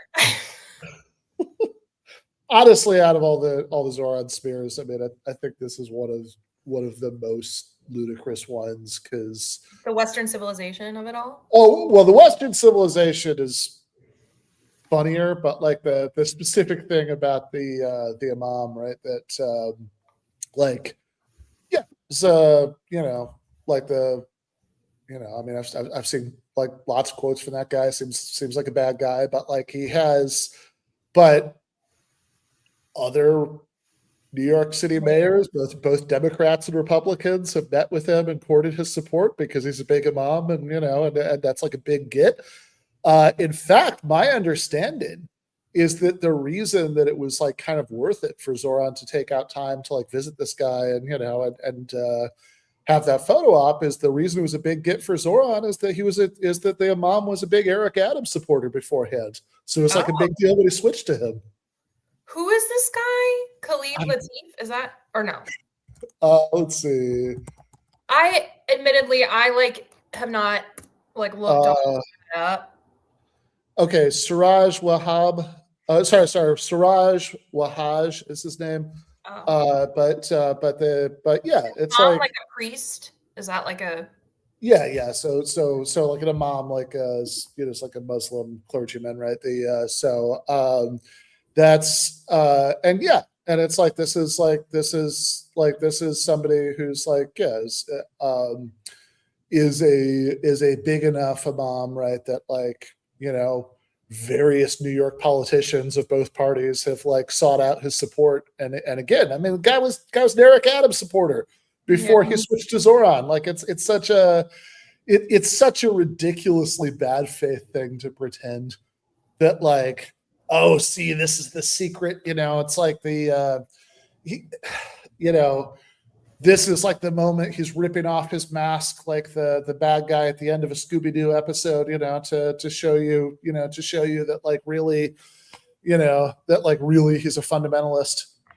right? That's like There's that word that people were throwing around, like it's like a literal word that means. The Takia. Yeah, that people are like fake Muslims or something, or they're like low key Muslim, but like they. Yeah, you're allowed to pretend to not be as radical and Muslim as you are. Yeah. To fool the infidels, which that was for. I know we never put out the video. I still need to track that down, but the live show that we did, Give an Argument live show on election night in New York, we played a game where we had all the panelists say which of the other panelists was most likely to be practicing Takia, and to actually be, a secret Islamic fundamentalist. Everybody picked Anders Lee as the secret Muslim fundamentalist on the panel.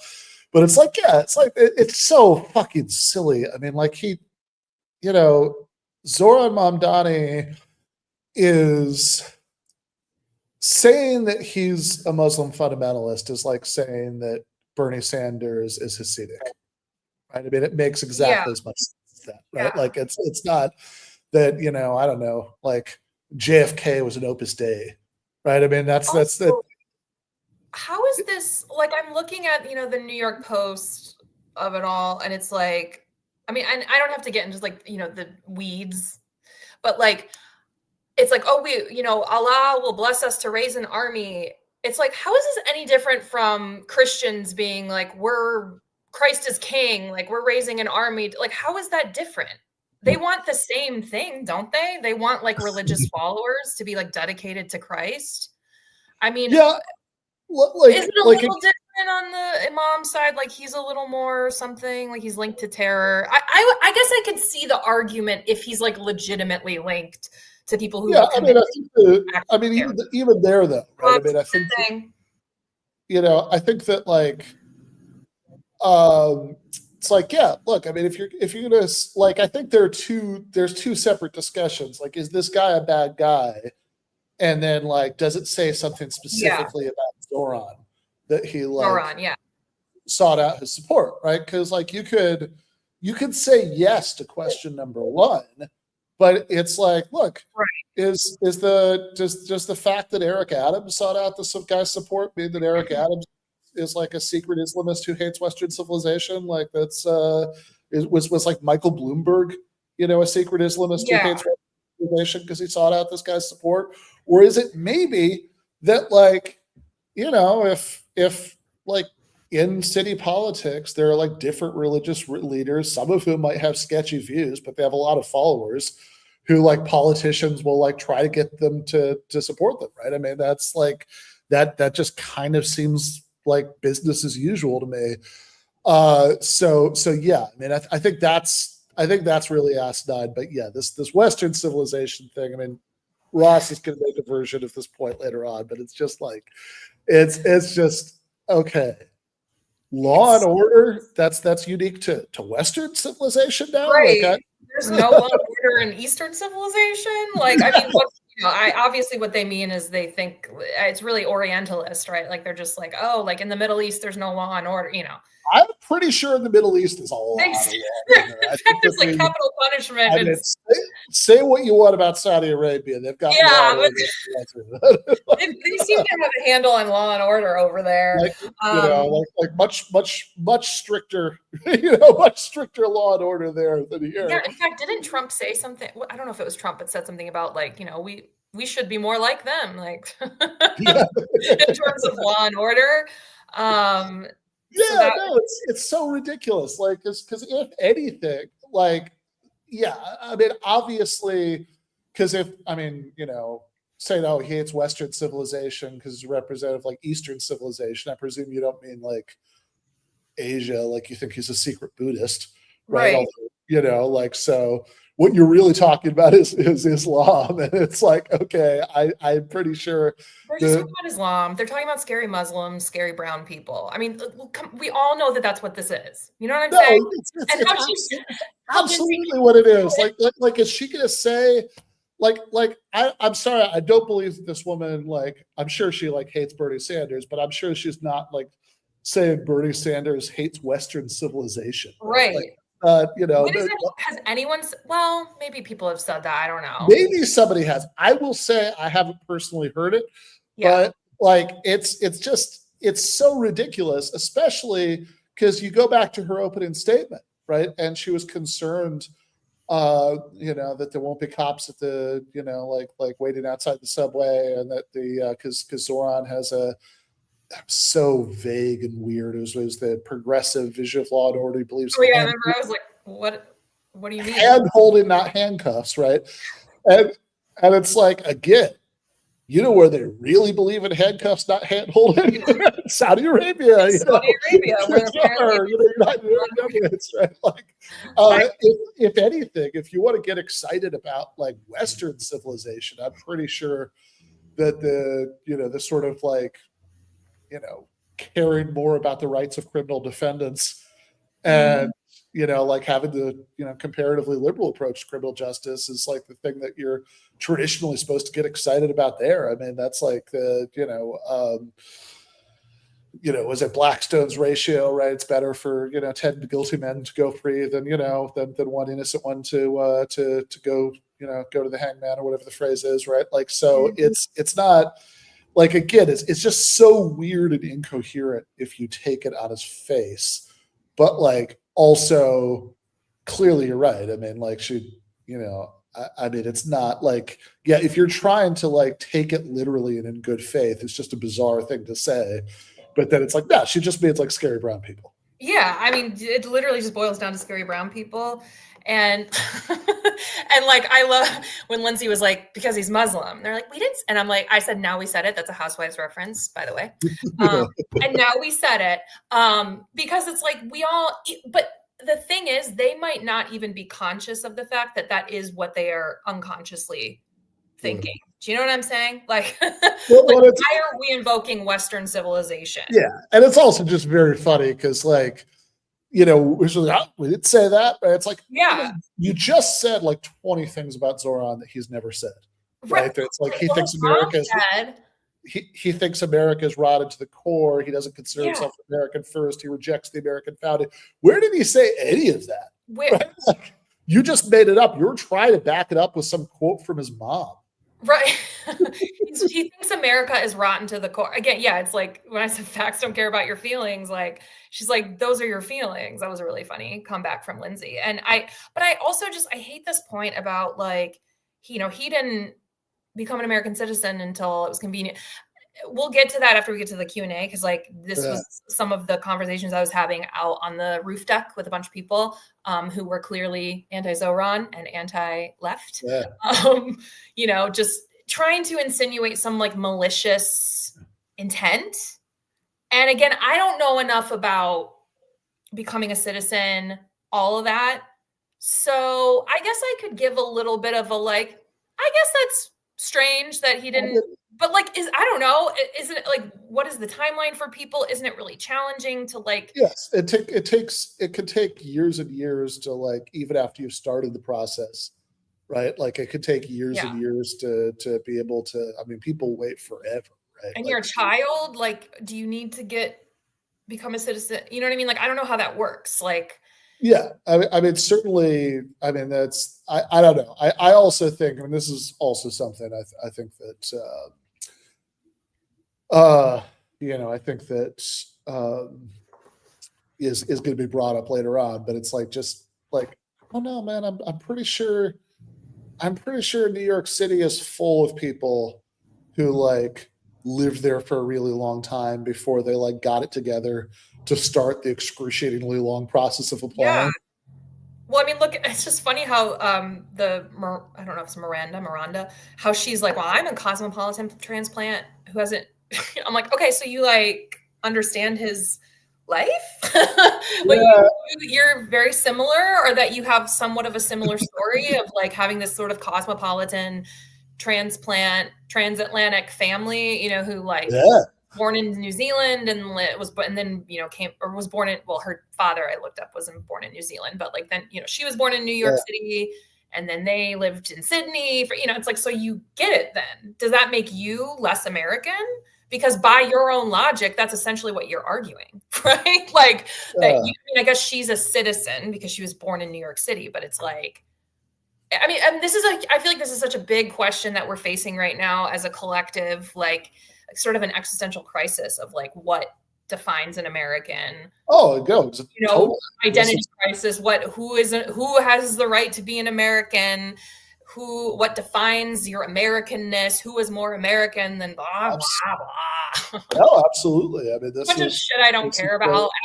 I kind of do care about it. Like I don't know. I mean, like I think that in the last year, seeing how much that's come under threat, like I've sort of realized how much I do care about that. That's like I think like, you know, the best thing about America historically that's like relatively unique is that, you know, especially since the civil rights era, obviously, but you know, like I think we've detached like national identity from ethnicity to an extent that's pretty rare around the world. Like nobody says like I'm a quarter American. That would sound like a weird category mistake, right?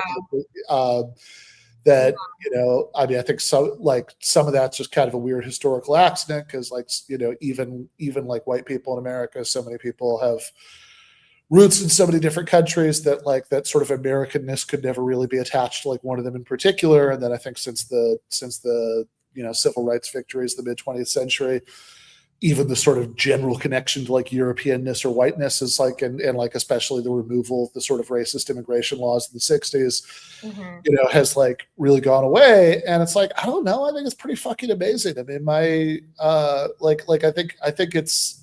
think that actually it's a really, really important accomplishment that we should be disturbed to see taken away. Cause like, I've, you know, like, I don't know. I mean, my dad's family, you know, people who are like, you know, like Russian and Ukrainian Jews and my mom's, family, part of it, you know, is from like Croatia. And it's like, great grandfather on that side came over as like a deserter from the Austro-Hungarian army during World War I. And like everybody, you know, it's like everybody within like a generation is just like an American. And that seems really, really, really good to me and really, really important to me. And so like, I think that the way that, I mean, Trump, you know, his first day in office, right. He signed the executive order to try to take away birthright citizenship, which is like crazily unconstitutional, but that's so you don't like, so, which is already sort of moving away from that kind of broad civic nationalism to this like kind of blood nationalism, right? You have to have like a genetic connection. It's like Israel. Yeah, right. And like, I don't know. I mean, this is like one of those things that sounds really funny, you know, before I say what I mean by it, but it's like, it's going to be a really strange sentence the first time it comes out, but it's like a thought I've had many times in the last couple of years is nothing makes me feel as patriotic as thinking about Israel, by which I do not mean that, you know, I'm like swelling up with pride that we're sending those people 2,000-pound bombs to drop in refugee camps. Like that part makes me sick, but like, I don't know. I'm actually really, really happy and grateful that like the Jewish side of my family, when it was time to, you know, get the fuck out of Tsarist Russia, you know, came here instead of migrating to Palestine. So like, you know, I could grow up in a normal multi-ethnic democracy like that, you know, that seems really, really good to me. And like, so seeing like the attack on birthright citizenship, see like all of the people on the MAGA right who are like throwing around these concepts of like, oh, you're like, you know, if like the country is for heritage Americans, which, you know, means that your like ancestors have like lived in the US for long enough, you get to be a heritage American. I'm not quite sure what the cutoff point is, but I'm pretty sure I didn't make it. And even like the vice president, JD Vance, is like, you know, at least kind of winked and nodded in that direction. Like it is speech at the RNC last year, he had this line about how America is not an idea, it's a nation. And that's like, again, he didn't actually use the phrase, but that's definitely like that's definitely winking in the direction of the Heritage American freaks. Yeah. I mean, everything is an idea, bitch. Like humans made everything up. Like, you know, like a floating rock in space. Like you have to remember that, like, and when I say I don't care about this shit, I mean like in the way that, okay, I always say where people go with it, right? Where people go with it. Like I think it's a beautiful thing to like honor your role and your function and your, you know, whatever things that you identify with. But as long as you don't become attached to it, that it rules you. And that then the ego, this is my spirituality lesson coming in, but then the ego comes in and says, I'm better than this, or that person's less than me, or that, you know, that's where ego comes in. So it's like, and I hate this, I loathe this conversation that the right always has about like, we're proud and you're not, he's not proud to be here. You know what I mean? And I'm like, multifaceted. I forgot the specific James Baldwin quote, but you know what I'm referencing, the like, I love America and that's why I reserve the right to critique her incessantly. It's like, I love, it's possible to love your country and love your countrymen and women and love, you know, where you are, and also have critiques and also want things to be better and also want things to improve. And all, you know, I mean, like, come on, are we 5 years old? Like, it's very easy. How much could you possibly care about it if you don't want it to be better? Exactly. Like, you know, and yeah, no, I mean, it's like, look, I think that proud is like kind of a funny word because it's like, especially there's like an old Doug Stanhope thing in one of his stand-up specials where, you know, he's making fun of nationalism and he talks about, you know, people taking pride in, you know, shit they had nothing to do with. Yeah. And, you know, it like always makes me laugh, and he definitely has a point, right? But like if what you mean, I don't know, if like what it is to take pride in something is, you know, to think that it's good and it's yours, right? That's like roughly what we mean by like, I take pride in it, right? That it's like, I don't know. I mean, the things that would make me most proud about America are exactly the kinds of things that these freaks are trying to take away. Right. Exactly. Like, I'm also to that point about the neoliberal thing was weird. Because like what was that again? The article that Michael Lynn wrote, like, like Zoran's actually neoliberal because he's like not trying to change the like core structure, but just doing these like nibbling around the edges with like the buses and the of it all. Yeah, right. Which is also just like somewhere, but it's like okay, if all you mean is that he's not going to, you know, take over the means of production, then yeah, because he's mayor of New York City. That's right. Like, you know, that's not within the powers of the mayor, right? Like, you know, he does, you know, I mean, he would if he could. Yeah. Like that's not, you know, that's not something that, you know, the local mayor has the power to do. But like, so it's like, yeah, if you want to say this is like too small and reformist, it's like, I don't know, man, I'd be pretty, if the childcare thing especially happens, I think that would be pretty. That's huge. And also too, going back to Batya's article for Unheard, where she wrote, you know, we need a better populism, basically arguing for like Trumpian populism. Again, whatever that means. And well, it basically means deport immigrants. And then everything will magically shift and change. But like how she says, oh, you know, AOC and Zoran leftism wants to beef up the welfare state and tax the rich instead of empowering workers to demand more from employers. And I'm like, they're like doing both. You know what I mean? There's no like instead. Like, I don't know if y'all saw, but like most recently, Bernie and Zoran were literally on the picket line. Right, exactly. Picketing with Starbucks workers, demanding more from employers. So like, what are we talking about here? No, exactly. Like, in fact, I saw this thing. Oh God, I saw Nathan Robinson posted this quote from some article quote, "It's one of the strangest things I have ever seen," unquote, said David Schleicher, a professor at Yale Law School and an expert on municipal policy. Quote, he, Zoran, has no particular reason to follow the line of the teachers union or the building trades or any other union, but he seems to be doing it anyway, unquote. It's hard to shake the sense that Mamdani is coming to office treating perceived ideological allies, including unions, as sacred, whether or not they've thrown their full support behind him, which, as Nathan was pointed out, is a pretty funny quote, because it's like, it's like, I don't understand. He supports unions, even if the union didn't endorse him. Why would he do that? But like, yeah, no, it's of course, right? It's like, yeah, which is so like, okay. So going back to Sorab's like question, I think that it's so the argument is, oh, see, free childcare like serves capitalism because it lets like mothers like enter the workforce. That's the argument. Which, but it's like, this idea that there's some big population. Quite apart from the fact that, like, I don't know. I mean, I guess maybe this makes me a shitlib, but I actually think that, like,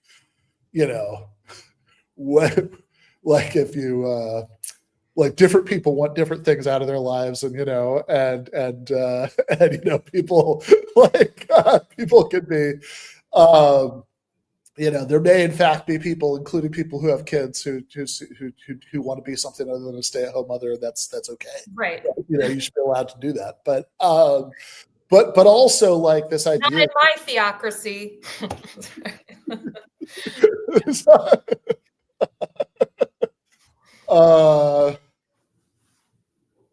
If you're watching this, Sorab, we love you, man. We know you don't want to. We love you. We love him. That's we agree to disagree. But we do disagree. So I heard him. He's like, which liberals love. I was like, yeah, we do. So it's like, but like, also, even putting that aside, right?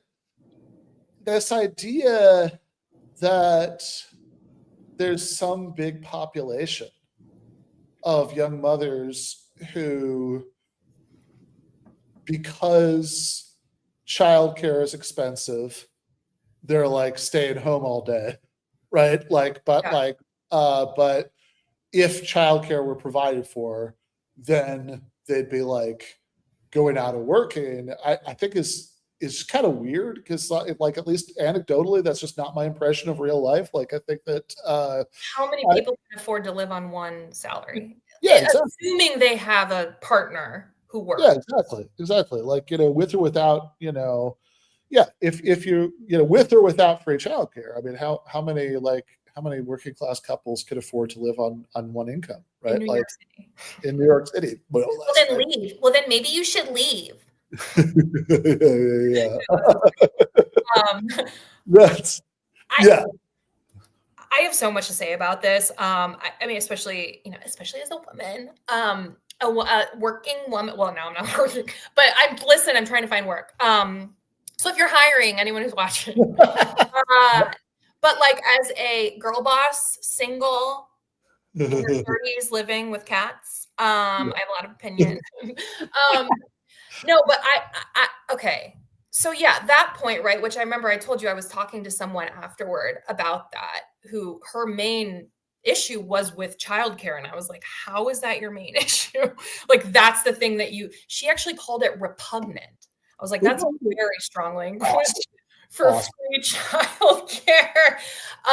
So like, which I guess her argument was like kind of what you're saying, and which I think it's people who are very traditional family values, and they believe, right, that the woman who had the child should be which, again, I support. If that's what you want, that's what you want, then for sure, right? That's great. I don't, all these claims of like, this is the liberals' like worst nightmare. Like, I'm like, girl, like I have a family. I came from a family. Like I am not against families. Like if mothers want to stay home with their kids, the question is, can they afford to do that? And if you can afford to do that because you have a rich husband, like go at it. No one, like that's great.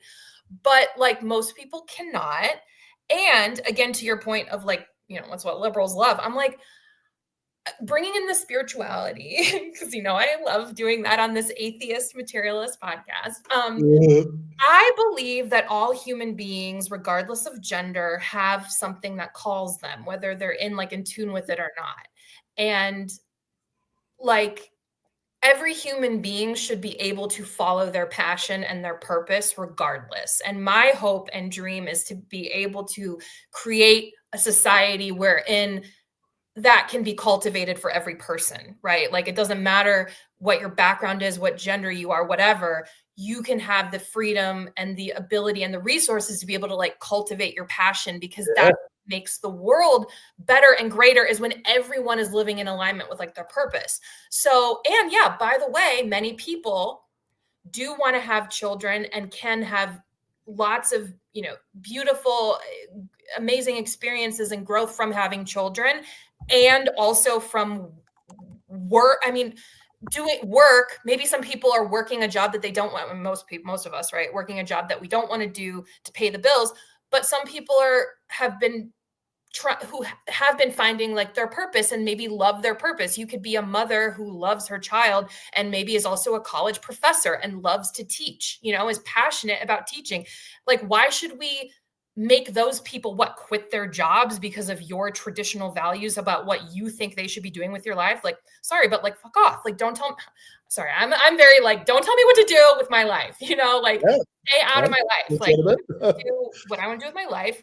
Let me do it. But also too, what was my other point? Basically, like, yeah, people should be able to follow their passion if they want. Oh, the last point about like, should we, like how he was saying like vouchers, I'm like, well, that's another actually leftist conversation, I think, about like, housework is work, like motherhood is work. And like, should the state be providing? Yeah, I mean that's like an old like sort of second wave feminist demand. Yeah, which I kind of believe in, but I don't know enough about. But I'm kind of like, yeah, I actually think that would be great. But like, that's a whole other conversation. You know what I mean?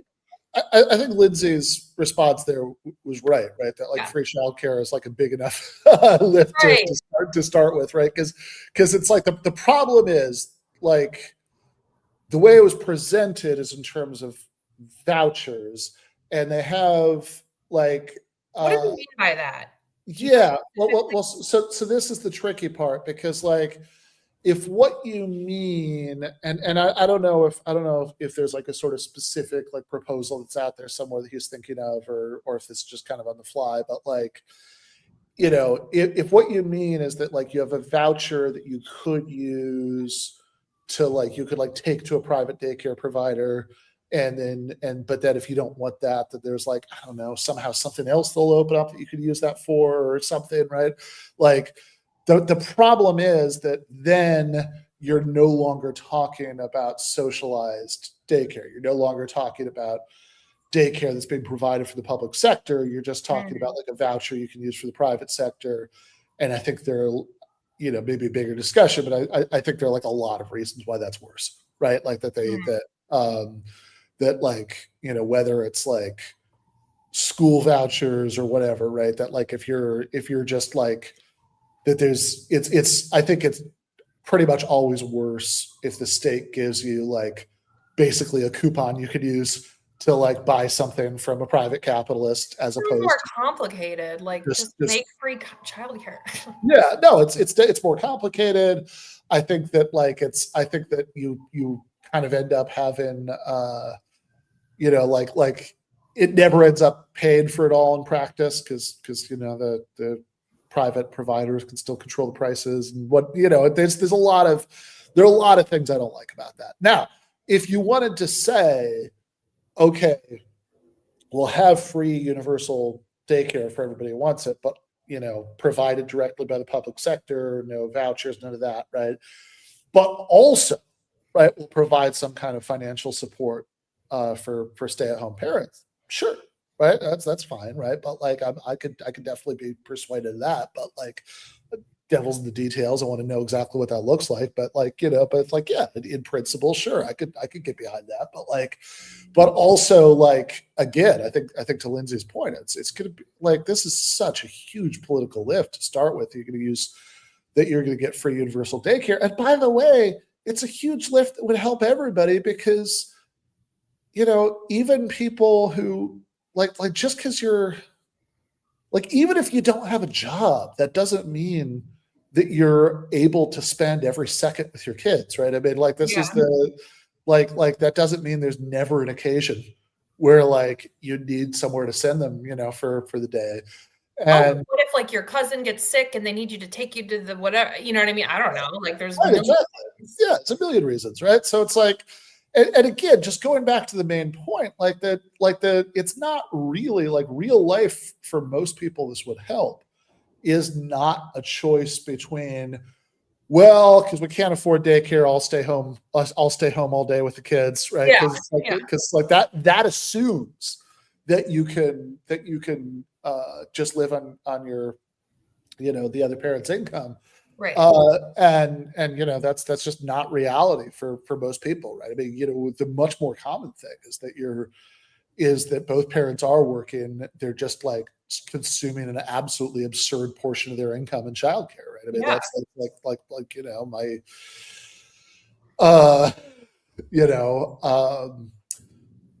I mean, yeah, I think it's fine to say, right? I mean, like my brother's kid is like, that's not like some super bougie daycare that they're sending, they're sending my nephew to. I mean, like it's a fun daycare insofar as I think he's like, I think he's like practically the only the only non-Armenian kid there. So he's like learning a lot of vocabulary, but like he has but like that's like they've told me what they're spending on that every month. Like that's jaw-dropping, right? It's even people who are in the PMC making like $100,000 a year plus. Like, well, quick little anecdote, you guys. Don't tell anybody I ever told you this.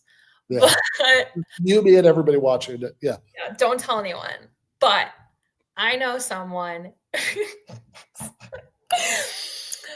I know someone because I like I've ran in these like downtown New York City, Dime Square, fascist aesthetic scenes. I've been appalled at them, but also there are bohemian types that are not necessarily like that. But I know someone who was in those scenes, and he actually was like literally like flown out to Peter Thiel's. Like, I'm not joking, and like he told me that even Peter Thiel was like, childcare is so expensive.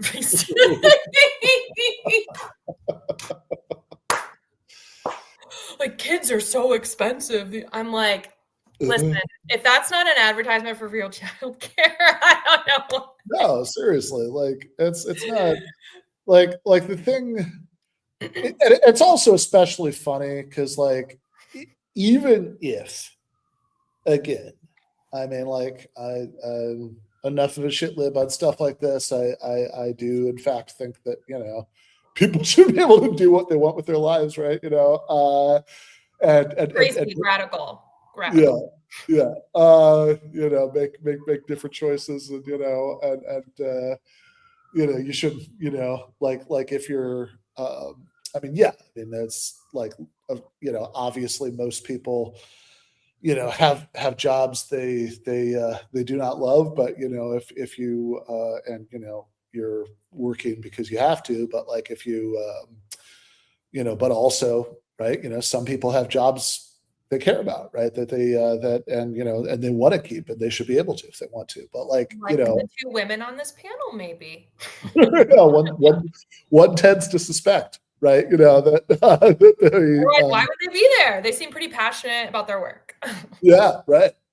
So, but like even putting that aside, I mean, like just even from like a sort of trad social values perspective, if you're like in touch with the basic economic realities, like you should want free childcare, because it's not like in the real world, like the thing that people the decision is very rarely, oh, I'd love to work, but see, I can't because I can't afford, because like I can't afford daycare, right? Like Yeah. in the real world, the much, much, much more common thing is I'm not going to have a kid at all because it's too expensive. Right. Or I'm not going to have more kids, right? I already have one, Right. but I'm not going to have a second one because I could barely afford this one, right? I mean, those are like, I think there are like 1,000 people who are in those situations for like every person who's in this hypothetical where they, it's like, oh, they're a stay-at-home mom just because they can't afford daycare, right? Like that's not like that's so much more common, right? So it doesn't even make sense on its own terms. I mean, again, I think it's like Ross and Lindsay said. Like, I just think it's like this is a losing battle for them, and they know that they can't. Like they're trying to either avoid the conversation about free childcare, or or they're trying to like demonize it in some way. But I just feel like I don't know, man. I just feel like this is a losing battle for you. It's popular, people want it, and look, from what I've been reading and hearing, Hochul is leaning toward it. Yeah, maybe. I hope so. I mean, I hope so that there's maybe enough like that she could be put in a political spot where she feels like she has to. That'd be really, really, really good. We're gonna make it happen. We're gonna manifest it. 2026, you guys.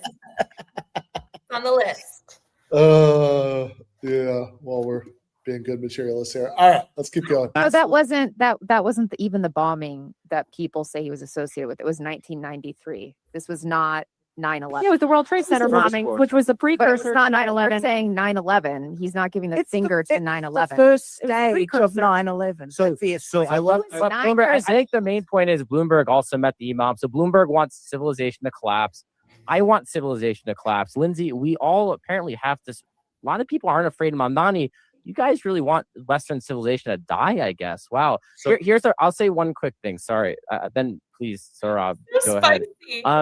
No one here filibustering, Ross, but go on. No, they did not. I hate to say this. I'll play a standpoint epistemology here. You didn't grow up in New York City. The idea that someone moves to New York City at 7 or 8 and then tries to become a citizen later on in their lives, goes to the Bronx High School of Science, goes to college, has a cosmopolitan worldview, and came here. That's very alien to the both of you, which is very strange. I grew up around all these people.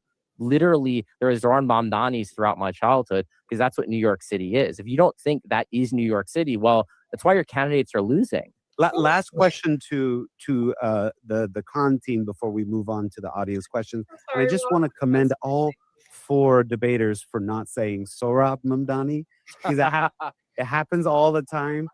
John Podhoretz tweeted something raging at Sohrab Mamdani for being against. I get Lindsey Graham sometimes, so I get it.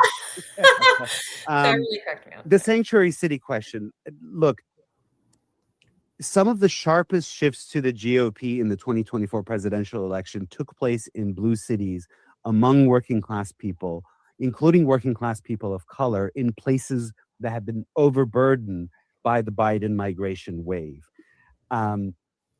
How, insofar as Mamdani has energized progressives across the country and kind of given a hope to the Democratic Party, does he not risk further kind of alienating that block of voters, not just in New York, it happened in New Jersey, California, and elsewhere, where people making under $100,000 a year, working class, people of color, who went for the GOP in large part, or at least in part, over this kind of surfeit, this flood of newcomers. That's exactly what he's doing, though. I mean, I started my piece by saying he went to the Trump strongholds and he said, why did you vote for him? And they said it was affordability and cost. And that is the argument he's making. Now, you can disagree that those are actually going to deal with people's pain points, but that is exactly what he's been building this plank of response to.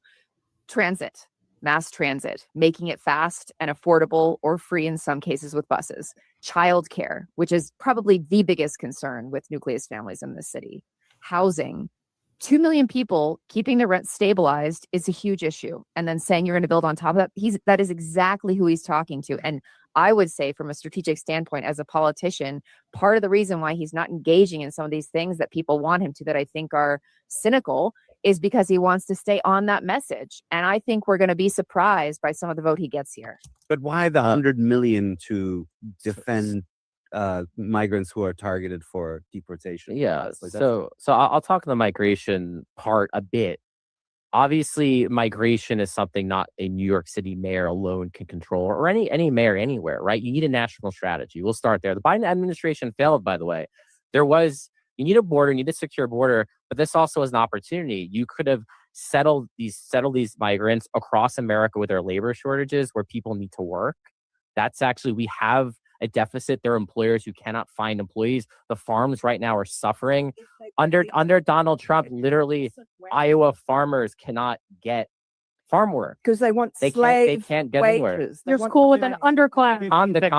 The communists here talking about raising. So you support a higher minimum wage then. Zoran Mamdani wants to raise the minimum wage to $30 an hour by 2030. You're with me. No, we just don't want to by mass 2030. import millions of unvetted people to do jobs. Can the natives then get 30 by 2030 at least?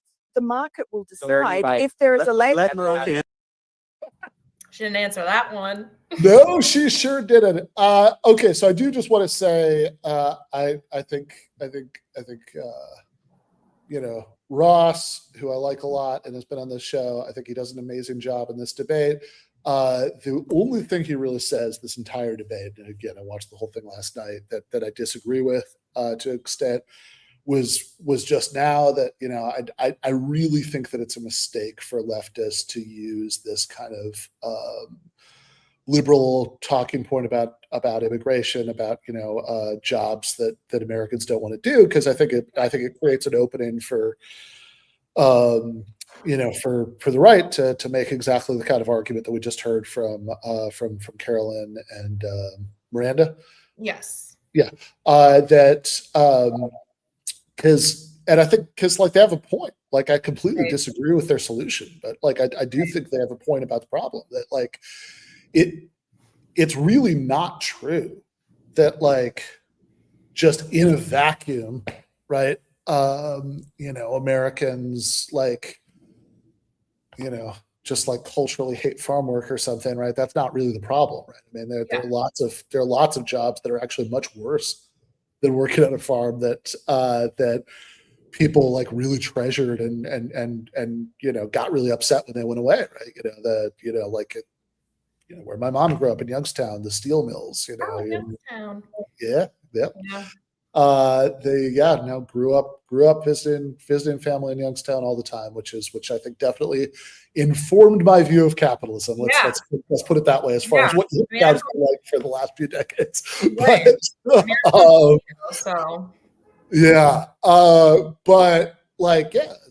if you're, I mean, even just living around steel mills is like having a pack a day smoking habit and and working in them.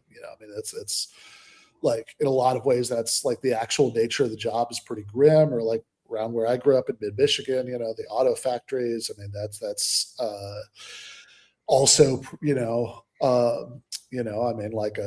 I could rattle off a couple of members of my extended family were in different kinds of industrial accidents and auto factories. That's not an innately pleasant job, right? But people were happy to have them because they paid so well, right?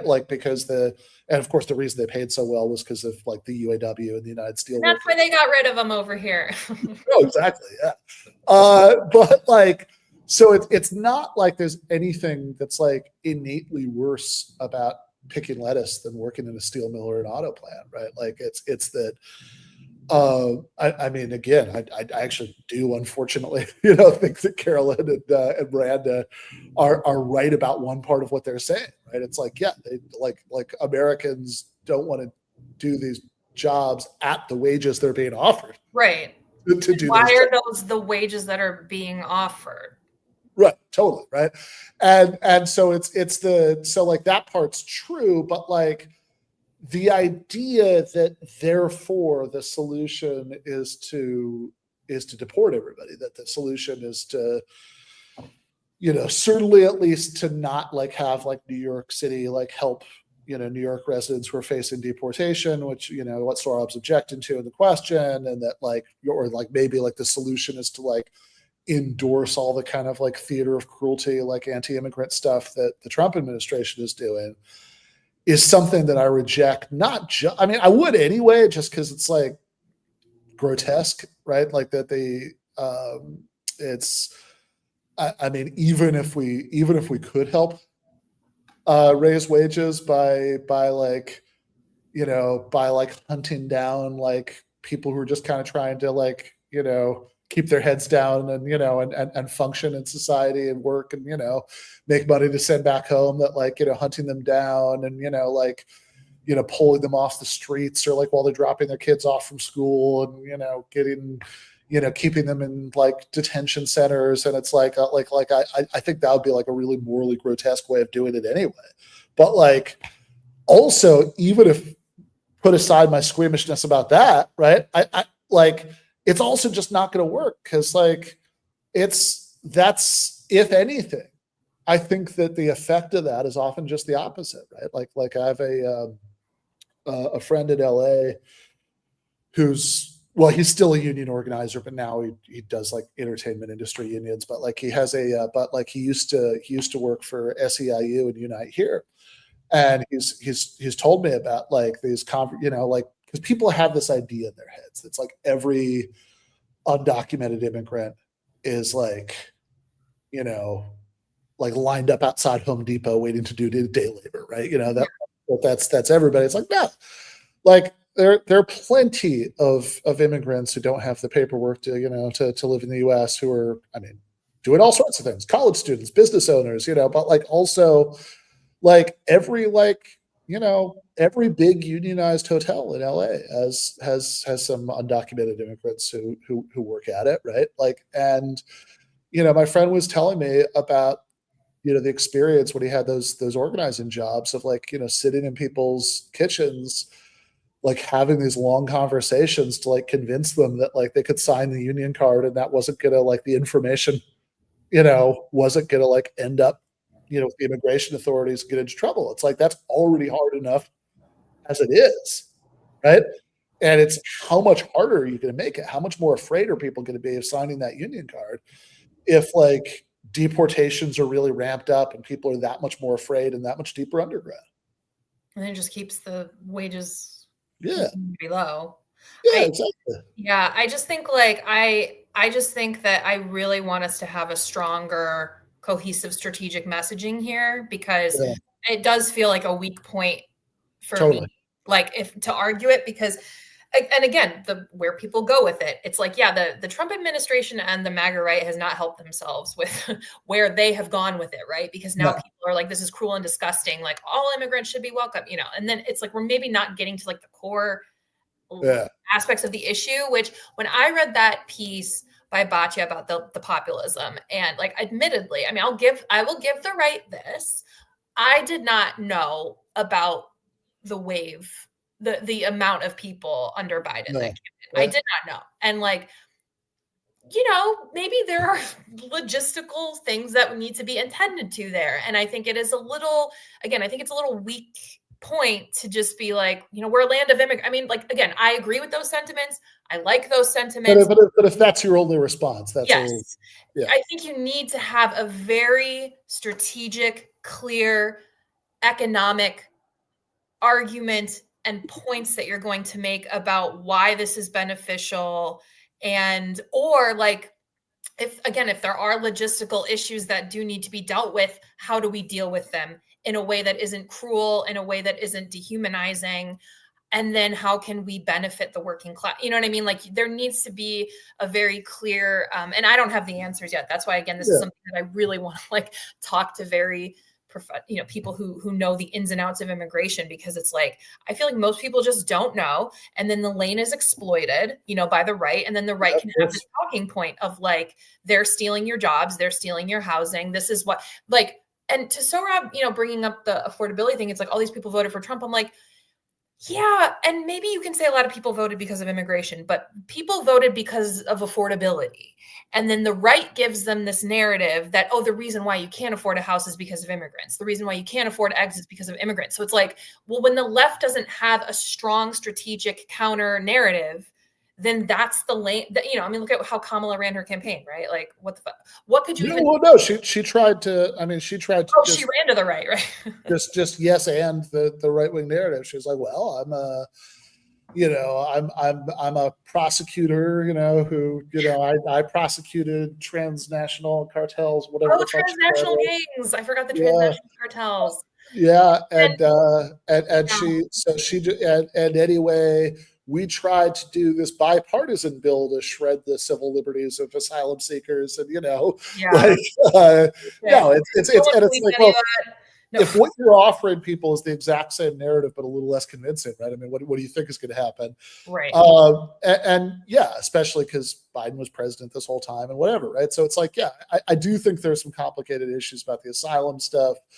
Although even there, I think that the sort of biggest thing that you should do is hire a lot more asylum judges so you can process the cases more quickly. And but I mean, certainly in terms of like, where people are and like how they're being like geographically like dispersed, like while they're waiting for the hearings. I mean, I think there are real issues there, right? But which Trump was able to exploit.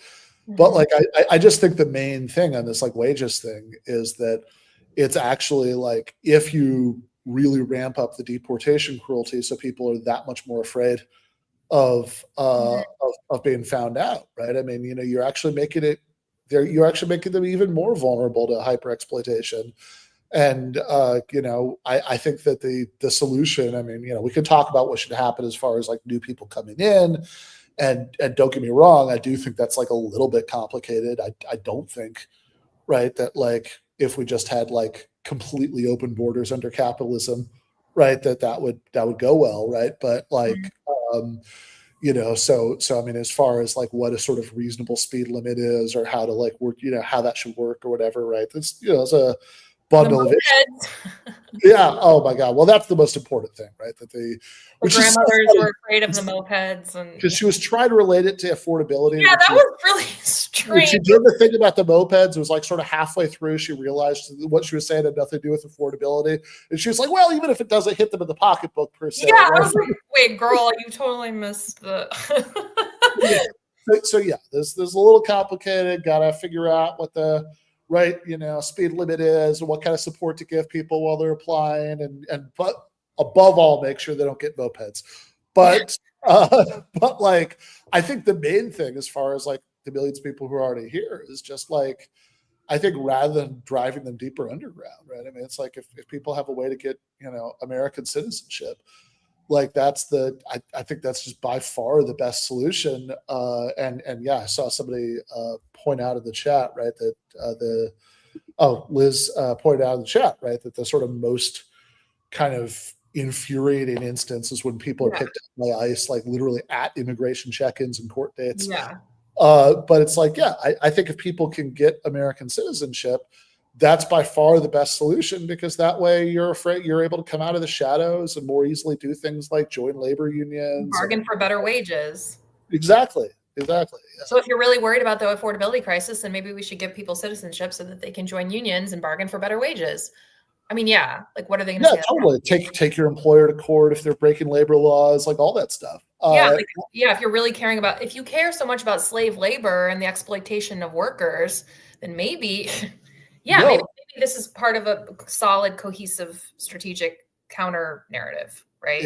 Exactly. And that said, so again, I did object to Ross on the one talking point, but I really like what he did here just before he paused.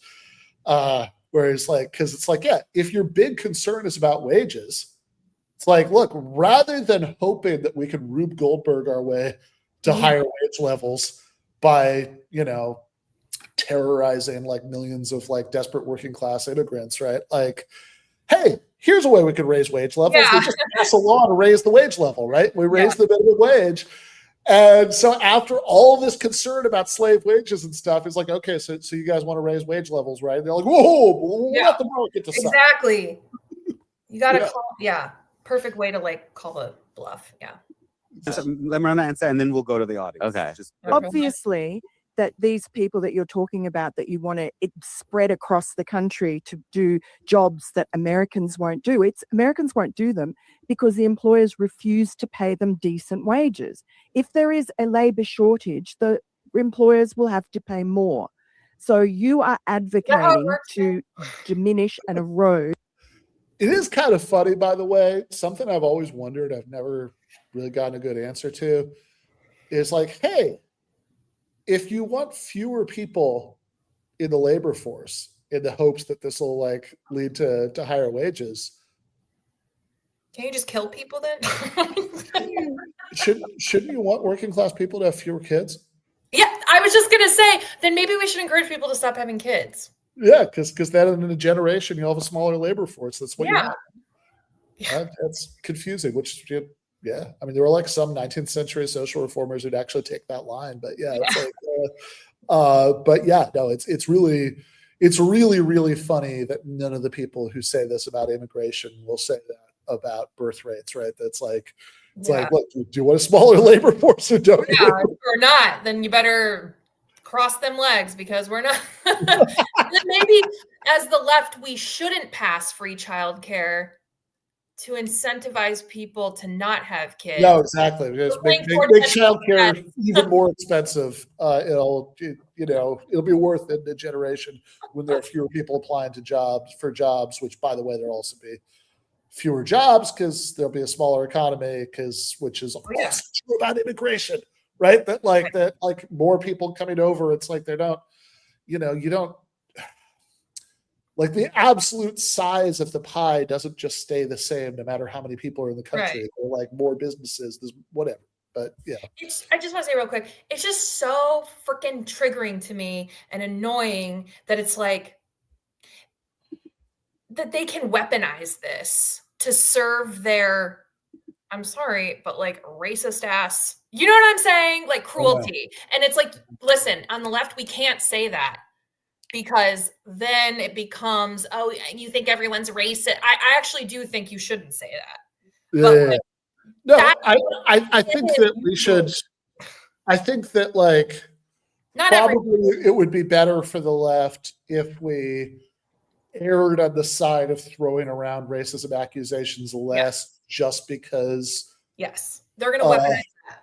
Yeah, it's less effective the more you use it, right? And there are so many cases where people have been accused of it, and it's a little dubious or gray area, and like it's sort of like people, and then but then like of course it does end up at this bizarre place where it's like, oh, everything's racist. If I say that the Muslim hates Western civilization, that's racist. If I say that if I say that, a cabal of Jewish bankers is trying to eat Christian children, that's racist. If I say that you should bring slavery back, I guess that's probably racist too, right? Like, it's just like it really is like people, like, I don't know. I feel like I see this a lot, like when people on the right are like having these like little intramural civil wars about, Tucker Carlson, Nick Fuentes or whatever. It's like, guys,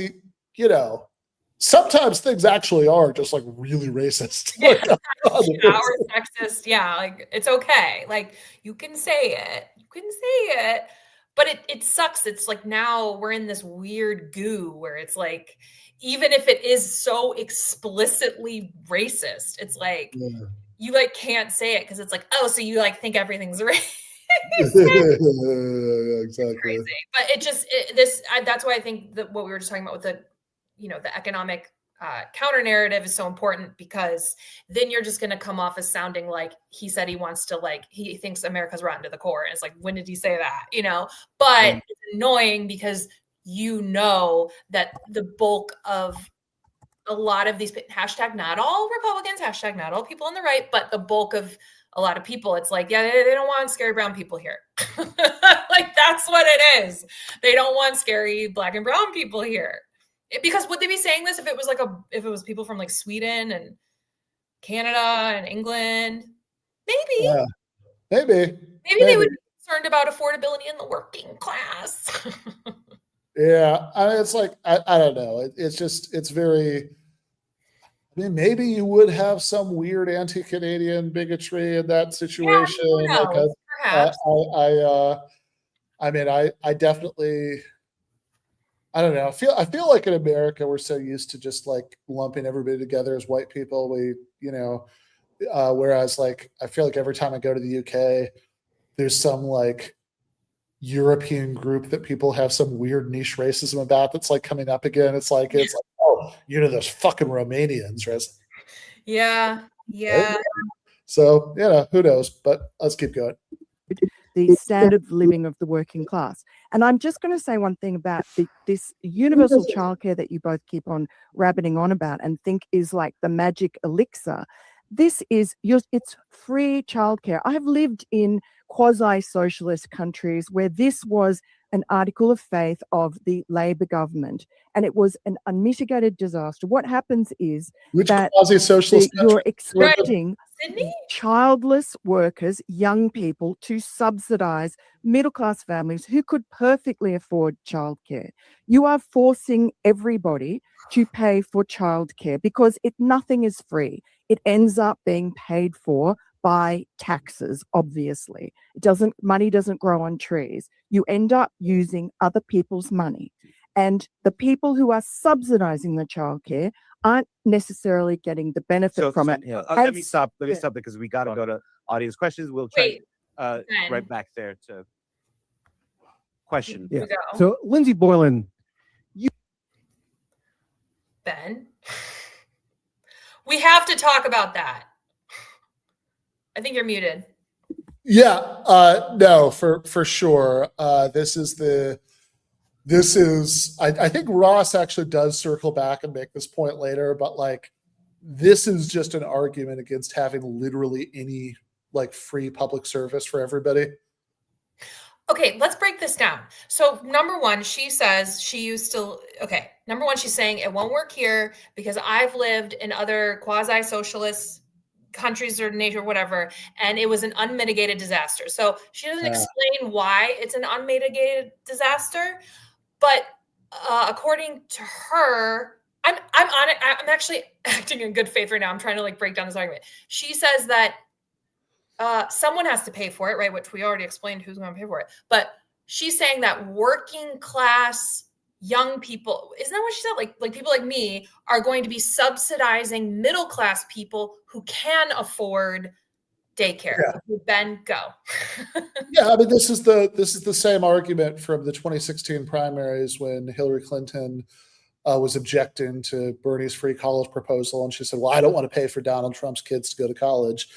And it's just like this is just one of the, I think, really dumb talking points that people do about universal programs. That's like, oh, if it's universal, then like privileged people get to use it. It's like, sure, because if it's universal, then everybody does. I mean, this is like, yeah, but it would also be free for working class people. Yeah, no, exactly. We all pay into it and we all benefit from it.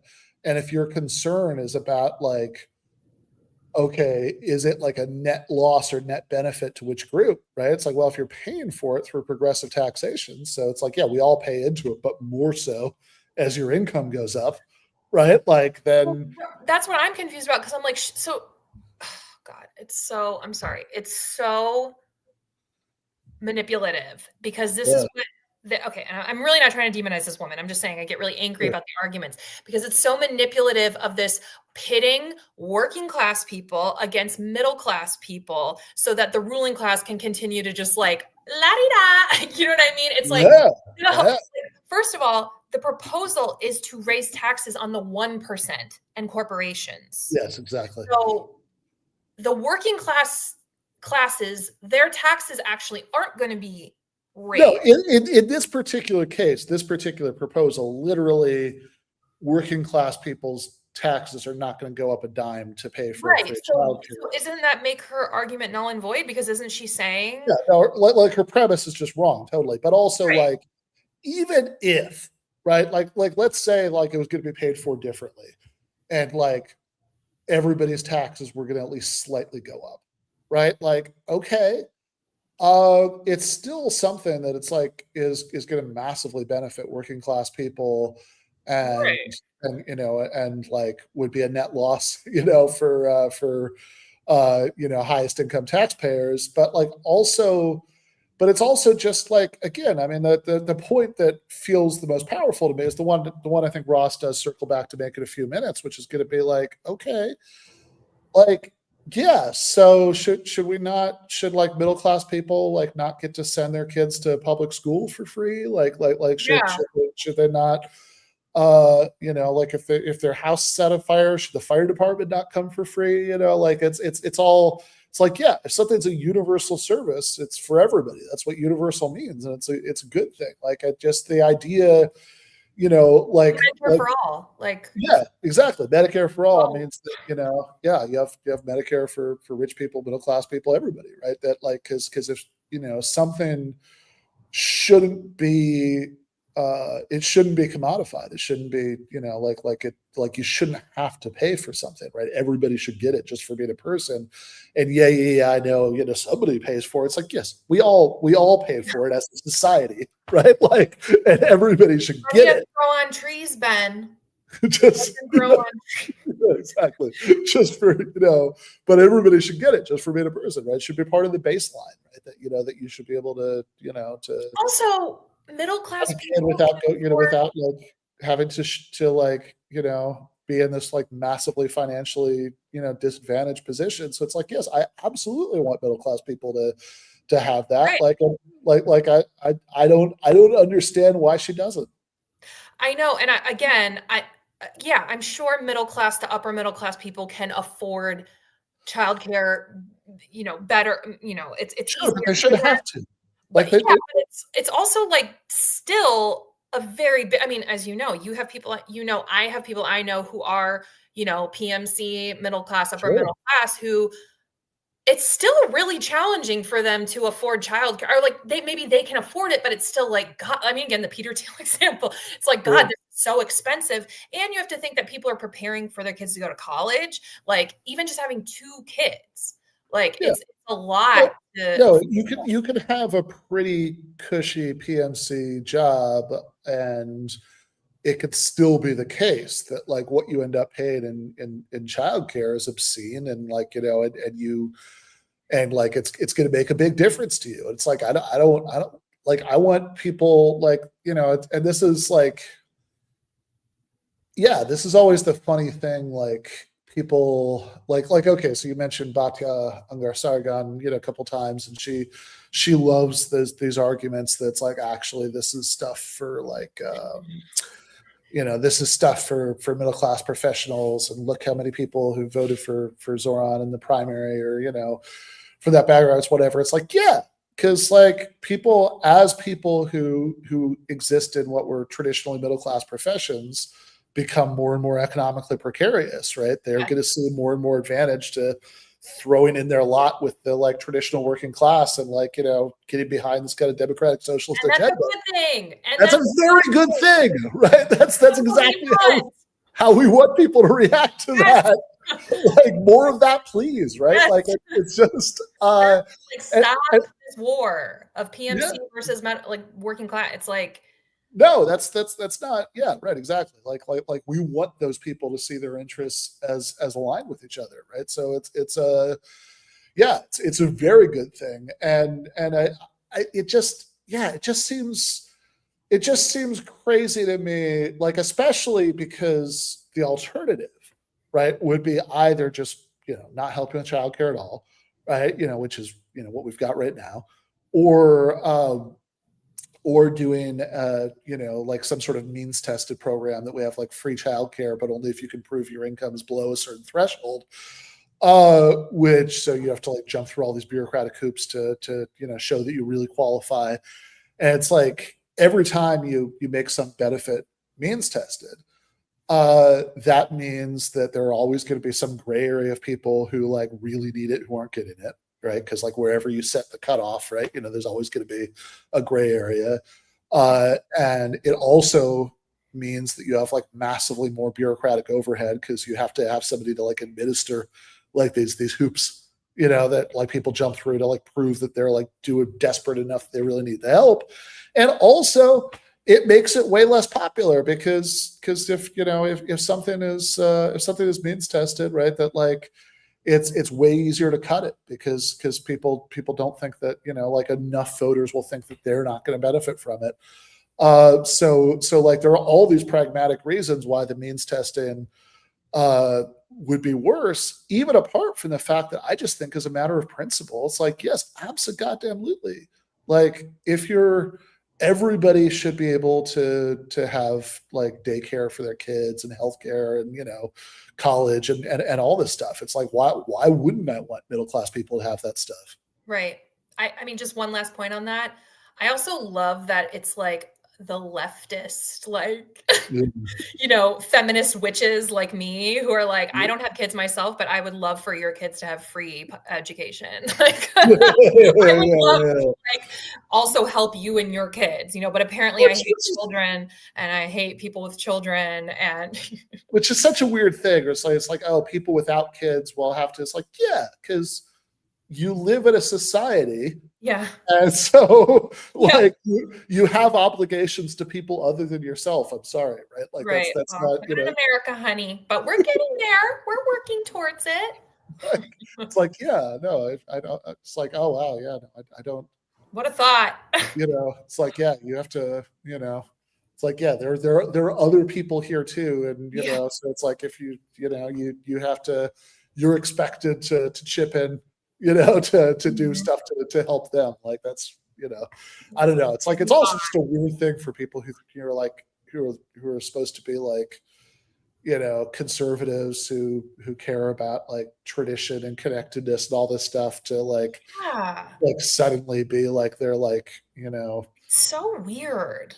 It's like, hey, not my kid. Why is that my problem? Yeah, although, who has a great joke about that? What's his name? Classic comedian George Carlin, that whole thing where he's like, not my problem after, I'll take, as soon as the pro-life until they're born, in which case, like, that's actually a great point. You did introduce this cascade of allegations against Andrew Cuomo that ultimately. Was this the first question? I kind of forgot what the first audience question was. I will make no further comment until we've seen this. All right, you guys, buckle up, buttercups. Okay. It led to his ouster as governor. Yeah. You claim that you were somehow sexually harassed by being presented with a cigar box that you construed as reminiscent of the cigar box that Monica Lewinsky was presented with somehow under Bill Clinton.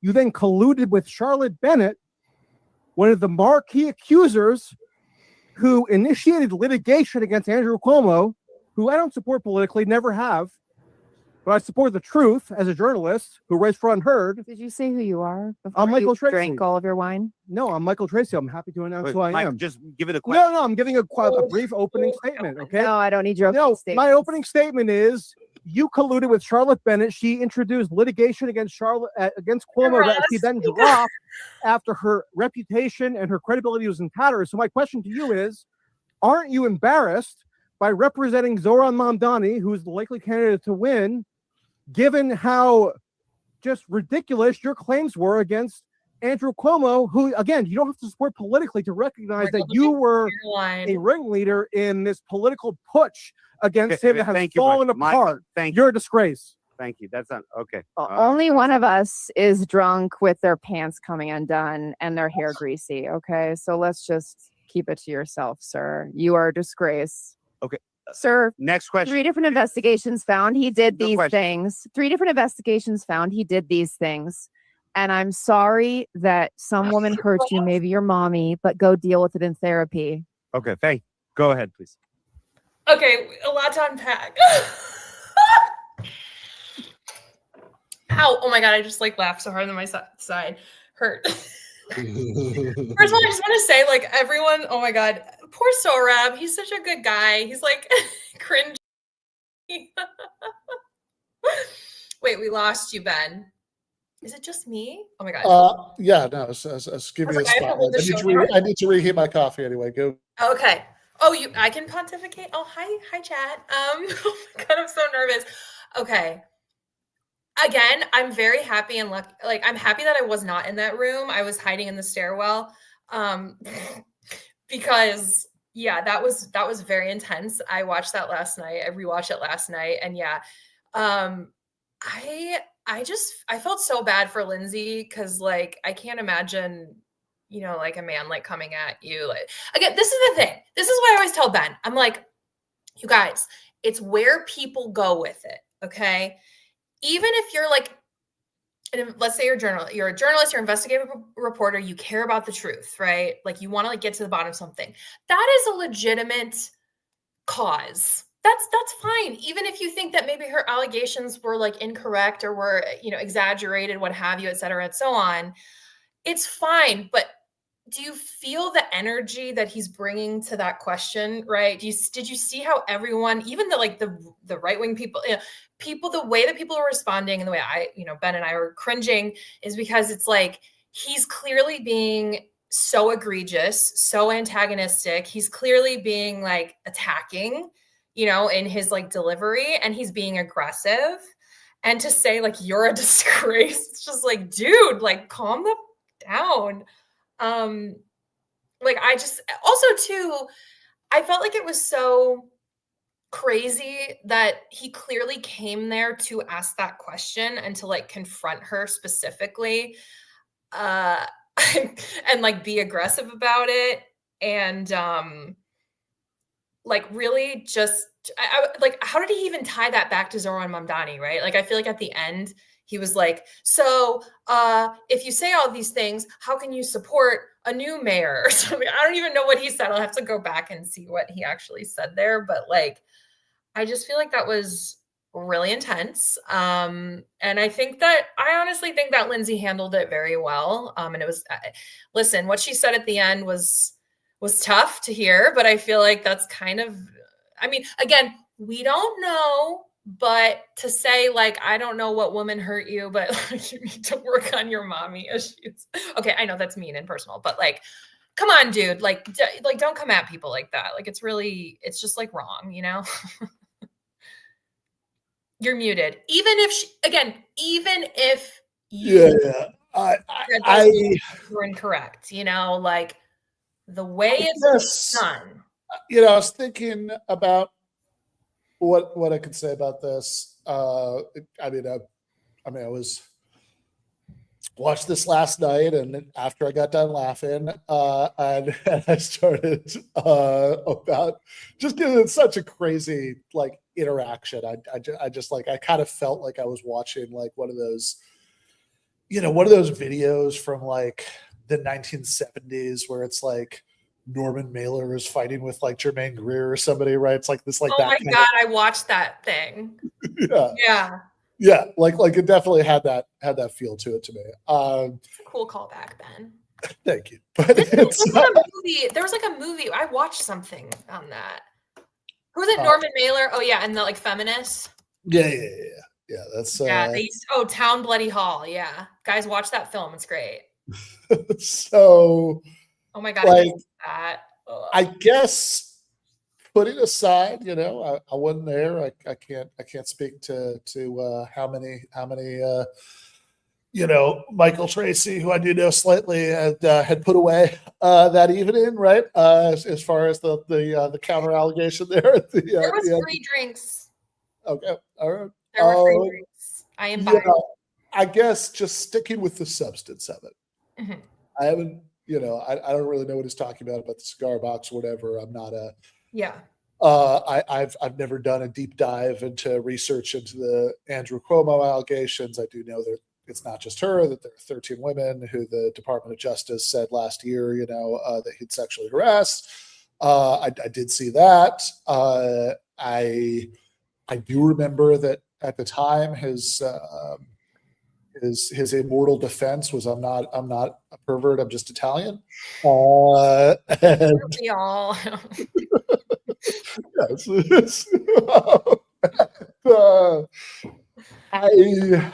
Which is so perfect because it's like him unconsciously saying this is like part of the culture that I grew up in. Do you know what I'm saying? It's like you're kind of exposing the status quo without realizing that, like, you're making excuses for it, but you're like exposing that like this is just the status quo, and then it's like I guess I would just say on the thing that I'm curious about, you know, Michael, if you end up watching this is what I really want to know. On the Michael Tracy theory of the case, why did Cuomo resign? Right. Like if he didn't do any of that, I mean, he wasn't impeached. He resigned. Because of woke mob.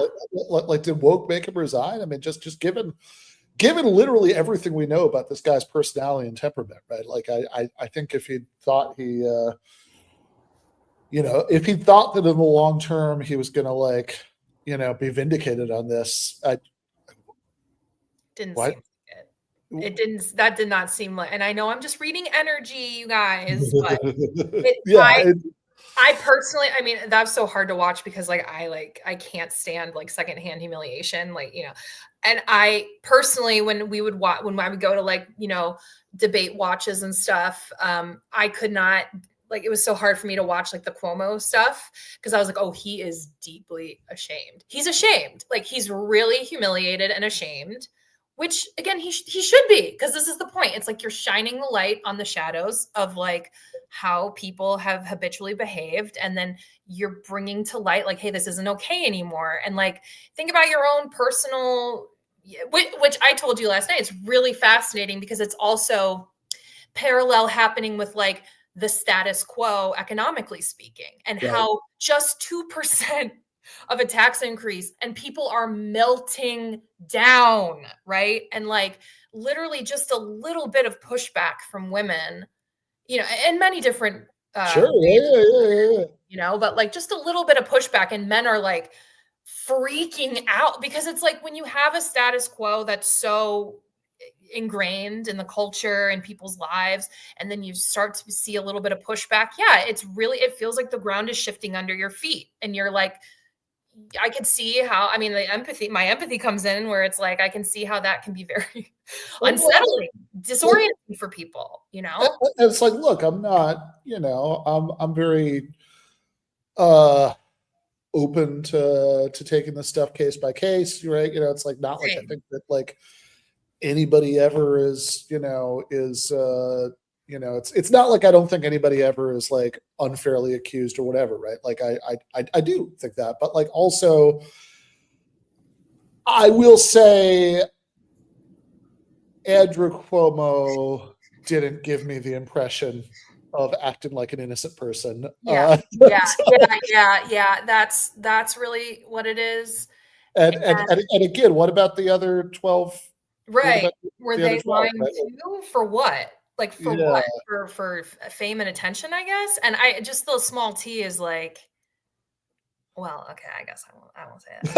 I'll just say that afterward again, because remember the context in which I came into this situation. I came in and I could feel there was sort of a bustling energy, and then people were wow, Michael, you really went in there, we were all out on the terrace, talking about, the aftermath of it all. And I did get that Michael is a Leo.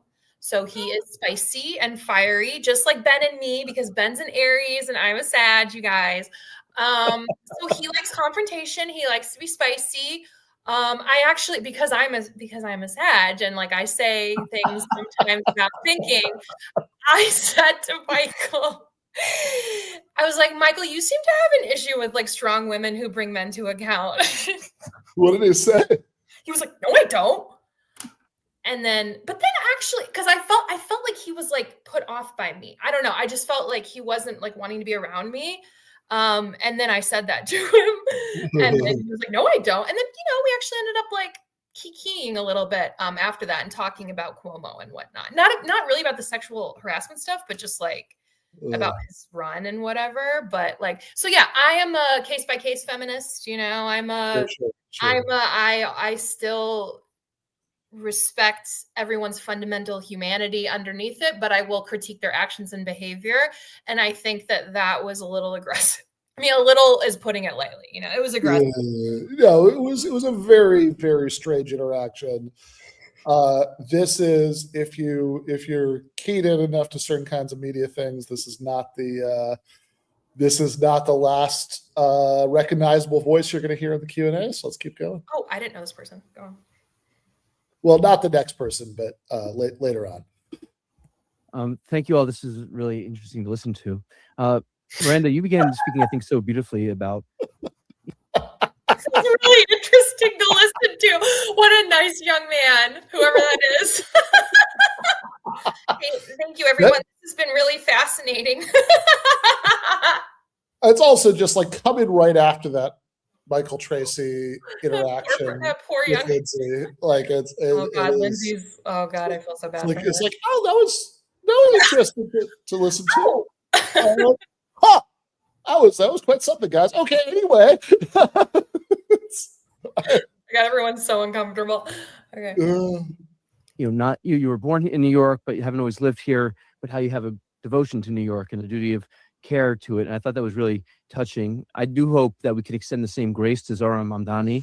I think he is committed to this city and country. So I did want to start with that. But I do appreciate all of your remarks. And my question is, I believe, Miranda, you called New York under Giuliani bucolic. And Rudy Giuliani introduced free fares on the Staten Island Ferry. Under Giuliani, murder was double what it is today. And under Giuliani, we had sanctuary city policies. And he said, quote, "We welcome undocumented immigrants." So if New York under Giuliani was bucolic, why should we be afraid today? Please, Miranda. Well, I think that you can, perhaps in a city like New York, which is pretty Democrat, you have the luxury of doing these kind of left-wing policies, I would call them, that Giuliani imposed. I mean, he wasn't really terribly right-wing at all because, he wouldn't have been elected as mayor for so long. But he had the luxury of doing those things because A, he got the city's finances in order, and B, he got law and order in order. And so the cities were safe, businesses were coming back. And so it was a land of milk and honey. And in a land of milk and honey, you can afford the odd utopian policy that really around the edges. But what we're talking about with Mamdani is no effort to actually address the real problems in New York. To say, it's a very clever policy for him to go and talk about affordability, because that is something that everybody, especially young people, especially in a city like New York, is worried about. But he doesn't really have any solutions. He has these sort of just little nitty bitty thing. I mean, free grocery stores and free this and free that. Grocery stores aren't free. No, they're not. That's true. One more. Let's go in the back there, Carlos. Oh my God, I'm sorry. Yeah. Also, are they just little itty bitty things that are? Yeah, what? Now they're little itty bitty? I thought they were utopian and out of reach. Yeah, exactly. I thought they were so crazy that never. Everybody was going to be fleeing to Florida, Cubans going to Miami. Now it's this stuff doesn't even really matter.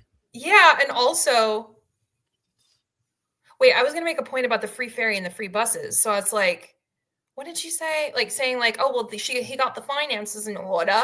So it's okay. Yeah. Well, let's do that again then. Let's do that. So you're saying, again, I don't understand these arguments. So it's well, he got the finances in order and there was law and order, and that's how he could get a free ferry. So you don't actually object to the free buses per se. Right, exactly. You just want to make sure there's a good funding plan and that there's law and order. So given that they're going to be basically, I mean, honestly, it seems messing with police anything is not Mamdani's priority right now at all, right? So right. It's so law and order, all right, we got that. He's got a pretty specific funding proposal. So what's the problem? Sounds like let's do it. Yeah, well, underneath that, he wants to burn it all down. Yeah, that's right, because he hates Western civilization. Yeah, you're forgetting keep up. Keep up. Please speak. Oh, it's coming. Hi, great debate. Thanks very much. My question is, let's say bringing up Bernie, who was backstabbed by the DNC, and then AOC, who held a lot of promise, but then essentially just became Nancy Pelosi's puppet. I'd like to get the opinion of the panel here as to the possibility that Mamdani may be Bernie 2.0, AOC 2.0. This is from the standpoint of a former Democrat who wishes that actually Mamdani could actually be the change that he seems to present. But for someone like myself, who's deeply, deeply skeptical about the Democratic Party and its capitalist orientation, really wouldn't permit somebody like Mamdani to occupy the space in the same way that we've already seen with Bernie and with Carlos. Rose. That's a very good, that's obviously a question for us. Lefty question. Yeah, honestly, this Lefty this questioner maybe annoys me more than like anything else in the last like hour or so. It's like, yeah, oh my God, that would be such a terrible fucking thing, wouldn't it, if he became Bernie 2.0, right? So it's like the guy. So Bernie Sanders, right? The guy who by the way did a great job as mayor of Burlington in the 80s, who like held the torch as like the only socialist in Congress for almost 30 years, who was, like got like 1 million amendments, in place, like even like when the Republicans were running Congress to do things like build like community, health centers around the country, who like, introduced like Medicare for all to like the national political discussion, which I'm sure this dipshit like probably wouldn't even be a leftist now if Bernie Sanders hadn't run for president in 2016. Like and he's still, I mean, he's like is Bernie Sanders, who's been like spent the first year of, like a lot of the first year of the Trump presidency, like going around to places that voted for Trump, doing these fighting oligarchy rallies and sort of like trying to like keep front and center, right, in the national discussion, the idea that like, yes, Trump authoritarianism very bad, but also we need to like stay focused on economic oligarchy. I mean, this is like by far the most useful politician in the United States, and it's just like this is very off-brand, right? Like I because like I don't know. I just try to like respond more substantively to this, even to people who I like disagree with a lot more. But it's like I'm really trying to battle the instinct to just say it's like, yeah, who the fuck are you?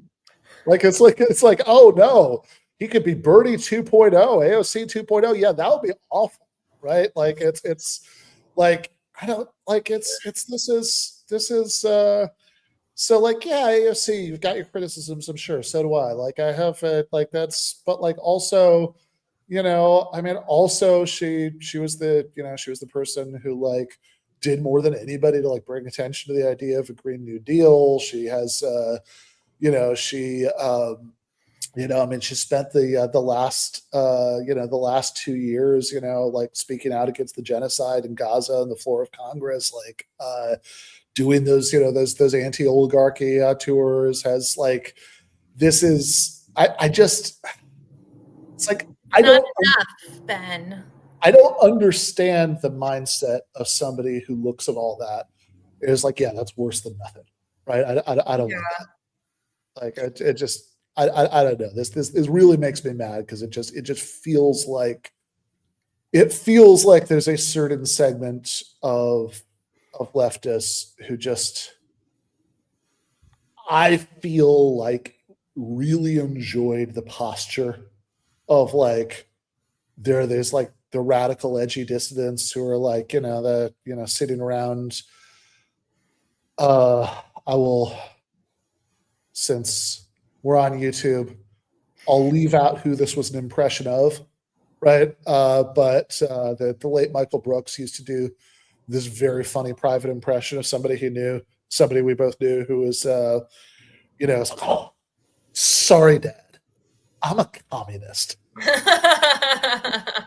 That's like that person, right? That like that way of being in the world that you're going to be like, ooh, see, I'm not a boring normal person like you. You know, I have these exciting, dangerous, edgy, you know, ideas. Like that's how people got used to relating to politics. And like I just, you know, it's like, yeah, it's like one thing, sure. These are all politicians. They're imperfect. Criticize them when they do something wrong. Absolutely, right? But like just this rhetorical posture where it's like, oh, well, they're just sellouts, you know. It's like there's like that'll be the worst thing ever if, you know, Zoran ended up being The poser. Bernie 2.0, right? It's like God knows we don't need more than one Bernie. Yeah. I mean, I feel like is it like that? I just don't think that things are. I mean, look, I feel like maybe the space I occupy at this point is sort of like in between you and like those people. Where Yeah. like I see both sides. I see. Okay, this is where I think. All right, so that was Cynthia. Oh yeah. Oh yeah. Oh, I see. Oh my God, I'm so slow. I'm so R-word. I was like, oh, Ben, really? Go for it. Dirty politics on the Give Them an Argument show.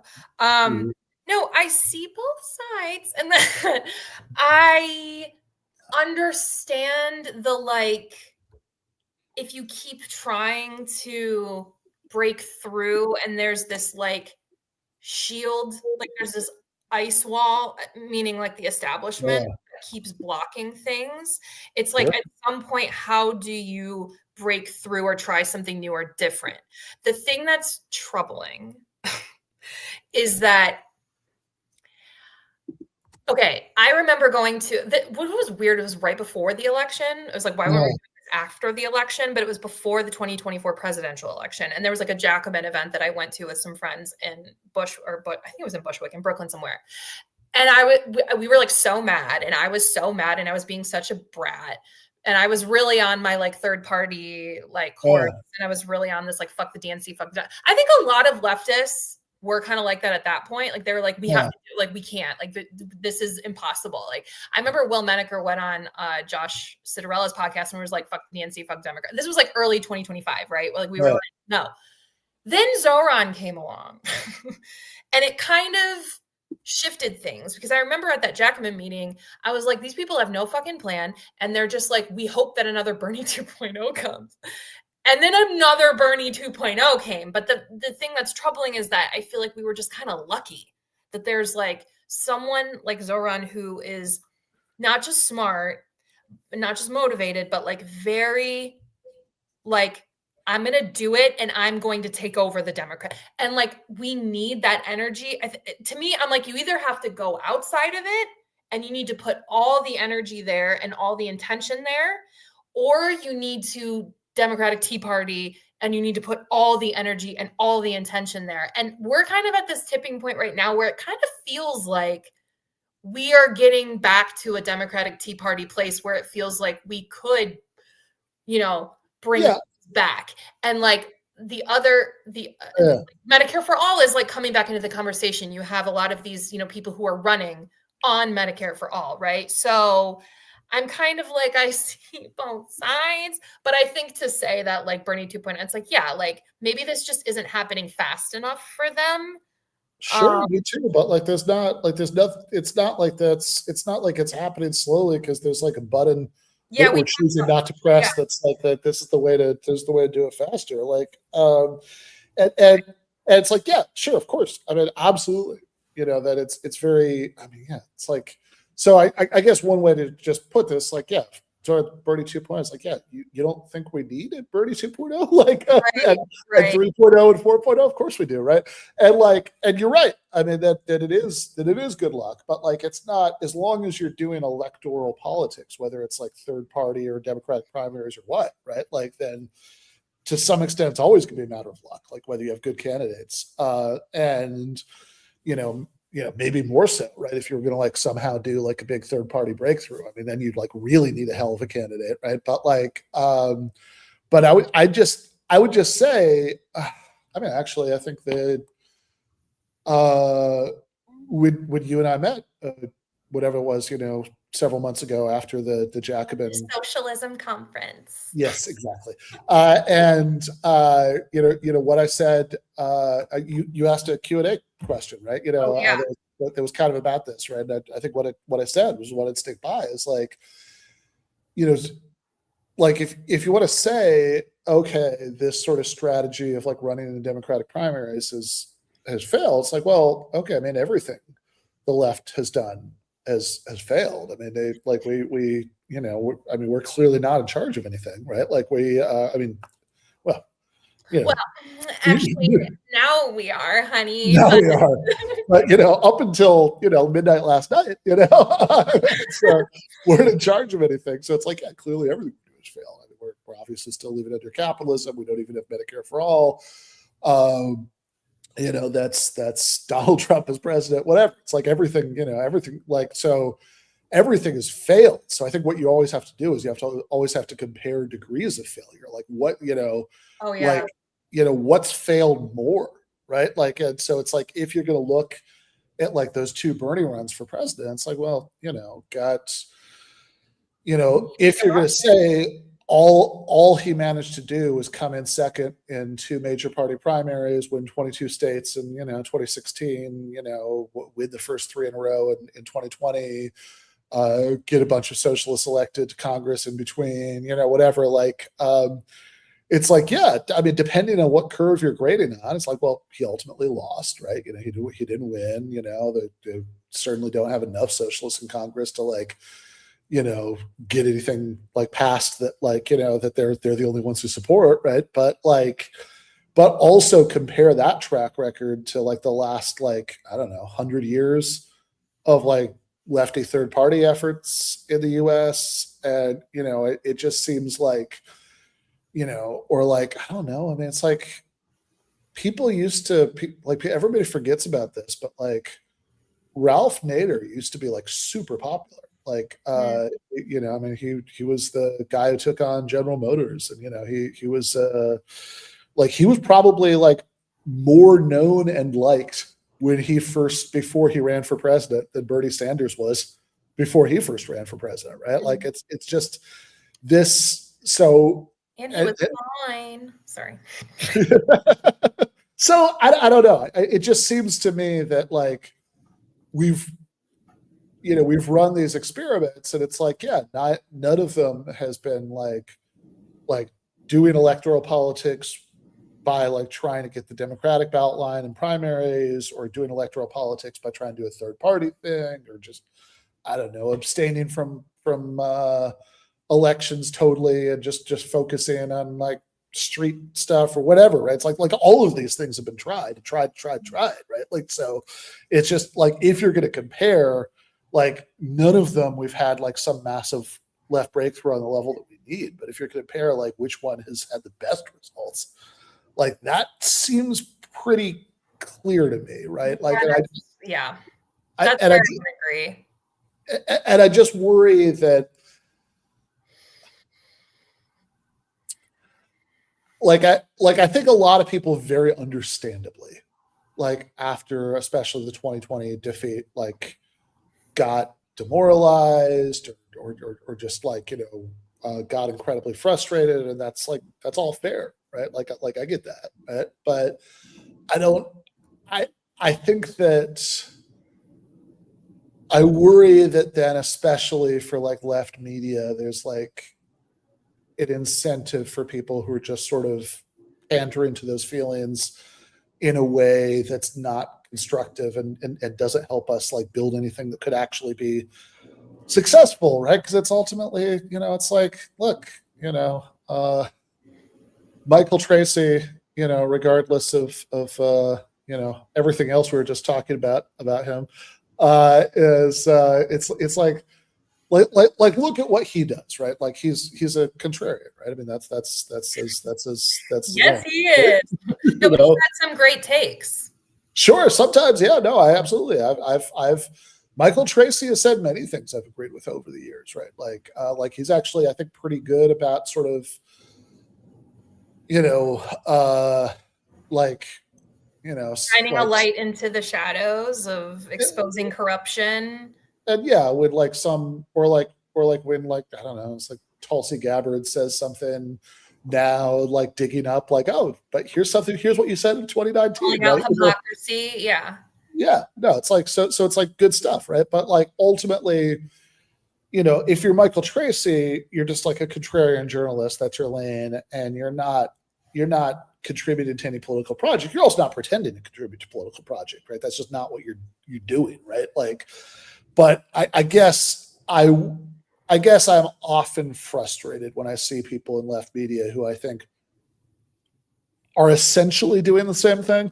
Yeah. Right. That, like, essentially they're just like contrarian, like media, like take havers. Right. Yeah. Like, I think we should be organizing as well, which is what I'm doing.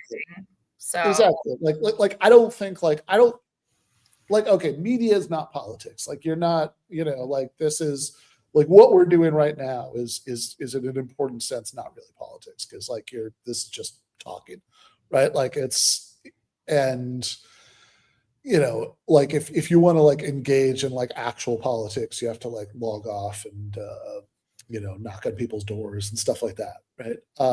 But so those are two different things. But which I I guess, have done, just by the way. Yeah. My literal street cred. There you go.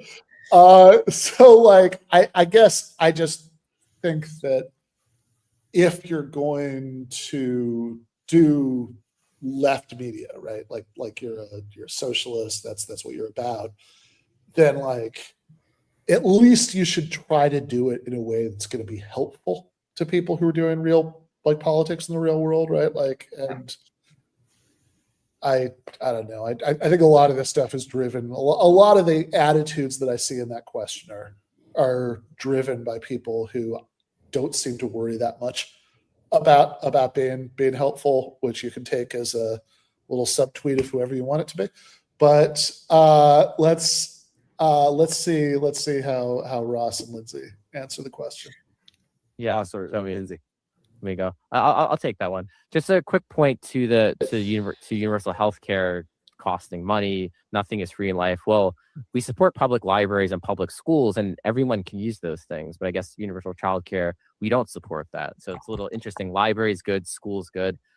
Universal childcare bad. To your point, I think Zoran Mamdani is very committed and serious about getting the core policies he campaigned on accomplished. This whole debate has been around what he said years ago, what his mother said, what he never said, and there's been very little. Well, from me and Lindsay, there's been discussion of the actual things he wants to do. So on the core policies, if you support them and want them and are excited about them, I believe you have a lot to look forward to. And he's going to attract the best and brightest to come to the city and to work for the administration, which he's already doing. Just very quickly. Yeah, I would also just say his overwhelming win the primary. And I think if he gets a good mandate in this process, it's hard to refute him. I mean, I don't think if the governor, the speaker, and the Senate majority had an alternative, they would have come to his rally on Sunday and, glad handled and supported him, because his next fight is going to be on taxing the rich in Albany. And every time the governor spoke at that rally, every other chant was tax the rich.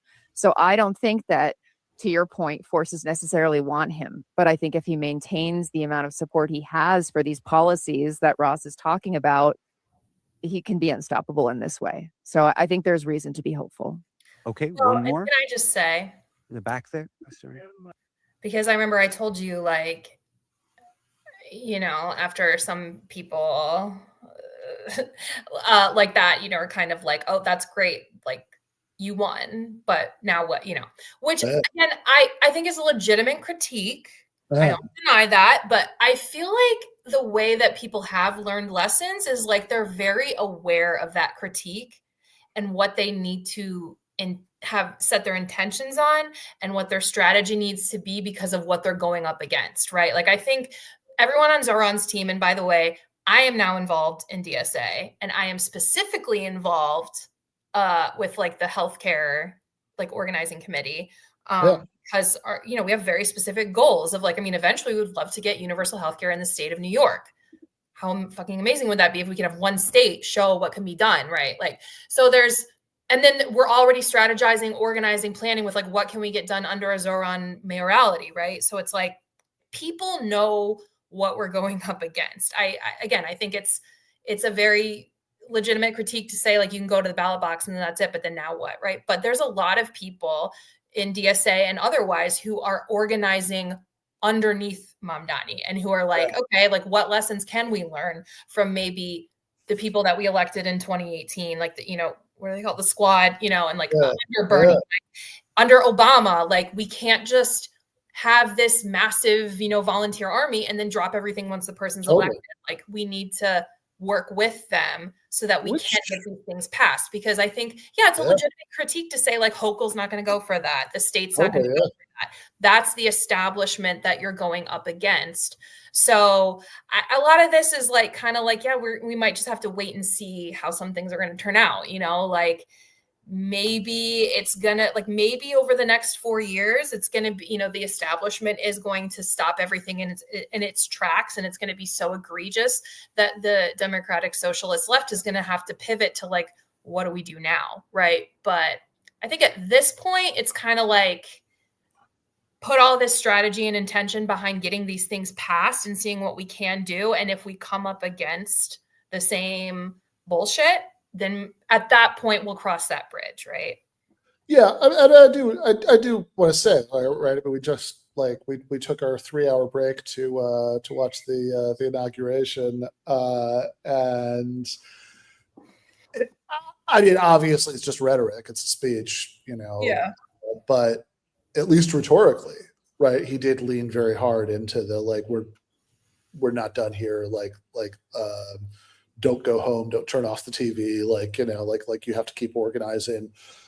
And so, I mean, it's good to hear him at least say that, right? Like, and very aware. Cause he's like he's like a millennial. Yeah, exactly. Yeah. Went through Bernie and who has seen a lot of what has happened with the Democrats and with the progressive Democrats. And I think it's like, we're learning our lessons, right? And again, for people who are more on that left side of things, they probably think, well, no, you haven't, because you're still trying to work inside the Democratic establishment. Yeah. So, you know what? Maybe they're right.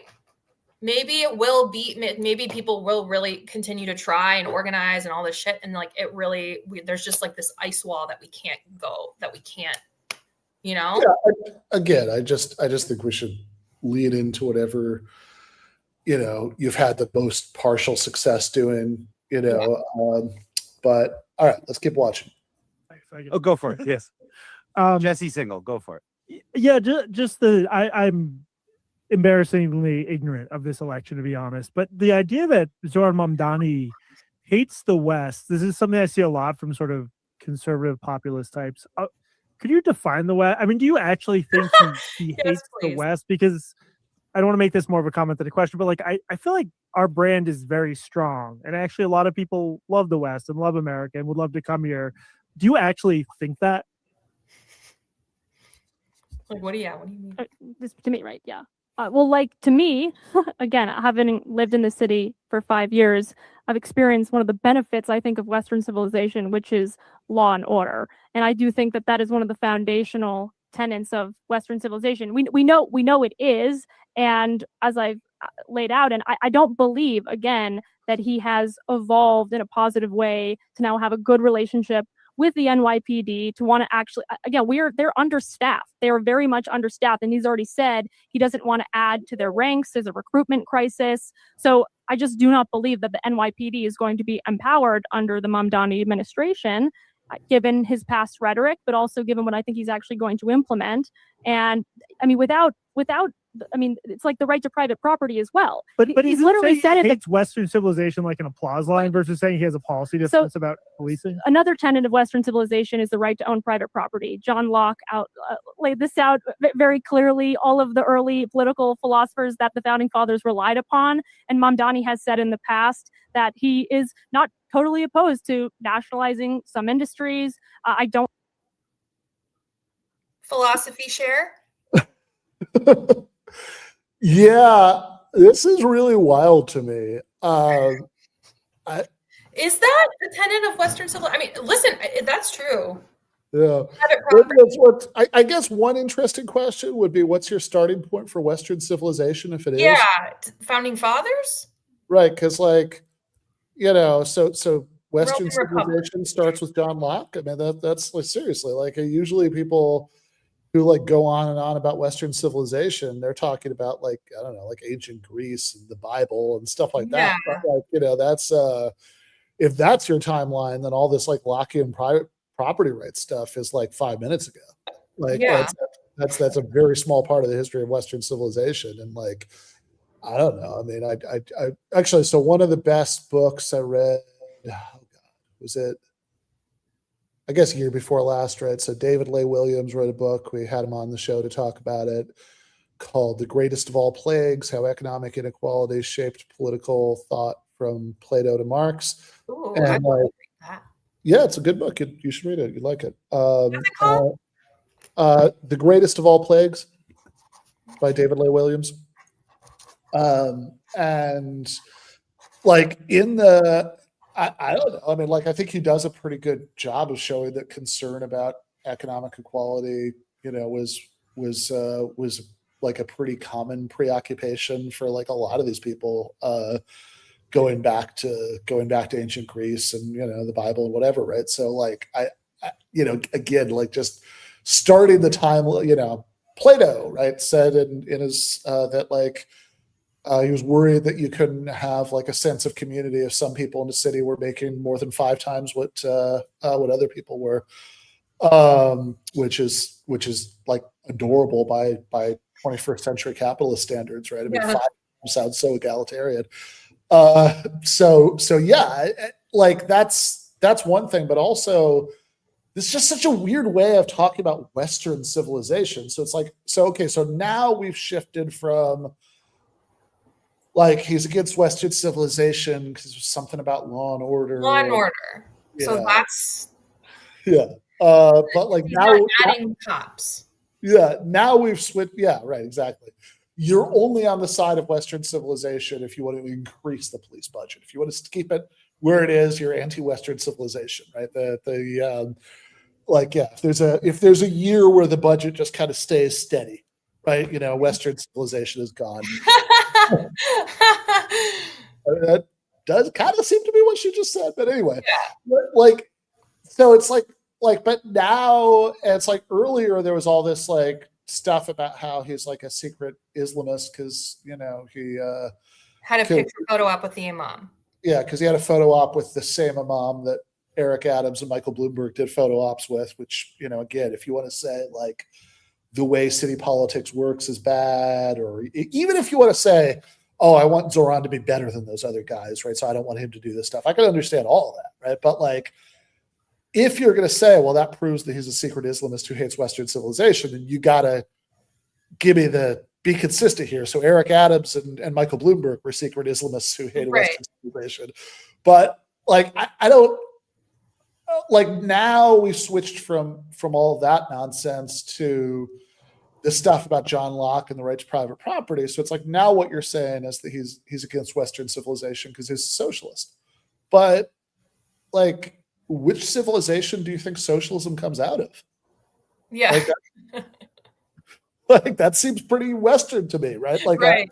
Like that's, isn't it? Give me the history. Give me the tea. Yeah, it is. I mean, it's like, I certainly like the people, like, you can find like predecessors like all over the place and forever, but like, but as far as like, certainly the term socialism, right, comes from like 19th century Europe. Like, right? Yeah. Like, are those bitches European? Yeah, they're all those bitches are European. Like that's all those bitches are European. Yeah. Like, yeah, this is something that's like, yeah, it sort of comes out of like Enlightenment era liberal rationalism, and it's like yeah, it's the sort of more radical, flowering of out of that, right? It's like this is the I don't. It's like, do you think socialism comes from Asia or from Venezuela? Venezuela? Isn't that still part of the what? I mean, I guess that's not. They don't. Yeah, well, it's always Opinion confusing the and way what, people right? like actually one of the best, my favorite parts of Jesse's question, although he didn't like linger on it, right, is he said, "Could you define the Yeah, West?" he should have. I feel like he should have been like, "Can you define what Western civilization means?" Yeah, because he kind of did that for a second. Then he like Yeah, he should shifted have off stuck that. on that. Yeah, Because because Block kind of did that earlier, right? He was like, "No, I'm sticking on this. What do you mean? Like, what are you talking about, Western?" I feel like what they mean is white and European and United States. yeah, like because and again, you know, Maybe Canada do you think socialism came from like? Do you think socialism came from the Arab world? I mean, like I know. Or the it's Soviet Union, maybe they think like Russian, yeah, and well, that's not. still, yeah. Well, but it's also, but like this thing about defining the West is like, because this always drives me crazy. Like, people, there's so many conservatives who love talking about the West. And it's like, okay, if you're like, if you took it seriously, right? It's like, oh, we want to protect like the West from something non-Western. It's like, okay, so it's like what you're really concerned with is like Buddhism, right? Like this is like the most peaceful religion that exists, by the way. yeah. Is that what you're mad about, right? You know, people like Westerners being into like Buddhist spirituality or whatever, right? Because it's like, because that would actually be like something non-Western that like Westerners, you know, because like, you know, yeah, socialism is absolutely a product of Western civilization. And also, again, what do you mean by Western civilization? Because like, how is it that like, if you want to be like a real old fashioned right winger, right, then you could just say like, oh, what I mean is like Christian civilization. And that's at least just that at least Yeah, baby, has go there. Don't just play around with it.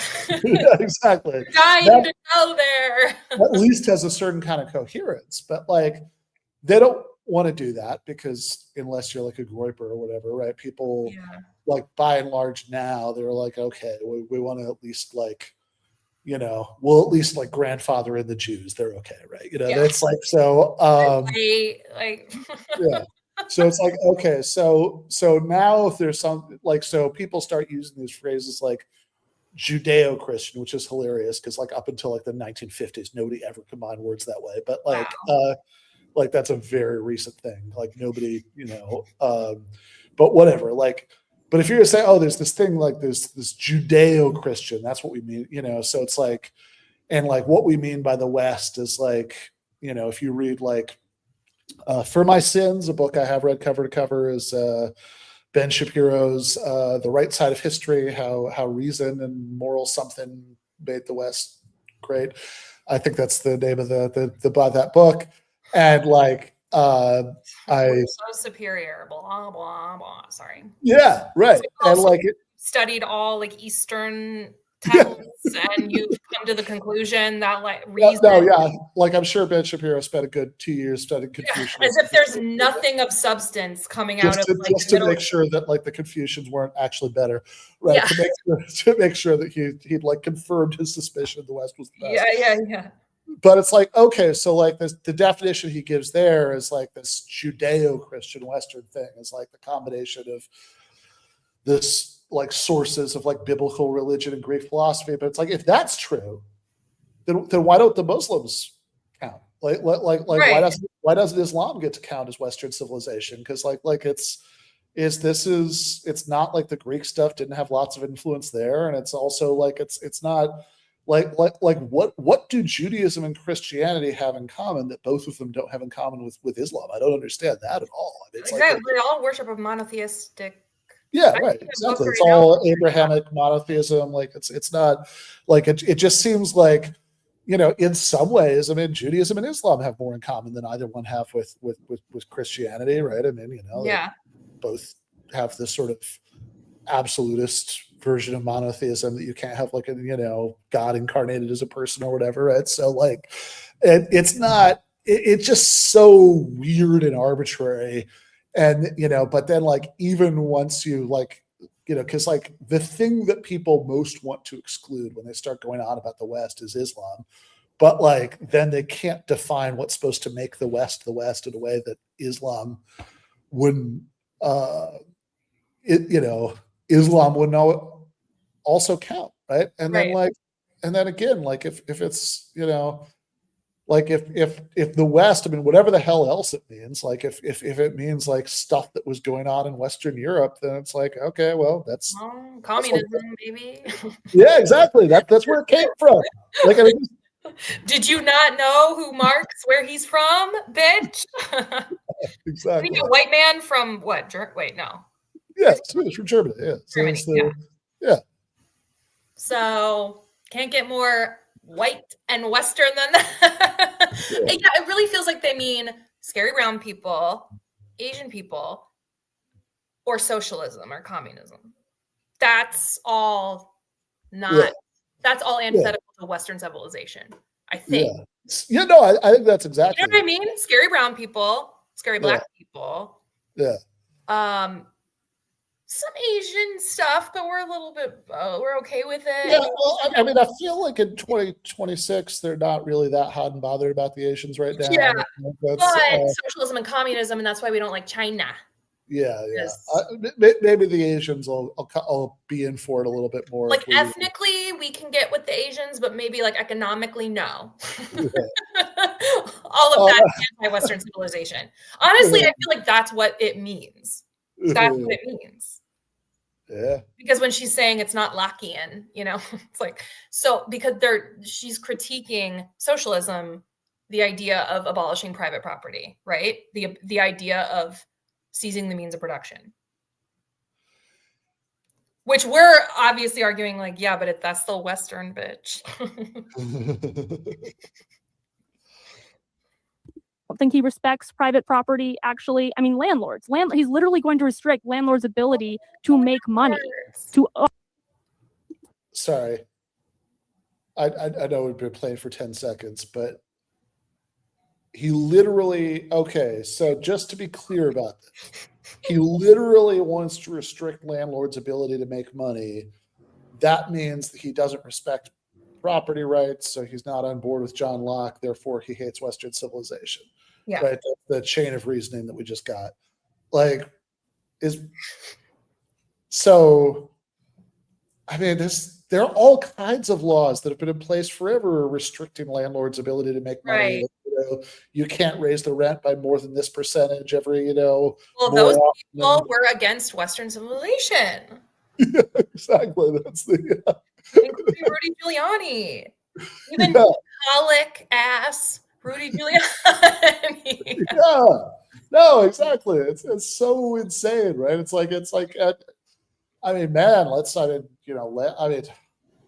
it's also so funny. It's like, wait a second. If you're trying to sell me on why I should care about Western civilization, maybe don't lead with Western civilization is all about letting landlords make as much money as possible. Yeah.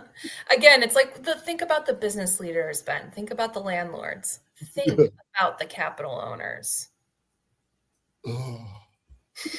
Operate a business, private property being that if you exert labor over something that you are entitled to what you work.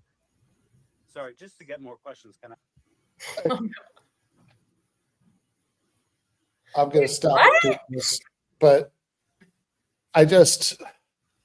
there's just nobody in the world with less self-awareness than like a National Review writer which makes sense. Cause like, if you're like if you're a young,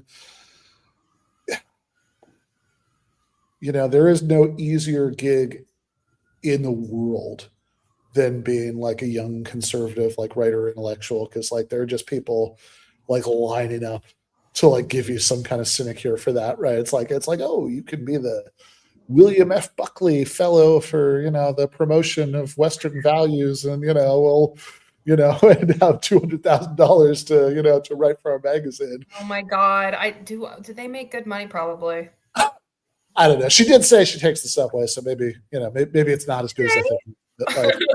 It's not. But it just seems like the bar is just so low. Like, it's because like, hey, here's something you might think about. Like she just said, I guess this goes with her John Locke thing earlier. Here, let's just play back that last like 10 seconds. This is kind of Amazing. I mean, landlords. He's literally going to restrict landlords' ability to make money, to operate a business, private property. Private property being that if you exert labor over something, that you are entitled to what you work. Wait, what? Wait. Private property meaning if you exert labor over something that you what? Labor over is something you're entitled to what you work, is what she said. So it's like, so again, I get where she's getting that from, right? That's the John Locke stuff. But it's like, but also something to maybe think about is like, well, hold on. If people are entitled to the products of their labor, let's let's talk about people being entitled to the products of their labor. Yeah, like You that don't want might to have that conversation, honey. yeah, that thread of thought might go someplace you don't think it's going to go. That you don't want to go. It will lead you out of Western civilization, actually into it. Take that as the answer. And this gentleman behind you, Ballet, has been really eager. So I don't know. But please, Yes. My name is Peter Orbini. My issue has been nursing homes against Governor Cuomo, which I know some of your panelists. But to address the reporter, I would like to say that sexual harassment in the workplace ends in two ways: a resignation or a termination. And Governor Cuomo resigned. And that's all I'd like to say. Oh, men stepping up. No, but I would just, I'll let Lindsay, obviously it's her thing, but I would just like to say that the reason I think that Mamdani has any shot at all, we're talking about really a phantom candidate who's going to fluke it in a Democrat age city well, honey. because Andrew Cuomo is so terrible. The worst possible person to put up for the Democratic Party to put up, and who didn't take the hint after the primary. So, you know, and Peter, you are big on the nursing homes, and that's an enormous black mark against him. And Lindsay, you can talk to the rest. Yeah, I mean, I appreciate you saying all of that, Peter, and we're friends in the fight. I think anyone who's watched Andrew Cuomo over the last several months knows that he is an abuser who doesn't take no for an answer. They don't need to take my word for it. They can see it themselves every day, and I don't respond to trolls. Okay, that's the part Last that I one saw back in there, the that other lady one. back there, and that's our final question. I swear they cut Michael. Hi, I'm a New York City school teacher, high school teacher. And just for the record, I teach asylum-seeking migrants, most of whom are very supportive of Western civilization, just as a note. My fear about Mamdani is my contract comes up in 2026. Even if you're at the top of the salary scale in the New York public schools, that means you have the equivalent of a bachelor's degree, a master's degree, and either another master's degree and a PhD. You can't afford to own a home. And my fear about Mamdani is you're talking about paying for universal pre-K when right now you can't pay for teachers to actually live in the city. Well, I'll speak to that quickly and say Mamdani came out recently with the whole teacher retention and also recruitment program. He wants to raise teacher salaries. He's supported by UFT, and he's very committed to bringing in more teachers into the system and paying them more money. So I know you're talking about a mayor in this race. Like, who are you going to vote for? Who actually supports boosting the pay of public school teachers? If it's Mamdani, Cuomo, who's very anti-teacher, and Curtis Sliwa, Mamdani is someone who definitely wants to raise salaries. Of course, can you raise them enough to afford a $2 million home? We have to build more housing. We have a big affordability crisis here. We have to create supply and freeze the rent. But raising teacher salaries is something Mamdani does support. Well, and just to note that your average pre-K teacher makes under $60,000 a year. So let's go on to closing statements, and that will be in the reverse order of what the teams went. So Miranda will go first for the pro, and then Lindsay, and then Caroline here, That's and a Ross funny way has to the set last that up, you know. word. Can I ask Caroline? Yeah. I mean, you may have picked up from me that I'm not a huge fan of any of the alternatives in this race. And that's the big tragedy for New York and really writ large for America, because the Democratic Party is really imploding in front of our eyes. So you have this kind of nascent left-wing populism that's struggling to, to find form, and it's found form in this race in Zoran Mamdani, who's an attractive package, but if you scratch the surface, there's not very much there. He is a construct. His policies are either tiny and won't make a dent on anything, or they're enormously expensive, have been tried elsewhere in the world, like this free childcare, boondoggle. The teacher back there who talked about wages, the public school system is already a disaster. Zoran wants to, he's antagonistic to charter schools, which has really been a path for poor kids to actually learn to read, which they struggle to do in the public school system. The teacher unions have had a stranglehold. We saw during the COVID pandemic, the way the teacher unions, and particularly Randy Weingarten, whatever her name is, just managed to force the schools to stay closed for much longer, and waste a whole lot of money that should be spent on teaching kids to read and write and do arithmetic. That's not even happening in the public school system. I just see that it's not feasible economically anyway to have this free childcare. It's been tried. Okay, give it a go. But all it's going to do is entrench the problems that you already have in public schools, in preschool. And not only that, you are going to be, as Zorab said, you are unfairly penalizing those families that don't want to have two salaries, that want to try and have stay-at-home mothers. Why wouldn't you give vouchers? But that is not something that's in even in the sort of mental architecture of Zoran Mamdani. So in closing, I think I can understand why New Yorkers would follow the Pied Piper. He's an attractive package, but I think everything that he is talking about is going to end in tears. And maybe the good thing is it'll be a one-term wonder and New York will come to its senses. But the past has shown us that New York has to descend to real chaos and danger before anything good comes. Oh no, is that going to happen? Oh, sorry. Zorab. Zorab, yeah, she did. Why can't people just say Zoran Mamdani's name? Like Zoran Mamdani. It's not that hard. Why is it always like Zoran Mamdani? And so some things are like going to be little and nothing, and then other things are going to be, it's the same thing she said earlier. I just don't really understand.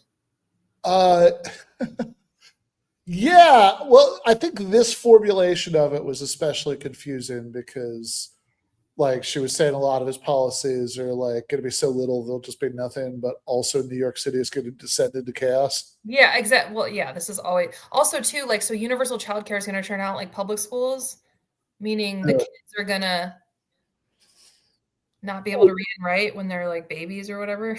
I don't know enough about the education stuff, I will admit. I don't know. So I need to be more educated on all the education of it all and the teachers and the blah, blah, blah, because legitimately. I went to public schools. I think they I don't know. Somewhere down the line, I seem to have managed to learn how to read. I don't know. I think I'm sure you went to public school. It's maybe New York City public schools are particularly awful. I'm skeptical, but even if they are, then like what's the you just shouldn't do any public anything because like public schools aren't good enough. Like it's just weird. Like it's like a kind of a weird non sequitur. Like you're gonna entrench the problem of public schools at an earlier age, which is like one of those things that sort of sounds like you're putting words together in a way that expresses the thought, but then you actually start thinking about it. It's like, wait, what? Yeah. What, I don't really get what does that mean? Right? Like, and also like, I don't know. It's like, okay, let's say New York City public schools really do suck exactly as much as you say they do. Like, does you just want to give up, or like, right? Like, I'm like, so do you want to make schools better? not public? Yeah. Like, what's your solution then? That we should make all schooling private? Yeah. Yeah. Right. Like, I don't know. Do you have a proposed solution about how we can make public schools better? Yeah, because it's clearly not paying people more, because she was complaining about teachers unions earlier. Yeah. So yeah, I don't know. Just like the whole thing, I don't know. It's like I'm not even sure that like there was an actual like coherent thought there. It just kind of seemed like expressing an attitude like, boo public schools. Yeah. Yeah, which is interesting.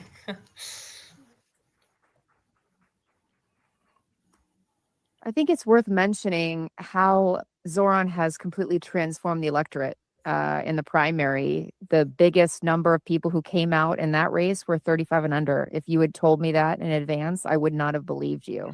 And I think it's worth saying, because it's going to take that kind of huge momentum to do some of these things, to tax the rich. I mean, the amount of money that has been put up against Zoran by billionaires in this city is astronomical, and it's because he is taking them on. And I think that's really important. I think the reason why you find commonality between people who voted for Trump and who are voting for Zoran is because one thing a lot of us can agree on is that the consolidation, monopolies, oligarchy is hurting all of us. And I think that you can't discount the amount of people who are supporting him. And he's made it pretty clear. If you go to these rallies, people are filling the blanks of what he's talking about. And it's pretty simple. It's ambitious, of course, but as a parent myself, with nieces who have decided that they don't want to have children because they just can't afford it, and for them to be that young and to be that cynical about the world says quite a lot. So to do universal childcare is huge. To talk not just about a rent freeze, but also talk about building affordable housing, and also have a suite of ballot proposals that will enable that affordable housing to be built and to go across bridges and talk to Rebney and talk to Abney and talk to Cranes and all of the folks that are trying their hardest to not get him elected is pretty powerful. And I think, again, on the policing front, to have someone who's actually much more conciliatory than you've seen me be here. He has a huge amount of restraint. He has decided to keep just Tish. And I think that's pretty powerful for someone who did start out saying defund the police, who saw the Black Lives Matter movement take off in New York and see the implication of police brutality. So I think he's going to win again. He's going to have a mandate to do all the things that need to be done. And he's going to try and bring people along who are even afraid of him. And I think that's one of the more admirable things about his abilities and his experience.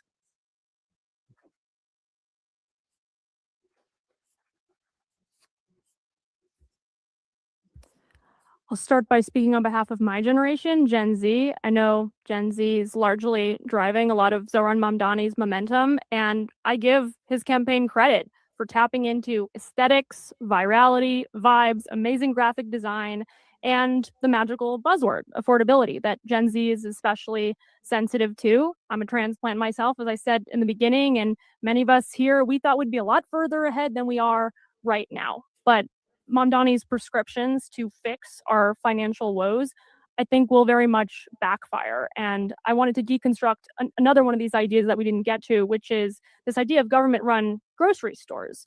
So there's going to be one in every borough, is what has been reported. But fundamentally, I don't understand why Zoran Mamdani made, for instance, government-run grocery stores or made supermarkets that charge more apparently than what he thinks is reasonable, the boogeyman, given that the profit margins for grocery stores is on average 3%. So it's not like they're making out like bandits here. And there's also a really much better idea, an antidote to high grocery prices, which is competition. Competition is one of those tried and true things that tends to work to bring down prices. So he could start by bringing Walmart into Manhattan. I think that would improve the lives of many young people here. And at the end of the day, we know what competent, common sense governance looks like in New York City. As we mentioned before, Rudy Giuliani presided over a very good era in New York City, not just law and order, but prosperity. He wasn't the most conservative guy ever. He obviously had to deal with other factions, other interest groups, including on the left. But, you know, he turned Times Square from a kind of uninhabitable, rough district to a place that was very family friendly. Disneyland. So he had a clear track record of what good governance look like, whereas Mamdani is very much going to be dabbling in social experimentation. We're not even sure if he's going to be able to pay for much of the laundry list of goods that he's promising to Gen Z. And I think they will be sorely disappointed because Hochul, which we don't know if she's going to follow through on this, she said that she's not going to raise taxes. So the question, and also, and even if he does successfully get that through, who's going to pay for the socialism when they inevitably leave? Because again, the richest and the wealthiest, the innovators, the entrepreneurs in this city, they might tolerate for a little while. I think Mamdani recognizes that it's a bit of a sticky situation. They can't get up and leave tomorrow, but they don't have an incentive to stay. They have no incentive. Yeah, they're getting nothing out of being in New York City. Like that's like New York, West Palm, Wisconsin, all the same. Yet it just, I like the crazy thing about this to me is that she said that because Zoran wants to build 5 city-owned grocery stores. Oh yeah, you know, one each in the 5 boroughs and located in the places with like the fewest good private options, like that like she interpreted that as meaning that he's demonizing supermarkets. right. And then like within 30 seconds after saying that, she was like, well, the solution to bring prices down at supermarkets is like more competition. So let's bring in Walmart. It's like, well, hold on. Yeah. Like if you think that Walmart should be brought in so people can shop there instead of shopping at the supermarkets, why isn't that you demonizing these Right, supermarkets? right. Like Also, if we were able to get city-owned grocery stores where the prices were controlled, wouldn't that be competition? Right, exactly. Other grocery stores to have to be forced to bring down their prices? Yeah, right, exactly. Yeah. Right? Like why wouldn't that be? Isn't that how economics works? Yeah, what would the like literally, you know, if you're saying like there are going to be 5 city-owned grocery stores, like you're trying to do this is going to be really bad for these like local supermarkets thing, but it's like then like, well, so would bringing in Walmart, like right. Like that'd probably be a lot worse for them. Like I don't understand. I know exactly. So do you care about the like small grocery stores, or also too like really that's what we need? We need another Walmart. We need a Walmart. We need another M&M store. Like the hell are we doing? Well, thank you. So I'll try to be as crisp as possible. There's so much to talk about here tonight. I want to address a few points. One, we've heard a lot about Zoran Mamdani, relatively little from the opposition about what he'll actually do. You have a lot of scaremongering tactics, right? The very worst that could happen with Zoran Mamdani is he doesn't quite accomplish the things he sets out to do. New York City is New York City. It's a big city, it's a successful city. So we're talking about whether to fear him or not. Quite frankly, what is there to fear? That you might get 5 grocery stores? Is that so terrifying? There might be one sitting in a food desert in Brooklyn, one sitting in a food desert in Queens. By the way, we do have a Target in Manhattan. You can shop there. It's uptown. It's pretty nice. But you know, maybe Walmart will show up one day. Who knows? This idea too about confidence. This play was made before. Zoran Mamdani will not inspire confidence. People want to leave. The opposition here has been a little schizophrenic, I would say. You hear everyone's going to leave. The taxes are high. They're implying he's Muslim. He's going to chase them out. But at the same time, universal child care, too many people are going to come in and use our public goods, right? So which one is it? In fact, people are excited about this. That's why turnout is so high. Confidence in New York right now has never been higher, I'd say, in my lifetime living here. since I was born here in 1989, and it's remarkable to see. And right now, you have a government that could come into power, has not won yet, that could come into power, that can literally attract the best and brightest in the country to come work here. He's already announced Jessica Tisch to remain as police commissioner. He can get the best transportation commissioner. He can get the best deputy mayors. Everyone wants to work in New York City. They're going to want to work for him. He's young. He's dynamic. Compare him to Andrew Cuomo. Again, the other side can't speak about the other candidates. They can only talk Zoran. Remember, this is an election. We have choices here. We've got choices here. Andrew Cuomo drove out Andy Byford from the government, who is a world-renowned transit expert, turning around the subways, now overseeing Penn Station. Zoran Mamdani will not do that. He will have the very best people here. And finally, to this point about Western civilization, someone who became a citizen, who's worked here, who's run for office, who's building this kind of campaign. The idea that he hates the West is beyond laughable. And also this idea that law and order is a Western value. Have you been to Japan? Have you ever been to any Eastern countries? That they have police there, I promise you, and they take law and order seriously. And Mamdani does as well. The fact that Tisch has been selected, the fact that he has a policy to help police respond to mental health crises, the fact that he supports adding more psychiatric beds, the fact that he actually wants to build a social safety net in the city, make people excited about New York City again. There is a real opportunity to change the city for the better. And I believe that is the thing you should most look forward to and not be afraid of. Thank you.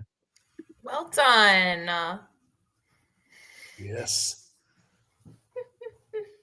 Thank you to all of our debaters. Thank you all for sticking around. There's one last step. Well, we'll hope you even stay afterward. Did for real drinks, but a lot of you didn't vote in a strong way either way coming in. So this is slightly unfair to our debaters. Still, those who presumably didn't have strong feelings enough to vote downstairs, if you now vote in one way or another, we can say that you were shifted. Still, I wished you had all voted. Nevertheless, here we go. So please raise your hand if you agree with the motion. You are pro. This house should be afraid or terrified by Mayor Mamdani. Please raise your hand. There's people raising their hands? I know exactly who they are. Terrified. Terrified.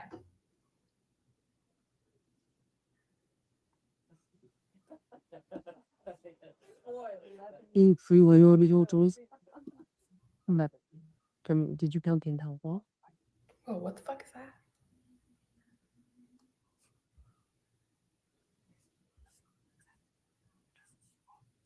Sorry, one more time. I apologize. Are you getting these? What is that, Ben? I don't know.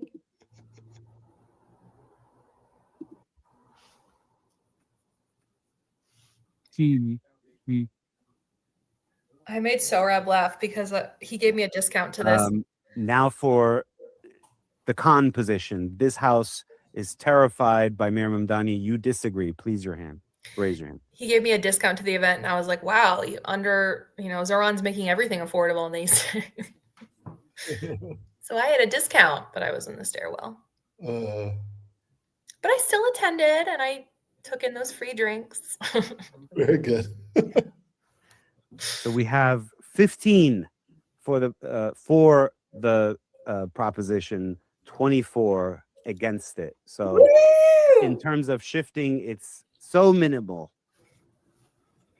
that everyone wins. Everyone gets a participation trophy. Let's have a drink. Thank you. Thank you. Yeah, we're liberals. We like president. Yeah, well, I do remember it was 23 initially for not terrified. So now it's so there's one person. Over?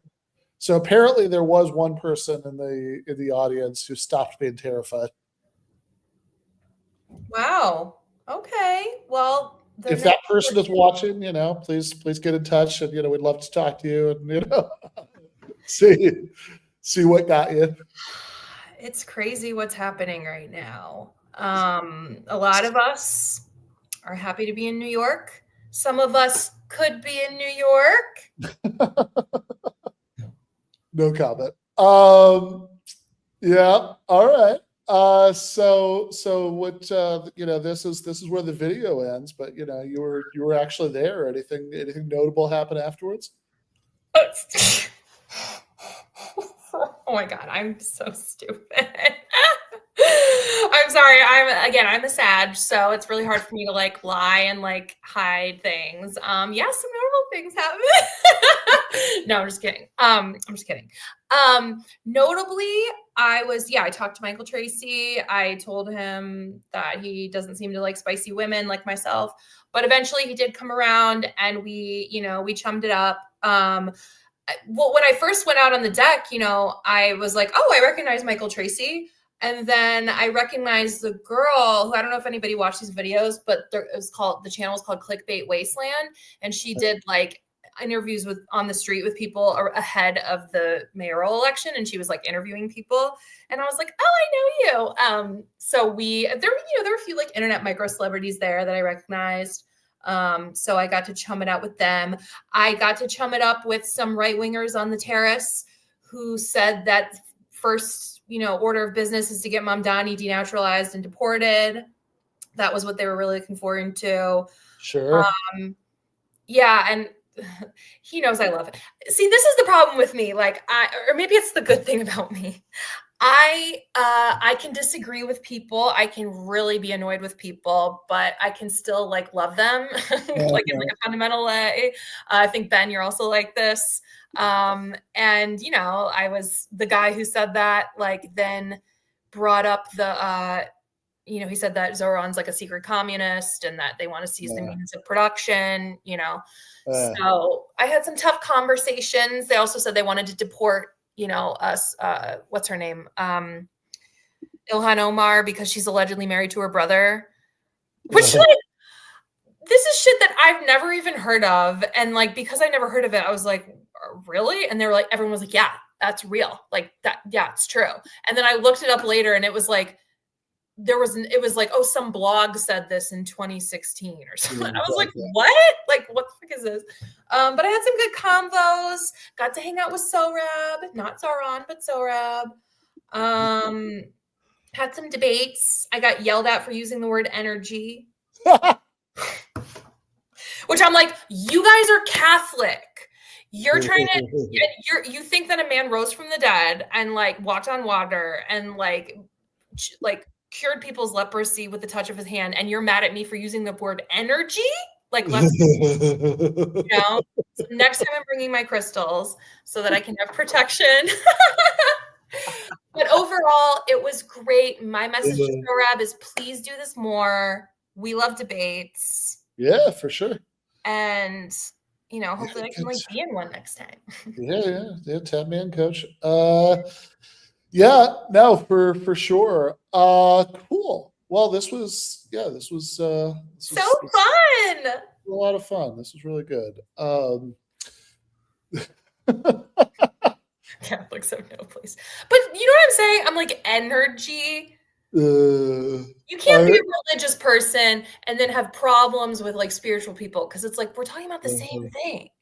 Like, what are you? I understand a materialist atheist. Yeah. But like, come on, dude, you're a Catholic. Like, Thank you for that. I feel seen. Yeah. So I love all people, including atheists, materialists. Yeah. Well, yeah. That is also like, yeah. I think You want to know why, Ben? Because I appreciate your energy. I'm serious. And also, it was funny to see. I also liked that you let it slip some earlier in the conversation that at some point down the line you'd looked up my astrological sign. I did, and you're an Aries. But the point is, you guys, we need to know the full birth chart, because so you're gonna have to get me your time of birth, specific time of birth and place, because you could have an Aries sun, but you could have like a ton of Libra in there, which is someone who's trying to see all sides. And Zoran Mamdani, Libra sun, Ross Barkin, Libra sun, Sohrab Ahmari, Aquarius king. seems like it's yeah. a little crazy inside sometimes. Keeping it together, but yeah. All right. Yeah, this is good. This is what give them an argument will be now. We're just gonna like shift the primary focus to like figuring out people's sun signs and what that says about Yep. them. As long as we have Cynthia on, is what we will be doing. Which, by the way, real quick, Zoran Mamdani, Yes. Leo rising, Trump, Leo rising, able to like see each other, There you go. They're good on stage. They're good showmen. They respect. It's like game recognized game. Yeah.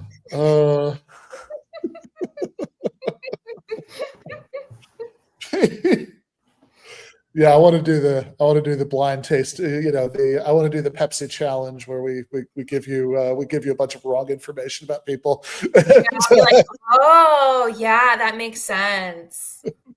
oh wow, we got a volunteer from the audience. Red from the chat says who's born on. I'll write that down. 4:21 p.m. September 25th, 1985. Yeah. All right. Well, we'll definitely look into what that says about you. All right. Yeah. This is very fun. So yeah, I guess it's been 6.5 hours. That's probably long enough for one episode. But we are back. Gonna be back with Deep State Cuba tomorrow. Oh, I loved him. Yeah.